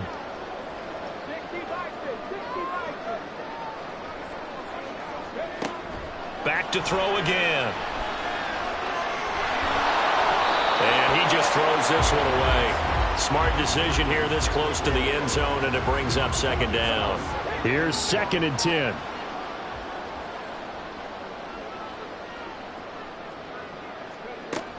From the gun, Gibbs will get it. And he's going to get it inside the 10 to the 7-yard line. 76 yards for him on the ground now. He has been a tough man to bring down all night. They'll go to the air here on 3rd and 2. Finds Gibbs on the check down.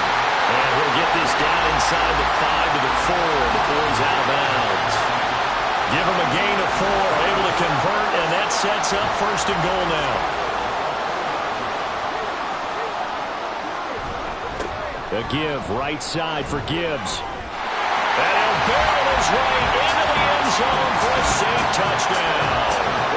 Jahmyr Gibbs taking it in from 4 yards out. And the Saints take the opening kickoff of the third quarter and drive right down the field to extend their lead. Well, this offensive line has really stepped up to the challenge here, because those Mastodons, they've been sensational in clearing holes all game long. And this is great work down here near the goal line to give their back the space he needs to work his way into the end zone. Here's Groupie for the PAT.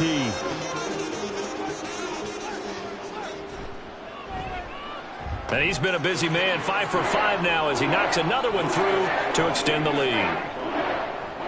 A 10-play drive that time. And it was all capped off by a touchdown run from Jahmyr Gibbs. Taking it about the 1. And he'll get it up just past the 20 as his guys will go to work at the 21-yard line. Out comes Christian McCaffrey with the rest of the offense. Responsible for well over 100 yards of total offense, but still hasn't found the end zone. You think that's in the back of his mind going into this drive? It's always in the back of the mind of a player who's having that type of a day, because you want that gratification for your work, right? You want that stamp on top of everything. But bottom line for him, he's doing great work. Sometimes it just opens it up for other people to actually get into the end zone for him. The runners, you know, would they rather have 60 yards, 3 touchdowns, or 150 no touchdowns?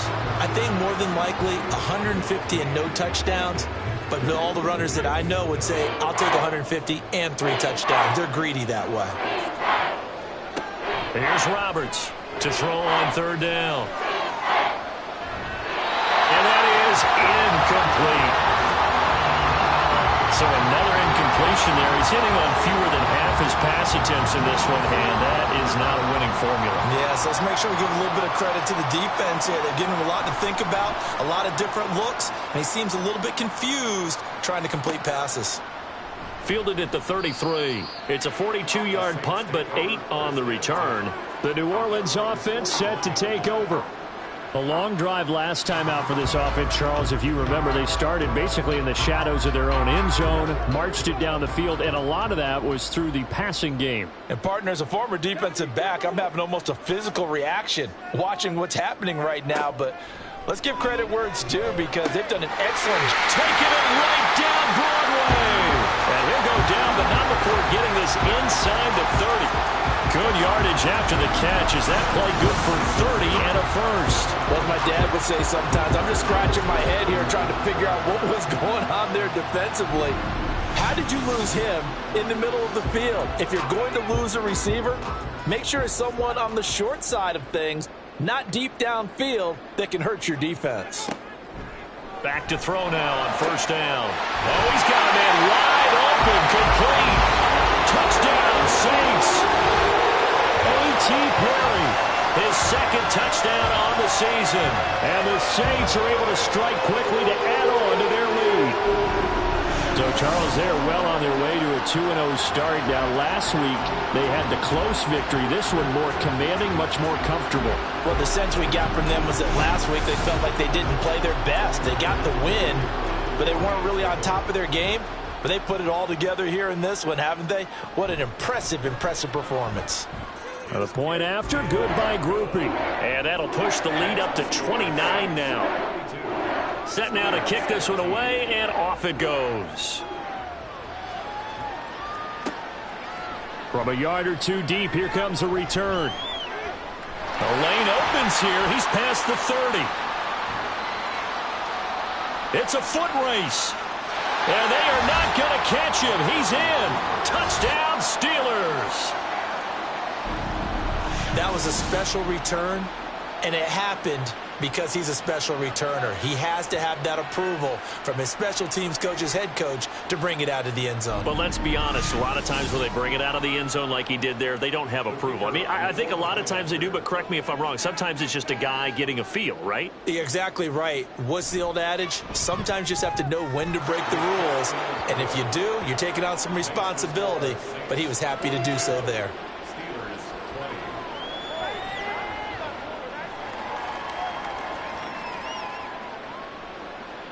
So now the other return teams out there as they'll try to duplicate what they just saw.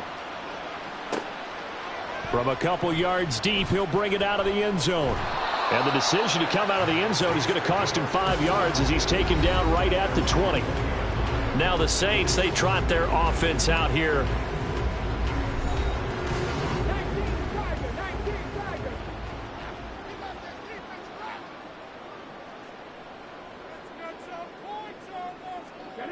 They'll come out throwing here on first down. A short throw pulled in by Bellinger. And he stopped right at the 25 after a gain of 5. Here's a 2nd and 5 now from the 25. They'll look to throw here.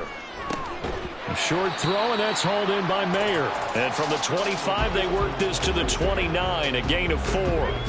3rd down and 1. Gibbs will try and pick it up.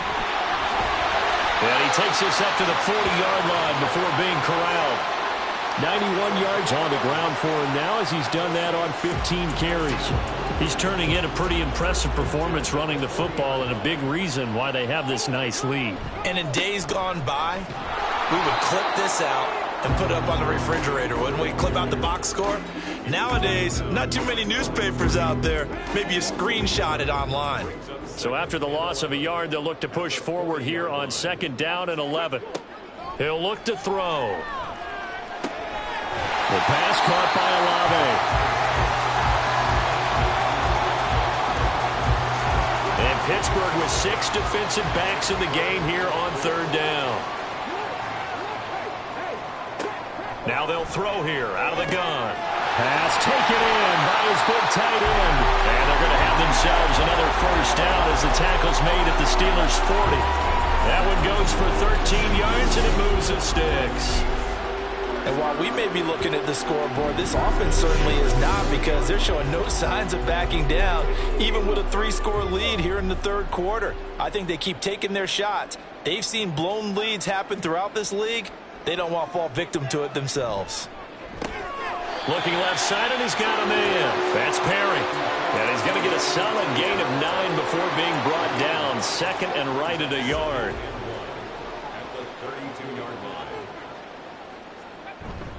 On second down, here's Gibbs. And nothing doing. He's immediately taken down at the line of scrimmage. No gain on the play, and now they're faced with a 3rd and 1. On 3rd and short, they'll try and pick it up through the air. Hard throw, incomplete. Coverage was awfully tight there on 3rd down. They actually closed off all the passing lanes, forcing the incompletion and bringing up 4th down.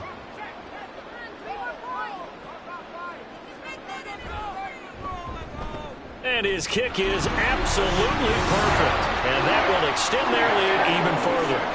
So this one, Charles, it's only the 3rd quarter, but they appear to be well on their way to victory. I would say so, because a 1-score lead you don't even count, but a 2-score lead you know it can evaporate in an instant. 3 scores, feeling good, but you know it's not over yet. But now they've got a 4-score cushion.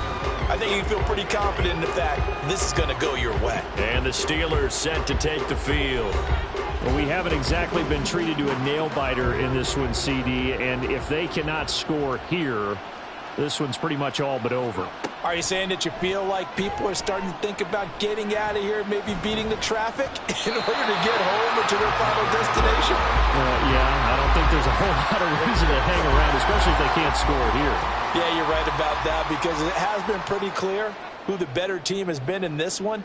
And in a league that we talk about every game being a 1-score game as we go into it, watching this blowout, let's just say it's been unusual. Pittsburgh getting 16 yards there and also a 1st down. A gain of 16 yards. And the Steelers 1st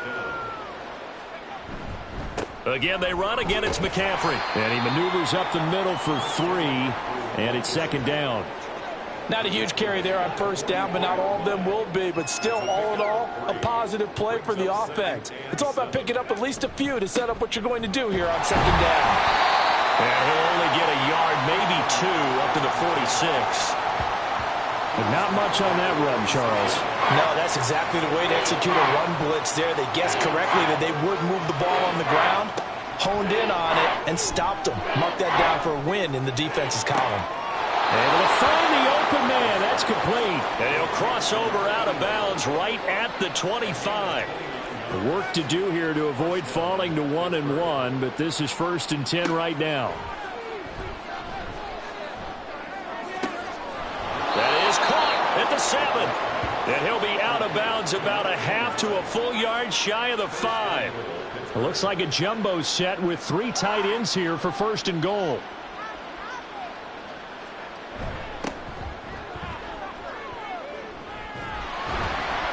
And he'll get this one back to the 5-yard line, but no further than that.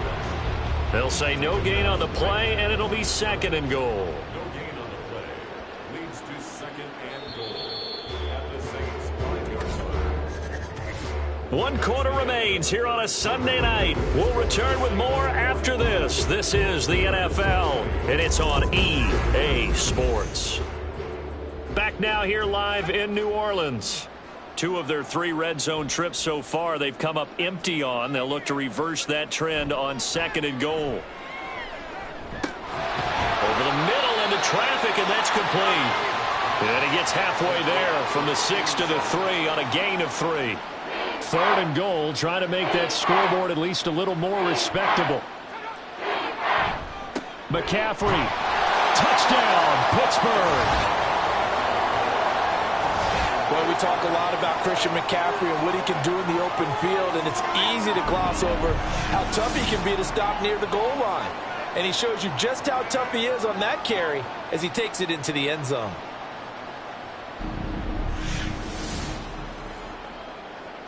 Now they'll line up to kick the extra point.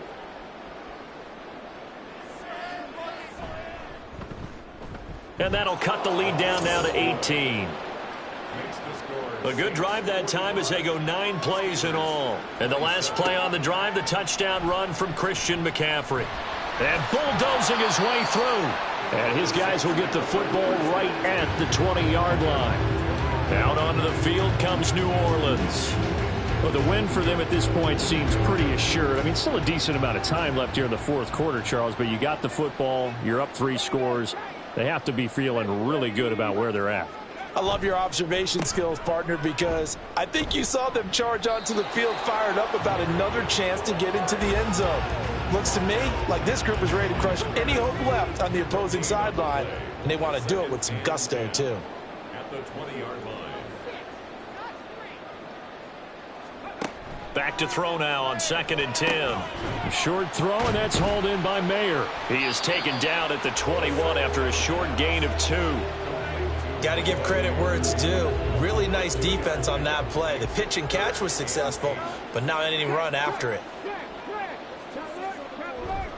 On 3rd down, here's Gibbs. Dances by him and shutting him off. Now open field. And they're going to get this beyond the 40 before he's taken down. That's good for 21 yards and a first down. Well, that's a carry they have to be satisfied with. And throughout this game, they've been satisfied with what he's given them. Whenever they've needed a big run, a first down, he's the guy they've turned to. And it doesn't matter what the defense thinks. They've got the confidence to keep handing it to him and keep picking up good yardage. Going back to Gibbs on 1st down. And for one of the first times tonight, he's going to be held up at the line of scrimmage. 2nd and 10. Brings up 2nd and 10 at the 42-yard line. From the shotgun, he'll look to throw. A short throw pulled in by Bellinger. 9 yards, and that leaves him just short, so it'll be 3rd and less than a yard.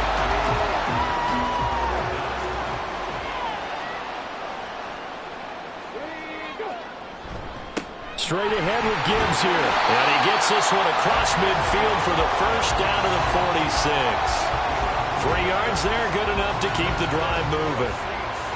Well, this offense really looking polished these first couple of weeks. Here's 1st and 10.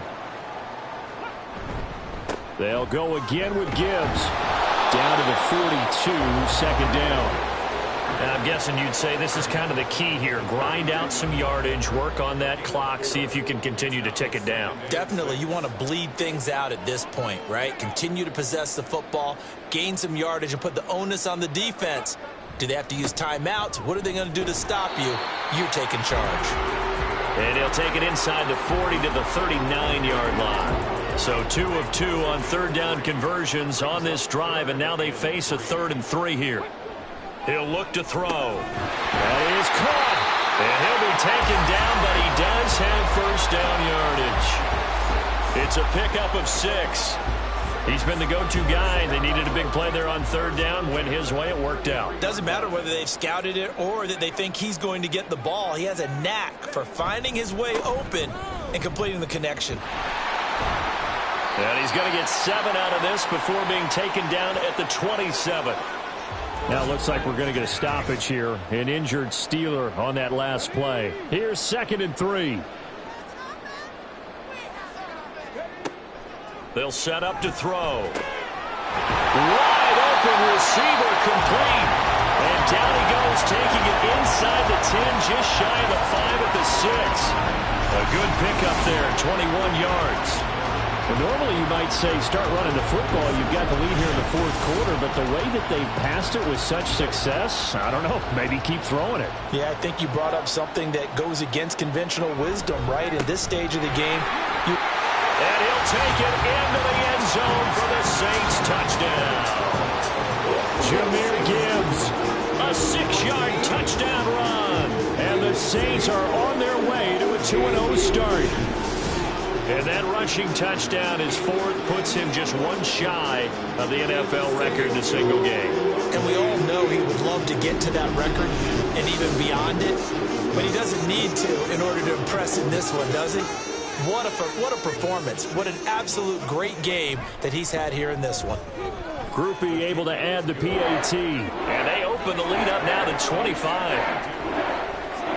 The ball upright on the tee, and the Saints kick team booms it away. And he'll just sit on this one as their drive will start at the 25. And Pittsburgh getting set to take the field.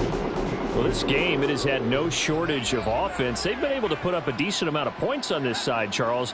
They just have not been able to keep pace with the other offense they're going against here. Yeah, that's a good way of pointing things out, because now it's not a total loss, because as you said, they've scored some points, so there's some plays they can build on, moments where the game plan actually worked.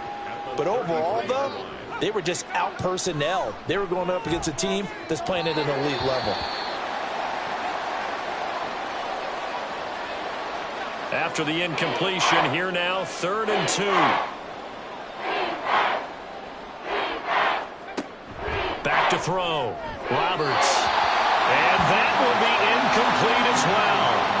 Well, the trials and tribulations of being a quarterback in this league, it's tough. It's got to be wearing on him out there. Well, he has been sacked a number of times. He had an interception, so I'm going to give him a skosh of credit for hanging in there and trying to make something happen, despite the amount of pressure he's been under this entire game.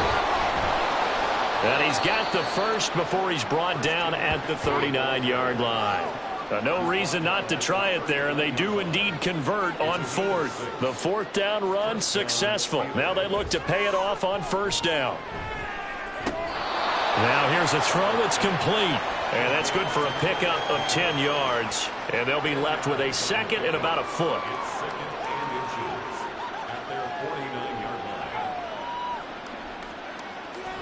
Looking to throw. Roberts. And a hook up over the middle to Pryor. 7 catches for him now, and this last one, a 1st down.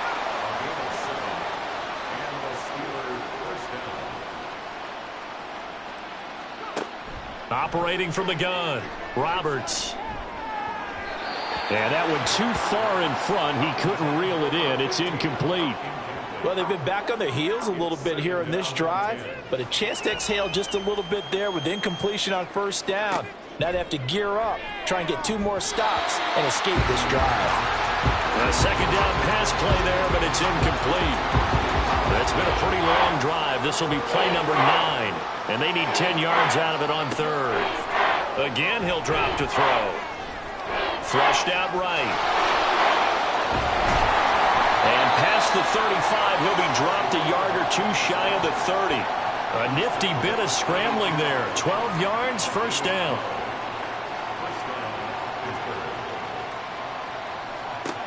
Back to throw.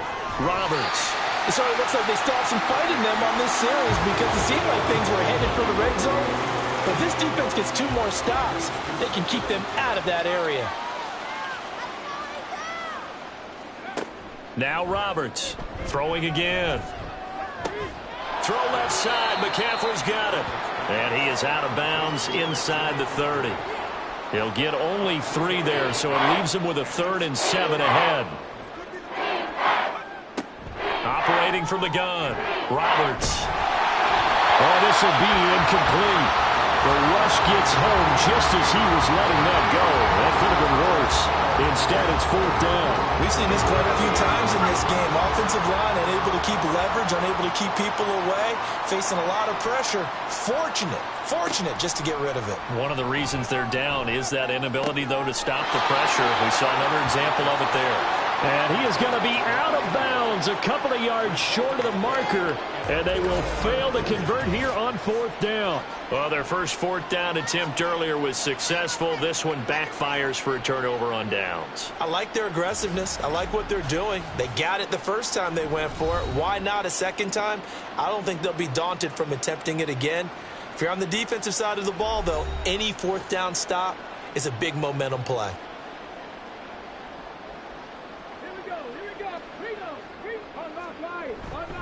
Drive starts with a run from Gibbs. And he's taken down, but able to slip across the 35. Right off the bat, it's a 1st down to start the drive, 12 yards. And carries like that, that's how they're going to continue to salt this thing away here, Charles, in the 4th quarter. Yeah, how about that? A new set of downs. Clock continues to move. No better way to close out a game than to tap those mastodons you have up front and say, guys, keep pounding them. Let's keep the ball, keep their offense on the sidelines, and let's close this one out. And down he goes at the 45 after a pickup of 9. I know you're trying to wring every yard out of a run, but I think 9 yards there is ideal in this situation. Yeah, now next couple plays, you only need 1 yard. Keep that clock rolling with a lead here in the 4th. Yeah, and what you're saying is maybe if it takes you 1 or 2 more runs to get the first down, that's extra time, extra plays, really hurts the team on defense.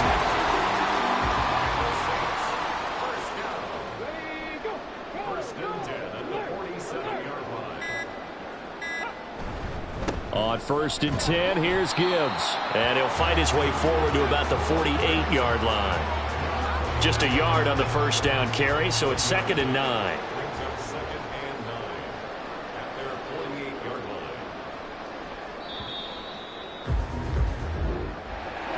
Well, partner, under the lights in primetime, this offense, they gave the nation quite a show, putting up that many points to come away with what will certainly be a memorable win for them. And, Brandon, I think it's as simple as this. Some players, some teams, they're just meant for the big stage. And when they get a chance to play in this type of atmosphere where all eyes are on them and all the lights are shining brightly, they show up and they show out. So for New Orleans, they use the favorable early schedule to their advantage as they move to 2-0. And they will hit the road next week to take on the Kansas City Chiefs. Meanwhile, for the Steelers, they'll fall to 1-1, and they'll get a chance to redeem themselves at home next week. So for Charles Davis and our entire crew, I'm Brandon Gaudin. Next game, guess what? Charles and I will be here again. It's the NFL on EA Sports.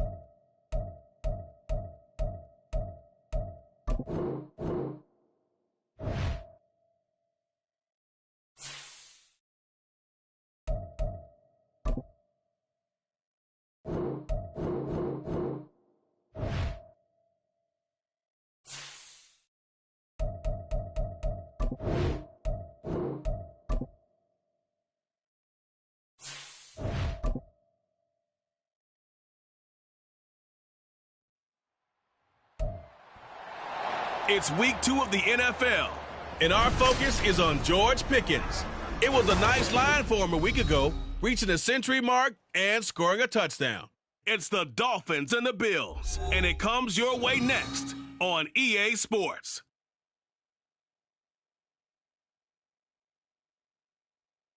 From beautiful South Florida, there's a look at Hard Rock.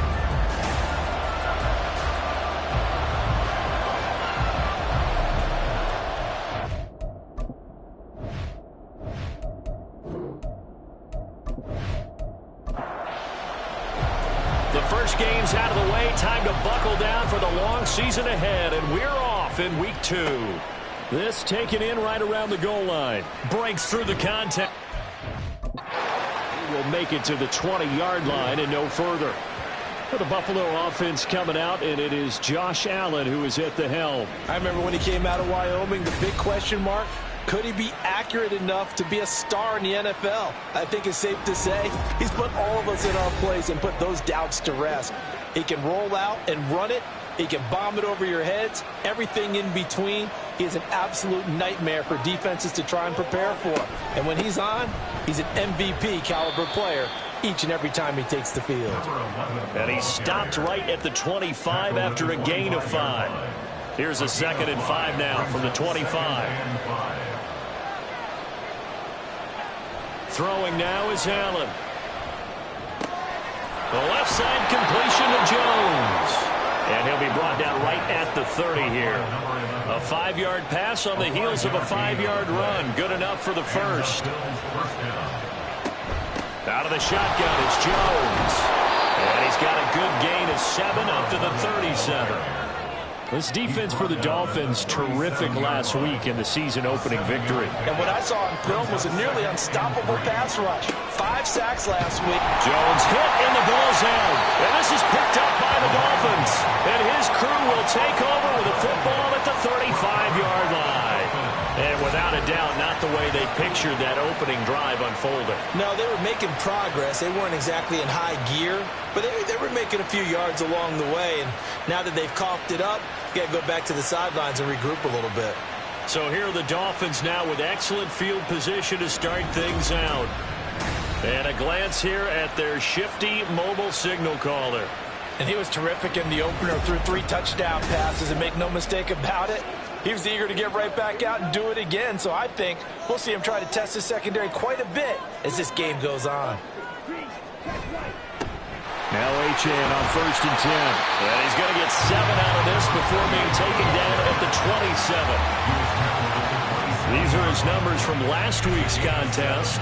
19 carries, 120 yards even. So coming off the opener where they established the run and established it well, their goal is to make sure that the trend continues and to serve notice to the rest of the league that they might be a run-first team. Right back to Achane on 2nd down. And he's going to be met at the line of scrimmage and taken down. Calling no gain that time as it's going to leave him with a 3rd and about 3 to go. It's 3rd down and 4. Looking to throw. Jarrett. He's got his target. That's complete. And he is going to have the Dolphins first down. It's a gain of 6 that time on 3rd and 2. The Dolphins 1-0 on the year following the win in week 1. And they were able to get that road victory in the opener. And now they look to get to 2-0 in front of the home crowd. And look, any road win in the NFL, that's huge. But when you do it week 1, that gets you pointed in the right direction and sends notice to the rest of the league that you mean business. 2nd down and a yard. Back to throw. Jarrett. Over the middle and complete to Waddle. And the Dolphins are going to be looking at 1st and goal as they move this down to the 4-yard line. 1st and goal, a chance to convert that early turnover into points. Now they bring a receiver in motion right. Achane. Going to take this down just short of the goal line. He got 3, but could not get the ball over the chalk. 2nd and goal from the 1. Achane once more. And this time he'll score. Touchdown, Miami. Well, first quarter, maybe too early to talk about statement drives, Charles, but that sure seemed like a statement drive right there. Well, if we're going to talk about statement drives, I think what they're saying is we're going to establish the run. They gave it to him early and often on this drive, and he wound up taking it into the end zone. Riley Patterson now for the extra point.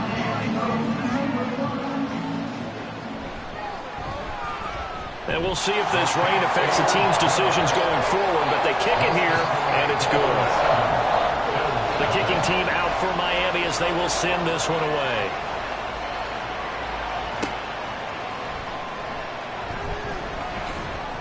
And he brings us out past the 20 to the 24. And hold on here, because on that last run, it looks like we have a player who was shaken up. We'll get an update when we come back to Miami. The Bills come to the line to start their next drive. Early on, you know, Charles, every game could be called a measuring stick game. But I think when it comes within your division like this, it's a measuring stick game with a little extra intrigue. I would agree with that totally, because all division games have a little extra to them. But I like where this game is situated, because at this stage of the season, it has that little extra juice. But at the same time, it's not. There he goes, right side. Now he's free at the 35. And he's all the way down to the 13-yard line. Pass interference. Defense. So they will wave off the flag and let the completion stand. Really great job by the receiver fighting through all the contact and still coming down with the football. Oh. Touchdown, Bills! A great play there. His first touchdown here of the new campaign. And the Bills are an extra point away from evening this one up. And that touchdown drive happened very, very quickly. You knew that they had the quick strike ability. They showed it. And for a defense that understands that, it still drives them crazy when it actually happens to them. Fast and furious, there came the points. Point after try forthcoming.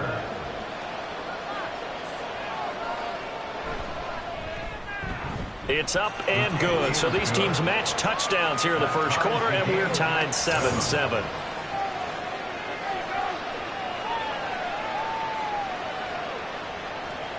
So all even at 7 now as they kick it away.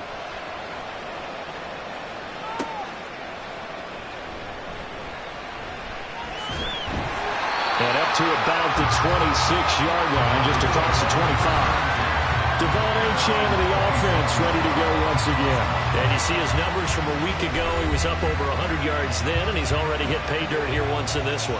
We always talk about quarterbacks and receivers getting into rhythm, right? Really feeling good, finding each other downfield. I think running backs operate the same way. They can hit a good rhythm and a good stride, and he's carrying it over from last week. And he gets this one just shy of the 40, down at the 39. Clock rolling as we hit the midway point of this first quarter. First and 10 at the 39-yard line. On first and 10, Jarrett. That completes it again to Metcalf. And he'll have it past midfield almost to the 40 before being taken down.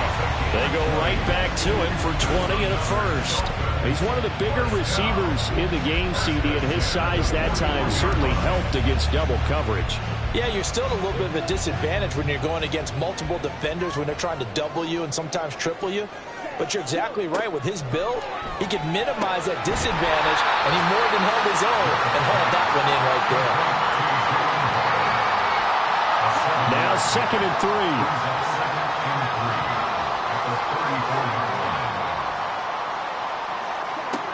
They'll stick with the passing game as he looks to throw. Into a sea of defenders and intercepted. And the Bills are going to take over once again at their own 25-yard line. And that's a ball that he is going to want to keep, his first career interception in the National Football League. And I love what teams do when that happens. You bring the ball to the sideline, the equipment guy grabs it, he puts a piece of tape on it, writes on it so that you know what it is, and then they tuck it away so that you can have it for later and put it on your mantle. Pretty good deal for him right there. Now he's eager to get back out on the field and get his second one. They'll start out on the ground with Jones. And he'll manage to pick up about 4 at 2nd down. You talk about this Miami defense. They're going to need to be strong against the run in this one. And that's a ranking that feels good, right? To be number one and be the top of your profession. But here's the problem. It's only week one. Can they do it 15 more times? If so, then we really have something to talk about. That's the challenge. Throwing is Allen on third. Escaping the pressure right. And he will slide to a stop. He does have the first down. A sizable 16-yard chunk there. The drive continues. Certainly not a positive sign if you're the D coordinator and you see your guys give up that space so early in the game. Third down, that's when the clamps are supposed to come out. But his ability to create things with his legs makes things difficult. And he's across midfield and into Miami territory. Second and a couple. It's a gain of 8. Brings up 2nd and 2. Now Allen. And that falls to the ground, incomplete. A nice job of bodying him up defensively. And now it brings up third down.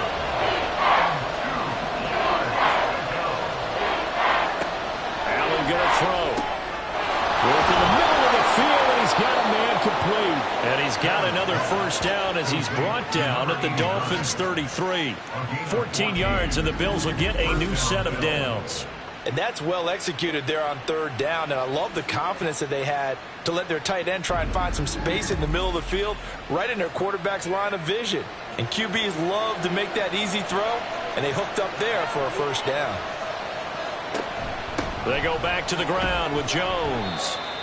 Just a yard on the pickup there, and it'll bring up a 2nd and 9.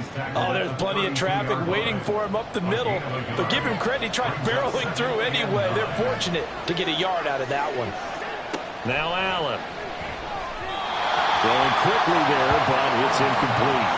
How about that? Red man coverage and decided to test him early. But they proved up to the task and forced the incompletion. Play action. Now it's Allen. Going to lose a yard or two. Taken down behind the line. Now a stoppage here as we've got a Bill shaken up on the play.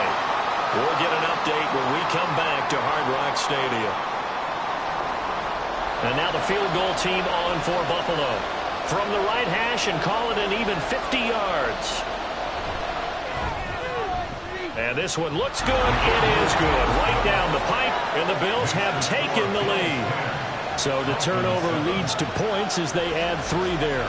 Yeah, what a sequence there, and a nice one for them. They forced the interception, put together a little drive, and then come away with 3 points. Nothing to it, partner. Just do it. Miami set to take over. And we'll see if they can bounce back from that last drive. In particular, if they can bounce back at the quarterback position, Charles, after throwing their first interception of the ballgame. Yeah, some guys, you know they're going to want to try and get a big play right away and take control back. Others, they're going to want to look to hit a couple shorter passes and get a little momentum back that way. But for the defense, that goal's not changing a bit. They want another pick. You're exactly right about that. In fact, you got to watch them a little bit because in coverage, they may cut down their gaps a little bit, maybe their splits a little bit in order to try and get to the ball even faster. Another throw on second down, and this one incomplete as well. This defense has passed its first 2 tests by forcing back-to-back incompletions. They know there's probably another throw coming on third down. Let's see if they decide to force the issue by sending people on a blitz. Got a man, it's Waddle, complete. And he'll be taken down, but not before they work it across midfield. A gain of 22. I don't care how many times we say it, I still get a kick out of watching quarterbacks and receivers do the pass tree in pregame warm-up. But I always remember that when we go to practices, we see that after practices as well. They really tune it up, don't they? They tune it up. They know why they do it for these situations. First down. And they build that trust, and that's why they're able to find him in this type of a situation. Now here's a throw right side taken in by his tight end. And he is out of bounds, but not before he's inside the 30. That's now a pair of explosive plays in succession, both north of 20 yards. And that's going to be incomplete. Too tough to hold on to that one. It's second down. So after the incompletion on first, now 2nd and 10.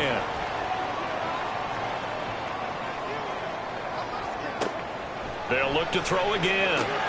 That's going to be caught by Pickens. And they do get him down, but not before he's able to slip it inside the 5-yard line. 23 yards, the final tally.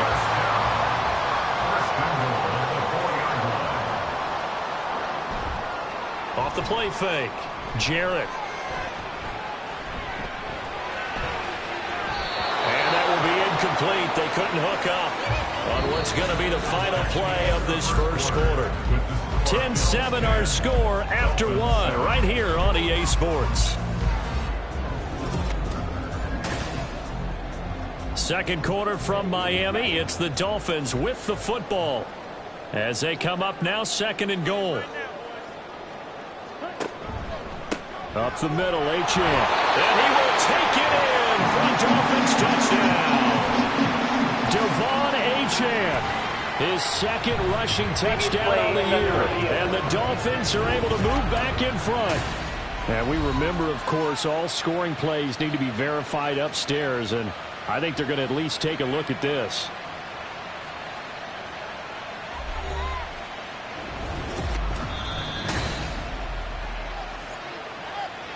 So take away the touchdown. The officials rule he did not get the football to break the plane. They'll try again. And he is in. Touchdown, Miami. Devon Achane with 2 touchdowns on the season, both in this game. And the Dolphins have yet again retaken the lead. So his strong first half continues as he finds the end zone here for the 2nd time. And definitely good blocking at the point of attack, and you just have to love watching the way he can create space down near the goal line, and he's able to take it into the end zone. Patterson now for the extra point. And that makes it 14-10. So that drive consumes 9 plays all told. And it was Devon Achane who finished things off with a touchdown reception. And able to get this across the 20, but not much further as he's dropped at the 23-yard line. The Bills going to take over again on offense. Last time out, you remember their drive stalled, but thanks to their kicker, booted a long field goal to at least get them 3. Now here they'll try to do better and find the end zone. And in our experience, how much fun is it for coaches to know that they've got a kicker who can nail it from long distance? Now, the hard part is, as an offensive play caller, you don't want that in your head too much where you're relying on it, and he goes out and gets the job done for them. But I'm quite sure he would be content to just kick extra points from here on out. Yeah, absolutely no question. I think his teammates would be okay with him just kicking the extra points as well. And he'll be taken down at the 46-yard line. On any explosive run, you can almost feel the ground shaking, and that's from the offensive linemen creating space for their runners. I had an old coach tell me before, they always told his runners, run around the offensive line in pregame. Get used to the ground shaking so you don't trip and fall when it happens in a game. I know what you're thinking out there. I know a lot of you are thinking, take a shot downfield. It's a great spot for it. I say maybe later in the game, definitely in the second half. But right now, I think they were just trying to get some momentum built. Get a first down, pick it up, and keep moving. His 2nd catch, this one not quite as dynamic as his first, and it's 2nd down. At the Dolphins' 49-yard line. To the air, Allen. And this throw incomplete. And the defender all over him that time, but it's going to lead to 3rd down.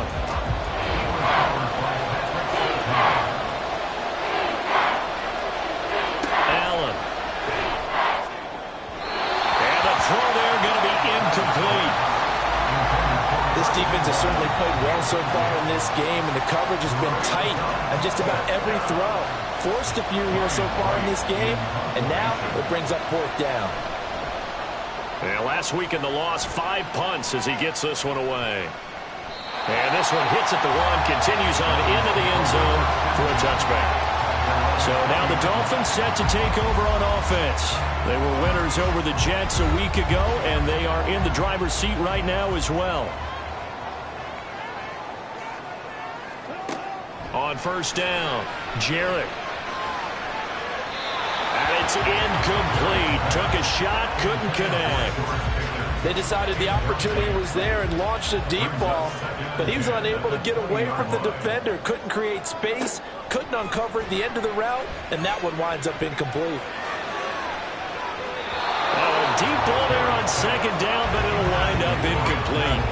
And then, folks, this drive with a lot of confidence after their last one ended up as a touchdown, but incompletions on their first two throws has them huddling up and trying to figure out a big play here on third down to get their momentum going again.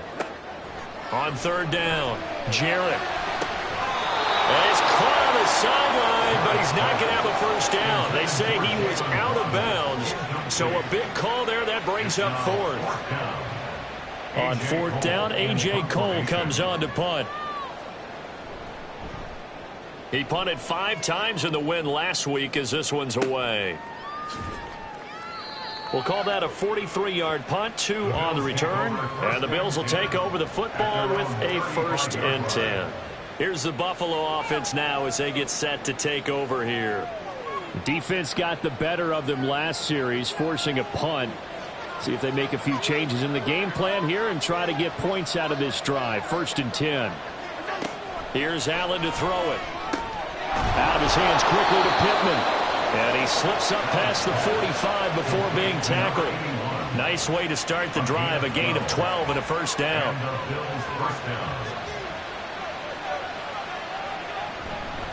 They'll try the right side with Jones.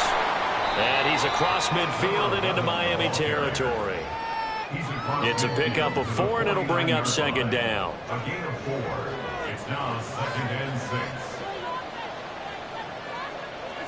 To throw, it's Allen. And he'll go down shy of the 40 at the 41. Josh Allen, very athletic at 6'5", showing the versatility, picking up the first on the scramble.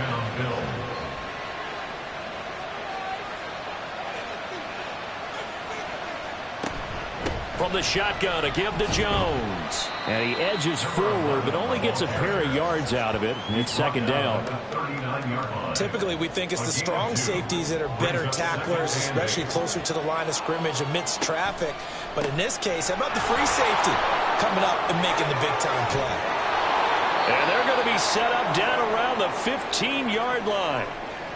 And hold on here, because on that last run, it looks like we have a player who was shaken up. We'll get an update when we come back to Miami.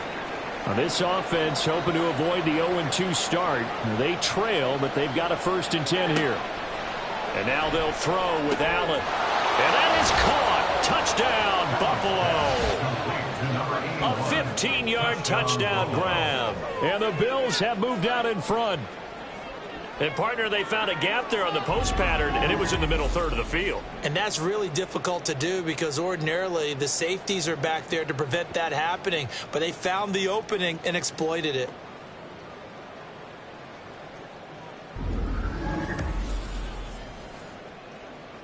The call is to go for 1 and kick the extra point. It's good, and they'll take a 17-14 lead. That time, a 6-play drive, and it ends in a Buffalo touchdown. The kickoff team on the field now as they will send this one away. And he'll elect not to return this one, so they'll bring it out to the 25 on the touchback. The Dolphins about set to go to work on offense. Charles, a very uninspired effort. The last time we saw them out there was a quick 3-and-out, then they punted the football. Yeah, and you never want to get stopped so soundly during a series, but what would be even worse now is letting it happen again right here. They've got to get going. And this is dropped. Oh, it's incomplete. He had a big gainer in his sights, but he could not reel it in. An incomplete pass leads to 2nd and 10 from the 25. Throwing again. Jarrett got an open man. It's Pickens. And he's going to get a good gain of 9 here up to the 34. It's a game of matchups, and that's why you take your receivers and move them around a bunch, especially your best guys. And when they work out of the slot, you often hear the coaches talk about how great it is because it gives you a two-way go. You can break out or you can break in. That makes it hard to defend. Only 3 there on the pickup, but that's enough to move the chains. Line of scrimmage, the 37 on 1st and 10. A run straight ahead with Achane. And a 5-yard gain gets him to the 42. If you're a coach, you'll absolutely take that run every time on 1st down because it really sets you up to go in a number of directions here on 2nd. And they'll send Waddle in motion left. Right back to Achane on 2nd down. And he is met in his tracks behind the line of scrimmage. It'll go down as a 2-yard loss, and it brings up a 3rd down. They'll be in search of 8 yards here as they hope to convert the 1st down. To throw on 3rd down, Jarrett. He had a man open, but he missed him, and it's incomplete. I know coaches tell us all the time that having a powerful arm isn't the #1 thing they look for in a quarterback. But when you're trying to throw inside routes and you need to put some heat on it, it helps have the big gun. In this case, just a little bit too much. And no one there to stop it. Hits at the 8, but it carries all the way into the end zone for a touchback. So here are the Bills to take over. They were losers to New England a week ago. Now they find themselves in the lead here as they start 1st and 10. On play action, Allen. Throw left side complete. That's Lindsey. Great way to start the drive. 20 big ones and a 1st down. Well, this is an awfully tough route to defend in man coverage because he lines up on the right and then runs a crossing route back to the other side of the field. So as a defender, you're not only trailing him the whole way, you're also looking out for your own guys to make sure you don't get yourself picked off. And then you can't catch up in time to prevent the completion. Here's Allen. Oh, and that is incomplete. I think he's got to be careful not to force anything into coverage right there. There weren't really any throwing lanes, but the best part for him, he's got 2nd and 3rd down to fall back on. On 2nd down, it's Jones. And he is going to be stopped cold behind the line of scrimmage. It'll be a loss of a full 3 yards there, and it also brings up 3rd down.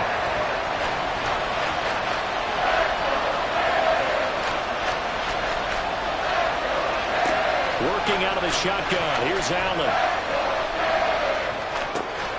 Got an open man. It's Josh Palmer. And he's going to get this all the way down inside the 35. A big play there as they get the conversion on 3rd and 13. Let's face it, the focus is going to be at the end of this play on the big-time gain, right? He lined up on the left and worked his way all the way to the right before the perfect pass found him. But how about the offensive line into protection to give him enough time to work his way all the way across the field? Now a 1st down carry by Jones. And he's going to get a solid gain of 9 before being brought down. 2nd and right at a yard. At the 23-yard line. It's a gain of 9. Brings up 2nd and a yard. They'll go again to Jones. And he'll be brought down inside the 20 at the 19. 4 yards the pickup, 1st down. A gain of 4 yards. 1st down, Bills.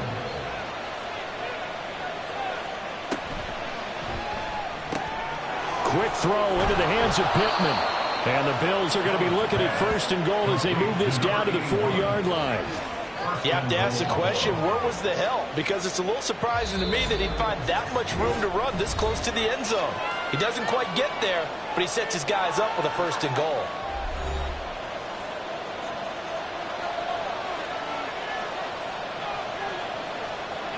Here's Allen. The quick slant caught. Touchdown. Josh Palmer from 4 yards out. And the Bills are able to widen their advantage. That's an old-fashioned death march there, partner. Took them a lot of plays, but hey, they did the job. And the defense always preaches getting off the field, making a play, and turning it back over to their own offense. Unable to do so. A long, sustained drive by the offense. Now the extra point.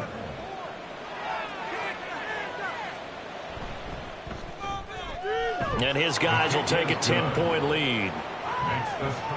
So that drive goes 8 plays. And it ends with a touchdown pass to Josh Palmer.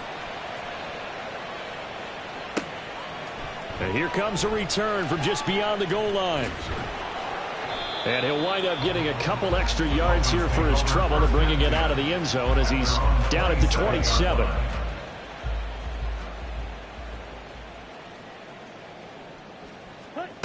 Throwing to start the drive. Jarrett. That's going to be caught by Waddle. And they take him down, losing yardage back at the 27. To throw on second down. Jarrett. And that'll be incomplete. Really good coverage all over the field. It took away his intended read and almost dared him to try for his guy out of the backfield. No surprise on that one. It doesn't connect. On third down, H.A.M. And this effort will not get it done. He stopped well short of the first down at the 29. So they're forced to punt on fourth as this one's away. Fair catch called for and made right at the 25-yard line. The Bills offense back out onto the field. There was still more than a minute to go in the half. Time to try to mount a drive. And I would think that they would have to. This is today's NFL. You got to push it whenever you get an opportunity. You can never have enough points with the high-powered offenses that you face. And analytics will tell you, try and score when given the opportunity. A gain of 8 there on the play, and it'll be second and a couple. At the 33-yard line. Throwing now is Allen. Throw left side is hauled in by Palmer. And they'll get it up just short of the 45 at the 44. Things looking much rosier for them here in week 2. They work with the lead as they've got it 1st and 10.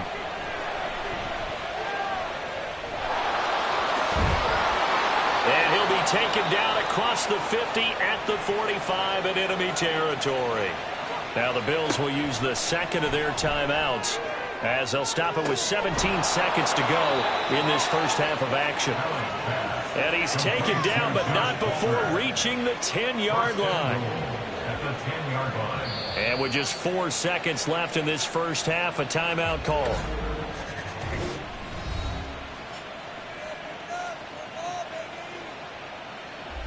So with 4 seconds to go in the half, here's the field goal unit onto the field. From the left half, should be a fairly easy one here. And his kick is indeed good, and the Bills will add on to their lead. So good work there to get points just before the half as they add on to their lead. As trite as it sounds, every little bit helps. That's exactly what they're going for. Anytime you get a chance to put points on the board, you take it. And they didn't leave the other side with much time at all on the clock.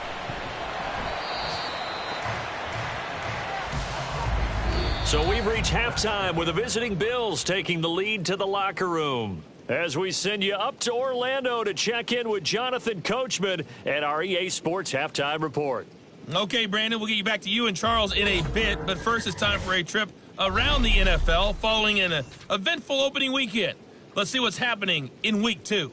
We'll start with an AFC East matchup. The New York Jets taking on New England in Foxborough, and those two are tied up as they play the second quarter.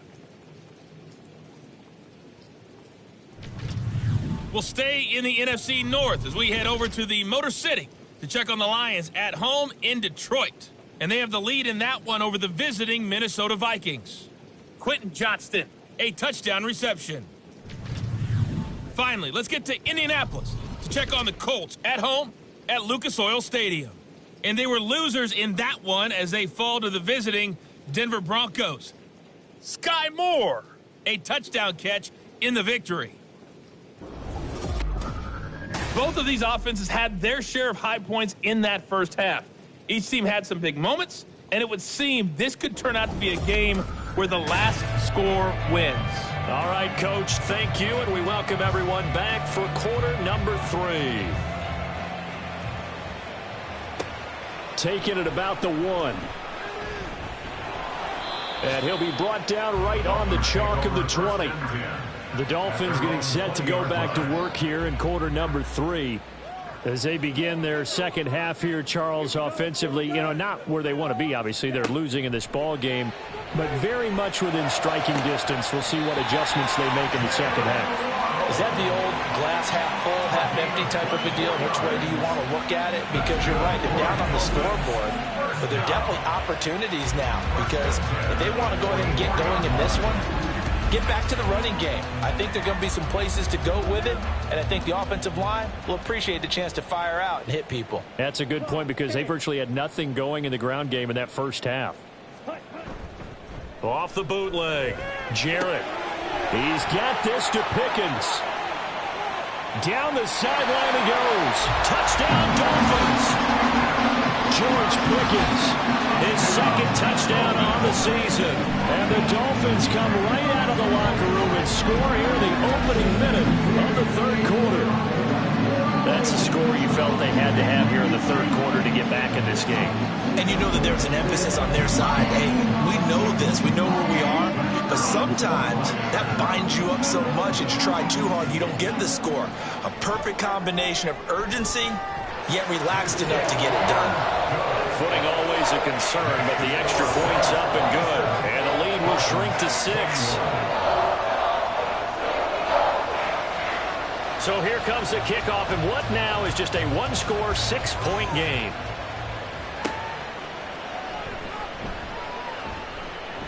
And it's a pretty good return here as he'll get this up to the 29. So here's the Bills offense now. They get ready for their first possession of the second half.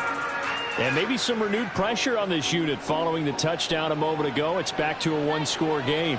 And because of that pressure, because it's now a one-score game, they know this is where you need to slow the momentum change, because otherwise that could overrun your team. You've got to be careful right here. 3 yards on the pickup there, and it'll be second down.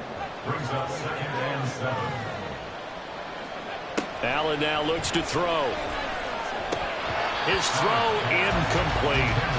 Well, you most certainly don't want to go 3 and out here and give the football right back, because your friend, Old Momentum, he's wondering if he should change sidelines about right now. And if you don't convert here, guess what? He's going to make the trek to the opposite side, and all of a sudden, you've got a battle on your hands. Now the throw on third down, knocked away and incomplete. And here's Ryan Wright now as he'll punt it away for the second time.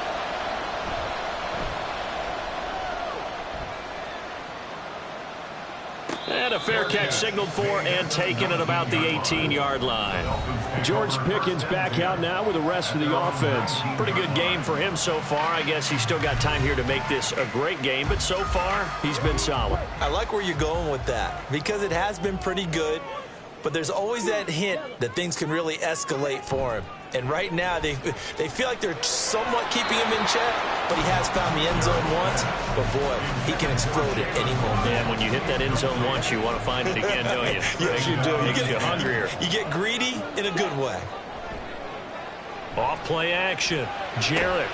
Throw left side, held in by Pickens. 9 yards, not quite enough, and they'll be left now with 3rd and 1.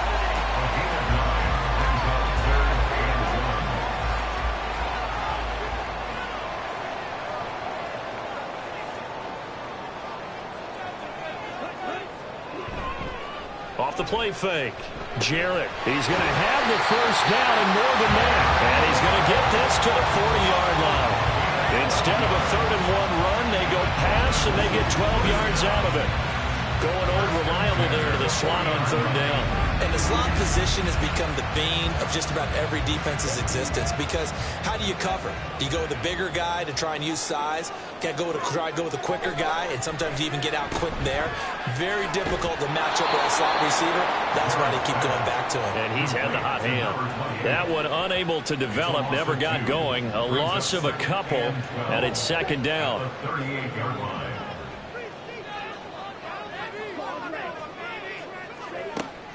Looking to throw.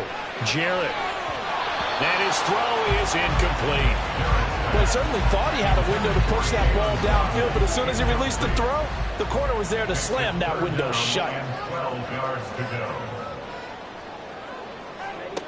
On 3rd down, Jarrett. And this pass broken up. The contact well-timed there, and now 4th down. My first thought is surprise, because that's one of the better tight ends around, and I've seen him pull in balls like this before. But how about a little credit to the defense forcing that incompletion? Calls for the fair catch, makes the fair catch just inside the 15-yard line. Back now on offense, the Buffalo Bills. No points last time out. They were forced to punt, if you remember, but no time to dwell on that. They've still got the lead here and a chance to add to that here. 1st and 10 as this new drive starts. They'll start the drive with a carry by Jones. And he fights forward for a modest 2-yard gain, 2nd down. Well, any lane that might have been open there was closed pretty quickly, and that was because the defensive front, they won that battle at the point of attack at the line of scrimmage. They used great leverage, held their spot, and stacked him up. And he works it across the 25 before being tackled. 89 yards for him on the ground now on 18 carries. After the run by Jones, here's 1st and 10. And here's a handoff out of the gun. And he can only manage to get a couple. 2nd and 8 coming up. Defensively, we always know that he is tough in run support, and I think the way that he gets there is he understands what an offense is going to do before the ball's even snapped. A great job of scouting prior to the game, then reading, reacting, and taking the right path to the ball carrier. So from the 39 now, they'll come up on a 1st and 10. Back to throw. Allen. Quick hitter here. It's complete. Call it a gain of 6 on the play, and that's going to bring up 2nd down. It's a pickup of 6. Brings up 2nd and 4 at the 44-yard line. On play action, Allen. Rush coming, and he's taken down. That winds up pushing him back 11 yards on the sack. And that'll bring up 3rd. Like how they started the 3rd quarter here. They force a punt on the 1st drive, and after this sack, it looks like they'll be forcing another one as well. Absolutely. Maybe got their 2nd win coming out of the locker room. So after the sack, Allen and the Bills with work to do on 3rd and long. Looking to throw. Allen. He's going to air one out. And that will be incomplete. Well, they weren't scared to let it fly, but it falls to the ground and brings up 4th down. And that's a really good job there defensively. They went into this possession knowing that they needed to get a stop.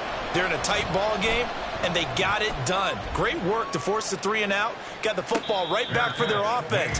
They've got to go to the sidelines feeling pretty good about themselves and encouraging their offensive mates to get some points.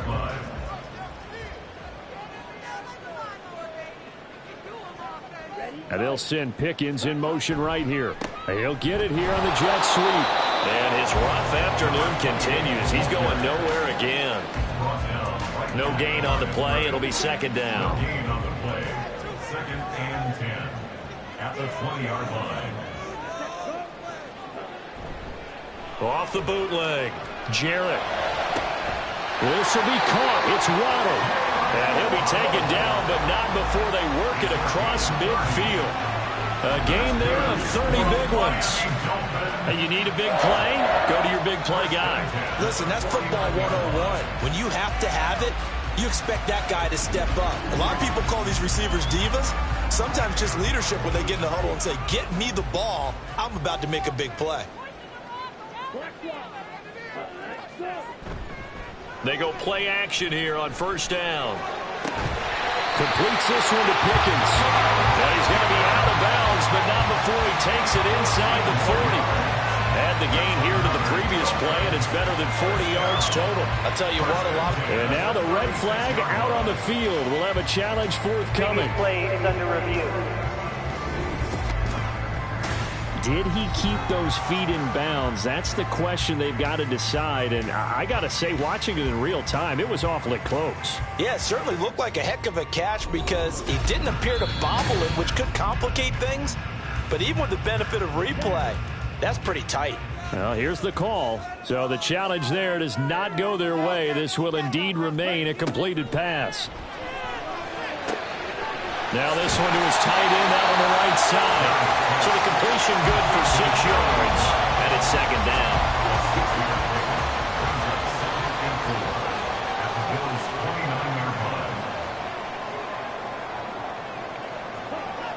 Back to throw again. Hits it away, and it falls down incomplete. Well, so many times defensive backs get caught playing the man rather than the football, but not in this case. That's an excellent play. Did exactly what you're supposed to do. Attack the football and help break. Touchdown! George Pickens with now his second touchdown of this third quarter. And the Dolphins have tied the ball game with a chance to take the lead. I know Paul Revere talked about by land or by sea, right? You know, one by land, two by sea. He didn't mention air because right now we're seeing a big-time performance, aren't we? That's 2 touchdowns so far in this game. Where'd you pull that one from? And, you know, every now and then I actually listened in history class.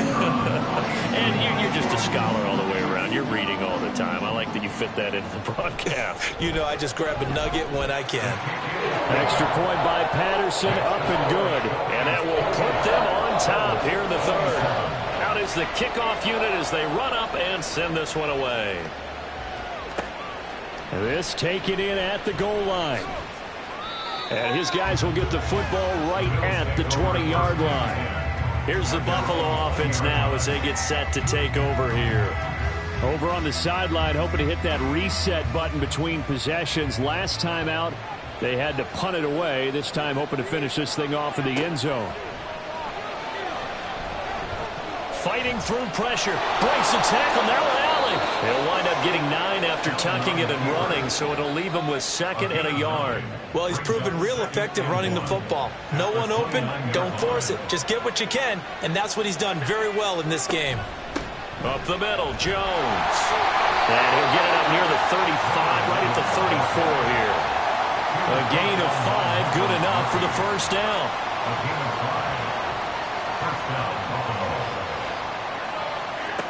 Now Allen. And that, nearly picked off. It would have been a great time for their first interception of the game. Instead, it's 2nd down. Now Allen. And that one's going to come up a little short. It's incomplete. And now offensively it's 3rd and 10, and I'm just thinking to myself, actors always say, what's my motivation before a big scene? Right now the play caller's thinking, what have I done before that's worked well that I can go to right now? Yeah, because they were pretty successful in the first half scoring. And this is caught inside the 5. Touchdown, Bills. Josh Palmer with his 2nd touchdown of the afternoon. And the Bills have answered back with a 3rd quarter touchdown of their own to retake the lead. Pretty good response. They had given up the touchdown and the lead, but they struck back. And I love the way that they just saw it happen, took a quick exhale on the sidelines. So let's go get it back and fast. Let's go ahead and throw the ball downfield and get our own 6 points. A huge chunk play to regain that lead.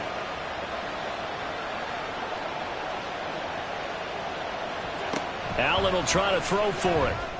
And that is caught for the 2 points. And around the goal line, especially on 2-point tries, sometimes the QB's best friend is that big target, the tight end. I love how you described it because you know he's going to have some length and some catch radius as well as a big body to keep people away from the football.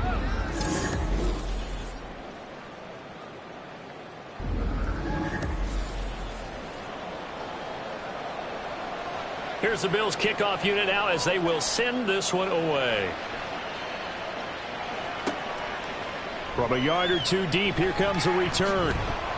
And he's up past the 20 to the 22-yard line. George Pickens back out now with the rest of the offense. Seems like the measuring stick for a receiver for a great game is 100 yards. Well, he's well past that now. And as we analyze how he's getting them, that's where it really becomes fun because, let's face it, they keep sending coverage at him, keep trying to put the pressure on, yet he finds ways downfield and finds openings. That's a really crafty receiver. Not what they had in mind there. That's going to go as a loss of 4. It looked like the defense, they were ready for that one. Really left him almost no room to work after catching the ball. He could throw every move in the book at him. They were there, and they tackle him for a loss. Looking to throw on 2nd down. Jarrett. Throw caught by Achane. And they'll bring him down at the 27-yard line. Caught that look from you there, partner. I think we're on the same page on that one. Just his first catch, I think we both thought he'd be a little more active in the passing game. Let's see if that's the start of them trying to get the ball to him a little bit more here in the second half. Pass interference. Defense. I'll tell you, far from ideal conditions to play in, but neither offense has had much trouble. Plenty of points to go around. 1st and 10. Oh, he tries to force it in, and it's intercepted. And the Bills are going to take possession here at their own 47-yard line. I tell you, Brandon, it seems like this guy's been all over the field so far. That's his second interception of the game. And so much of playing defense in the NFL, especially when it comes to defending the pass, is all about positioning and technique. And this is fantastic work on both fronts there. The Bills ready to take over. They start near midfield following the interception as they begin 1st and 10. Allen and the Bills now with a 1st and 10 on their side of midfield at the 47. And he'll begin the drive with a give to Jones. And he got blown up. Losing yardage on the play back at the 44. That's going to wind up a loss of a full 3 yards on 1st down. So now they have to contend with 2nd and 13 after the 1st down run goes backwards. Allen going to throw. And that's going to be incomplete. Good effort there, trying to take a shot, but it's 3rd down.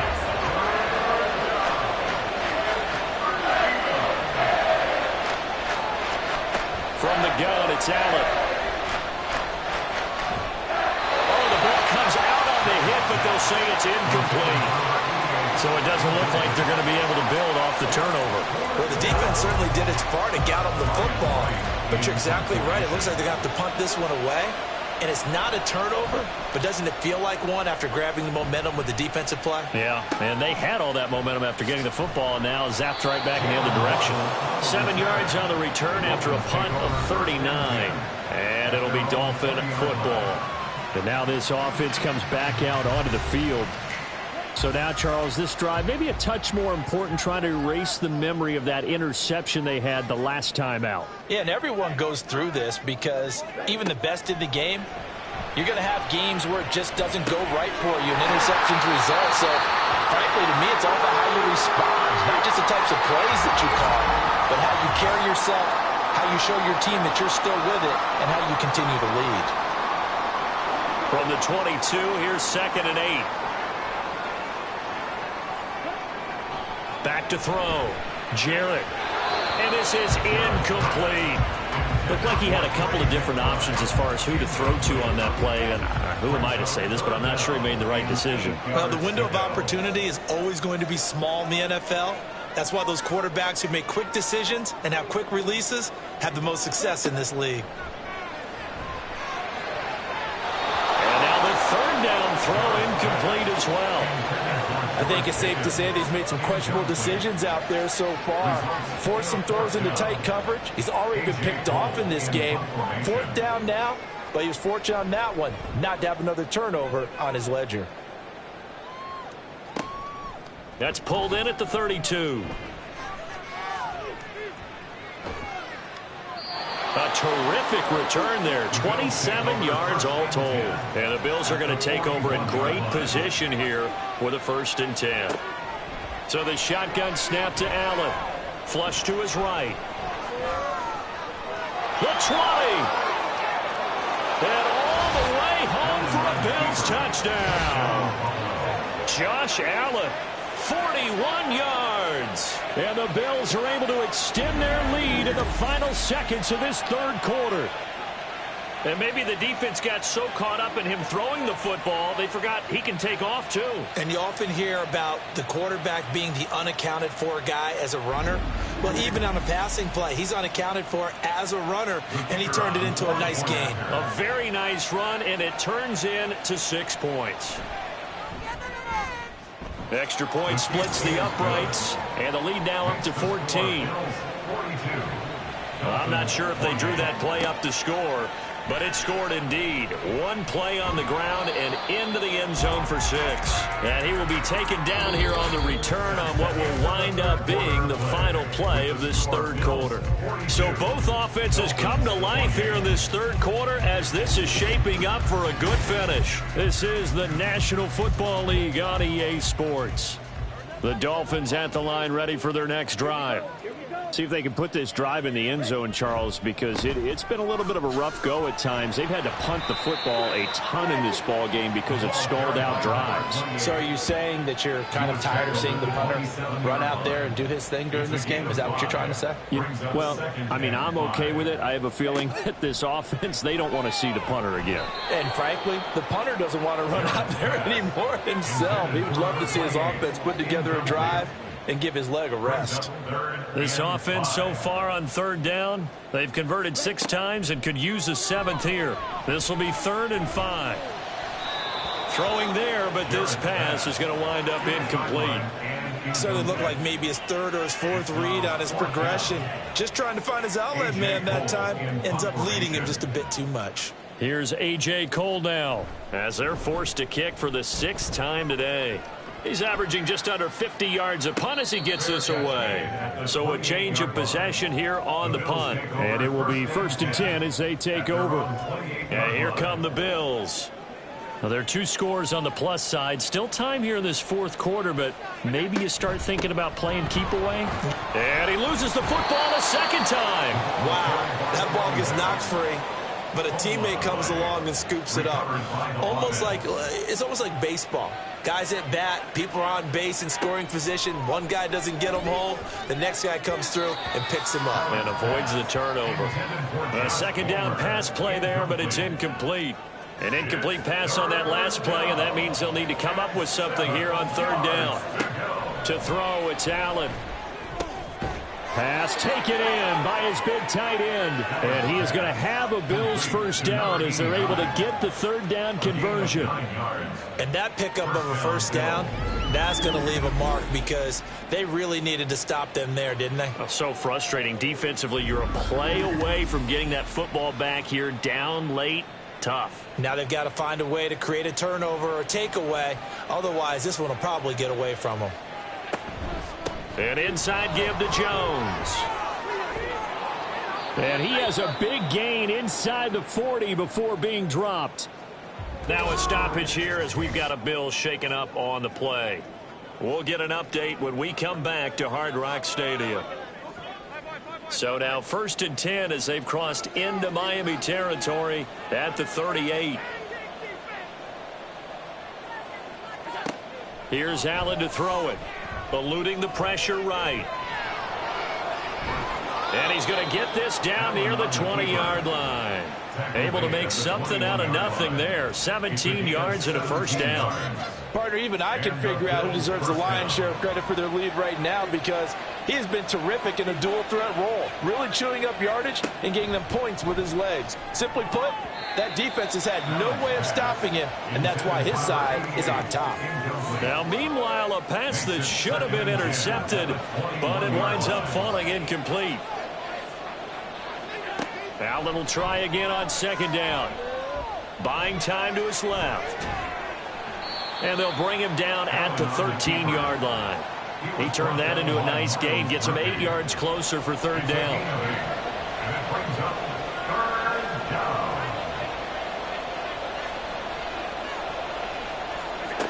To the air, Allen. He's got his target. That's complete. And the Bills are going to have 1st and goal coming up as they're able to convert there on 3rd and 2. And in a lot of ways, that catch is expected. Red zone presence, and that one was realized there. You've got to find your tight end in that situation. A good chance now to put this game on ice. This is 1st and goal. And he is into the end zone for a Buffalo touchdown. A 5-yard touchdown run. And the Bills have pretty well put it away here in the 4th quarter. And that right there is the definition of a statement drive. You're in the 4th quarter, trying to get to the finish line, and here they were able to hold the ball for a long time and move it down the field. And how about them finishing it off with the touchdown run? Winning football 101, check that box. Extra point right down the middle. And the lead now to 3 touchdowns at 21. Dolphins 28. And taken down just past the 20 at about the 21-yard line. And hold on here, because on that last run, it looks like we have a player who was shaken up. We'll get an update when we come back to Miami. First down, Miami, as they get set to start the drive. Throwing to start the drive. Jarrett. And he's going to be intercepted for the 3rd time thus far.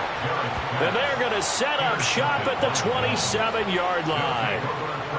But here in the 4th quarter, defensively, you know that you're just going to blanket the field with defensive backs and say, okay, take your best shot. And that time, it's intercepted. And we've often seen teams go into the prevent early, way too early, and sometimes they get too soft in their coverages. But not in this case.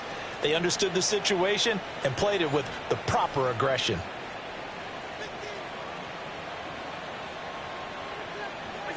So after the INT, it's Allen. Throwing left sideline complete. It's Lindsey. Touchdown. A great effort there. 27 yards. And the Bills have opened up a 4-touchdown lead here in the 4th. So, Charles, the bad taste from that opening week loss, that's just a memory now. This has been a very strong performance as they score once again. Yeah, I know it's only week 2, but you're exactly right, because this team felt like they let one get away in the opener. And not only were they determined to not let the same thing happen here, they knew that they had to correct a bunch of things. So everything that went wrong in game 1, they took care of business with it in game 2. Point after, right down the middle. And that'll increase their lead to 28. Here's the Bills kickoff unit now as they will send this one away. This fielded right at the goal line. And he will make it to the 20-yard line and no further. Dolphins offense returning to the field. Where we stand right now in the 4th quarter, this one pretty much out of reach. And, Charles, I know they're going to be disappointed about several things with this ball game, but the self-inflicted wounds, they've had several turnovers. You would have to think that's going to be something they're going to discuss heavily in the film session in the coming days. You're absolutely right about that, partner, because they're going to have to sit in that film room and watch every error that they made and figure out how to not do it in the future. And mentally, I think a lot of the guys are already starting to think about, okay, how do we put this behind us and get better for the next time out? This, they'll use as motivation for the rest of the time that they play to hopefully never be in this type of situation again. And now following the completion, we're going to get a stoppage here for an injury. Here is 3rd down and 4.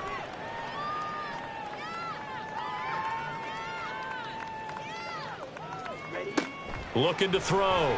Jarrett. Oh, he had him. He was open, but he couldn't get it to him. It's incomplete. Well, the other day they told us when we've got 3rd and 5 or less, we have to be able to convert. And I guess every team would say that, Charles, but an opportunity missed there. What they were trying to tell us is they believe it's a matchup game at that point. And they liked some matchups that they had, thought they could exploit them, unable to do so on that play. And he's able to get this one up to his 30 before he's out of bounds. The Dolphins can't convert on 4th down. And the Bills are going to take over in excellent field position. Everyone gears up for 3rd down, talks about the importance of it. But 4th down, that's truly the moment of truth play, isn't it? Everything's dialed up a little bit more. And, it's such a momentum play, isn't it?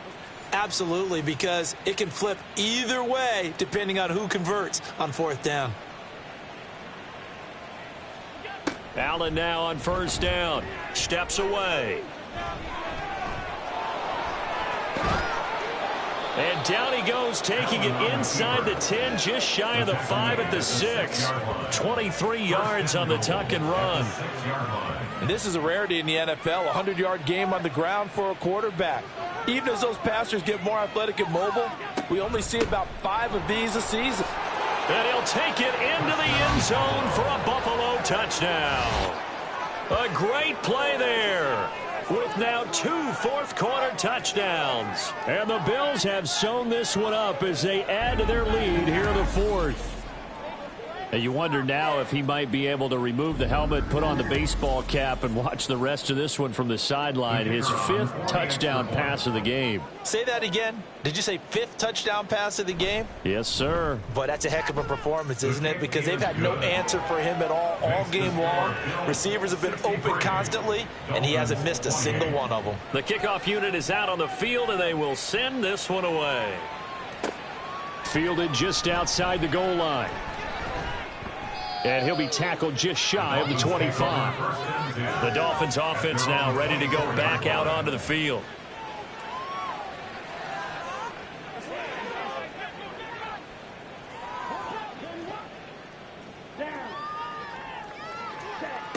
Throwing to start the drive. Jarrett. They'll swing this out wide. Here's H.N. And they get him down, but not before he takes it across the 40-yard line. First play of the drive, a success, 19 yards. One play has him up past the 40 already, and another 1st and 10. Back to throw. Jarrett. And that one off the mark behind him, incomplete. I'm not even sure I know who this guy is out there playing right now. This is very unlike him, one of the most accurate guys in the league. Totally off his game right now. I don't know. I was going to ask you what you pin it on, but defensively, they've been pretty solid. But sometimes, you know, those defenders, they get into the receivers pretty well, and if they chip away at their timing, it's going to affect what you're doing throwing the ball as well. Work to do here to avoid falling to 1-1, but this is 1st and 10 right now. H.N. gets it from the gun. And that didn't fool anybody. He's going to be dropped in the backfield. Call it a full 3 yards in the wrong direction there. Brings up 2nd down.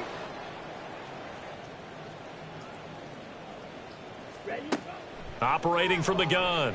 Jarrett. He'll dump this off to H.N.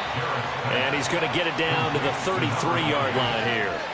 And that's good for a gain of 6. 3rd and 7 now.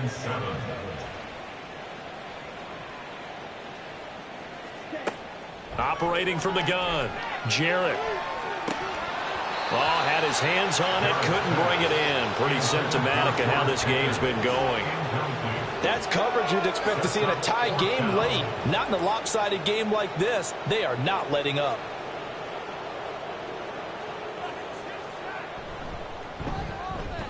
Patterson's kick is good. And they'll get back 3, but this remains a large deficit. So they hadn't called on him at all until this point, but he comes through here and buries one from long range. Yeah, that's awfully impressive because usually kickers like to get that first one out of their system in the first quarter, sort of get them into the flow of the game, but to come in this late and knock it down from long distance, give him a lot of credit. Here's the Buffalo offense now as they get set to take over here. Well, they don't really need the points here, Charles, given what we're looking at on the scoreboard, but they've scored on 3 consecutive possessions, 3 consecutive drives, and I'm sure that they would like to keep that streak going here and continuing to pour it on. And things have gotten that way in the NFL, haven't they, partner? Because in the old days, people would, they'd get off the gas a little bit, right? But now, people continue to accelerate. But we'll see what they decide to do as they come out for this one. But the way that this game has gone, they've got to be awfully happy with their execution overall. And very little room to maneuver. He'll get this down to about the 39. Credit him with a 1-yard gain there to make it 2nd and 9. Brings up 2nd and 9. Allen running the option to the left. And he probably should have given that one off as he's going to get hit and taken down behind the line. That's a big loss of 3, and it brings up 3rd down. Well, he's had success running the football in this one. Yeah, that's undeniable, but that time the defense was on to it. And, partner, I think the more you see a play like this, the more they're able to diagnose it quicker and easier for them to defend it. I think you have to dress it up a little bit and show maybe some different formations and looks. Now a 3rd down throw, but it misses the target, incomplete. A CD, they're up big, but they're still passing it. I mean, this is an offense that's had a lot of success in this game, and it seems like they're just having fun out there. And it does feel like there's been a shift out there, doesn't it, partner? Listen, if you're up, you can continue to do what you want to do. It's up to the other team to make you change how you do things. They'll continue to throw it around until stopped. A 47-yard punt, maybe a couple on the return. And out will come the offense as they take over. Throwing on 1st down. Jarrett. A short one here, caught by McBride. And he'll take this across the 25 before going out of bounds. A gain of 10 yards. That's good for a Miami Dolphin. First and 10 at the 27-yard line. On first and 10, Jarrett. Out to the flat. That's complete to his running back. The completion, but they go in the wrong direction. A loss of yards, and now they're dealing with a second and long. Heck of a play there to get to him quickly and get him down for a loss. I think they did a really nice job getting ready for this game, scouting, watching film, and understanding defensively what the play design was. Throwing again on second down, but this time it's incomplete. An incomplete pass on that last play, and that means they'll need to come up with something here on third down.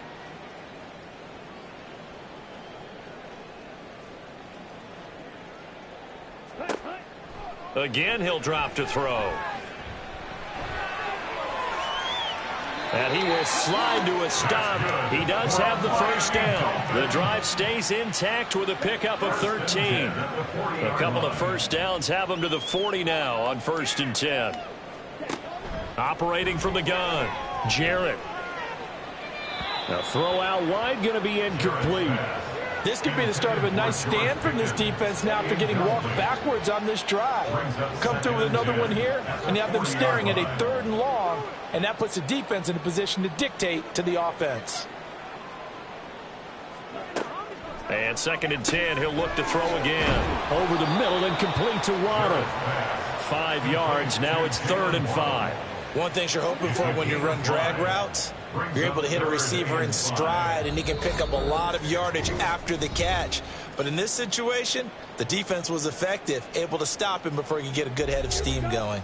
Play number 7 now coming up on the drive. Third and 5. Looking to throw. Jarrett. Able to find the open man. That's complete. And that's going to be incomplete. The coverage too good there. The contact popped the ball free, and it's fourth down. Here's A.J. Cole now as he's on to punt for Miami.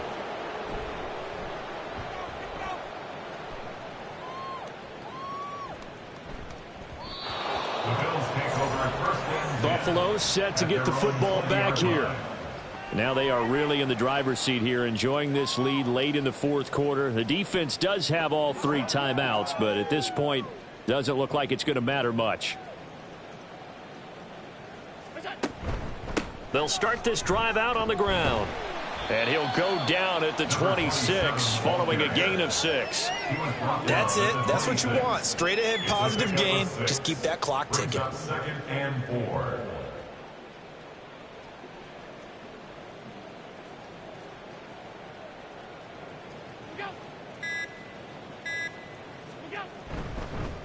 Now a fake on the jet sweep, and they'll instead run up the middle. And he is met in his tracks behind the line of scrimmage.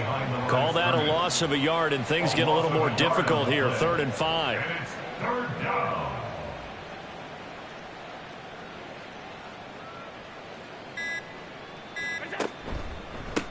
They'll keep it on the ground. Yarbrough, and he'll get this one up to the 26. Just a 1-yard pickup there, and it'll be fourth down. Well, this was just simply excellent defense. On this third down, they had to be alert for the possibility of a pass, but that didn't stop them at all from understanding what was going on when they decided to run the football, and they just swarmed and stuffed them for almost no gain. Well, this was a fun one today if you like points. A lot of them went on the board. Both offenses were clicking. Charles, these defenses, meanwhile, have a little something to clean up before their next contest.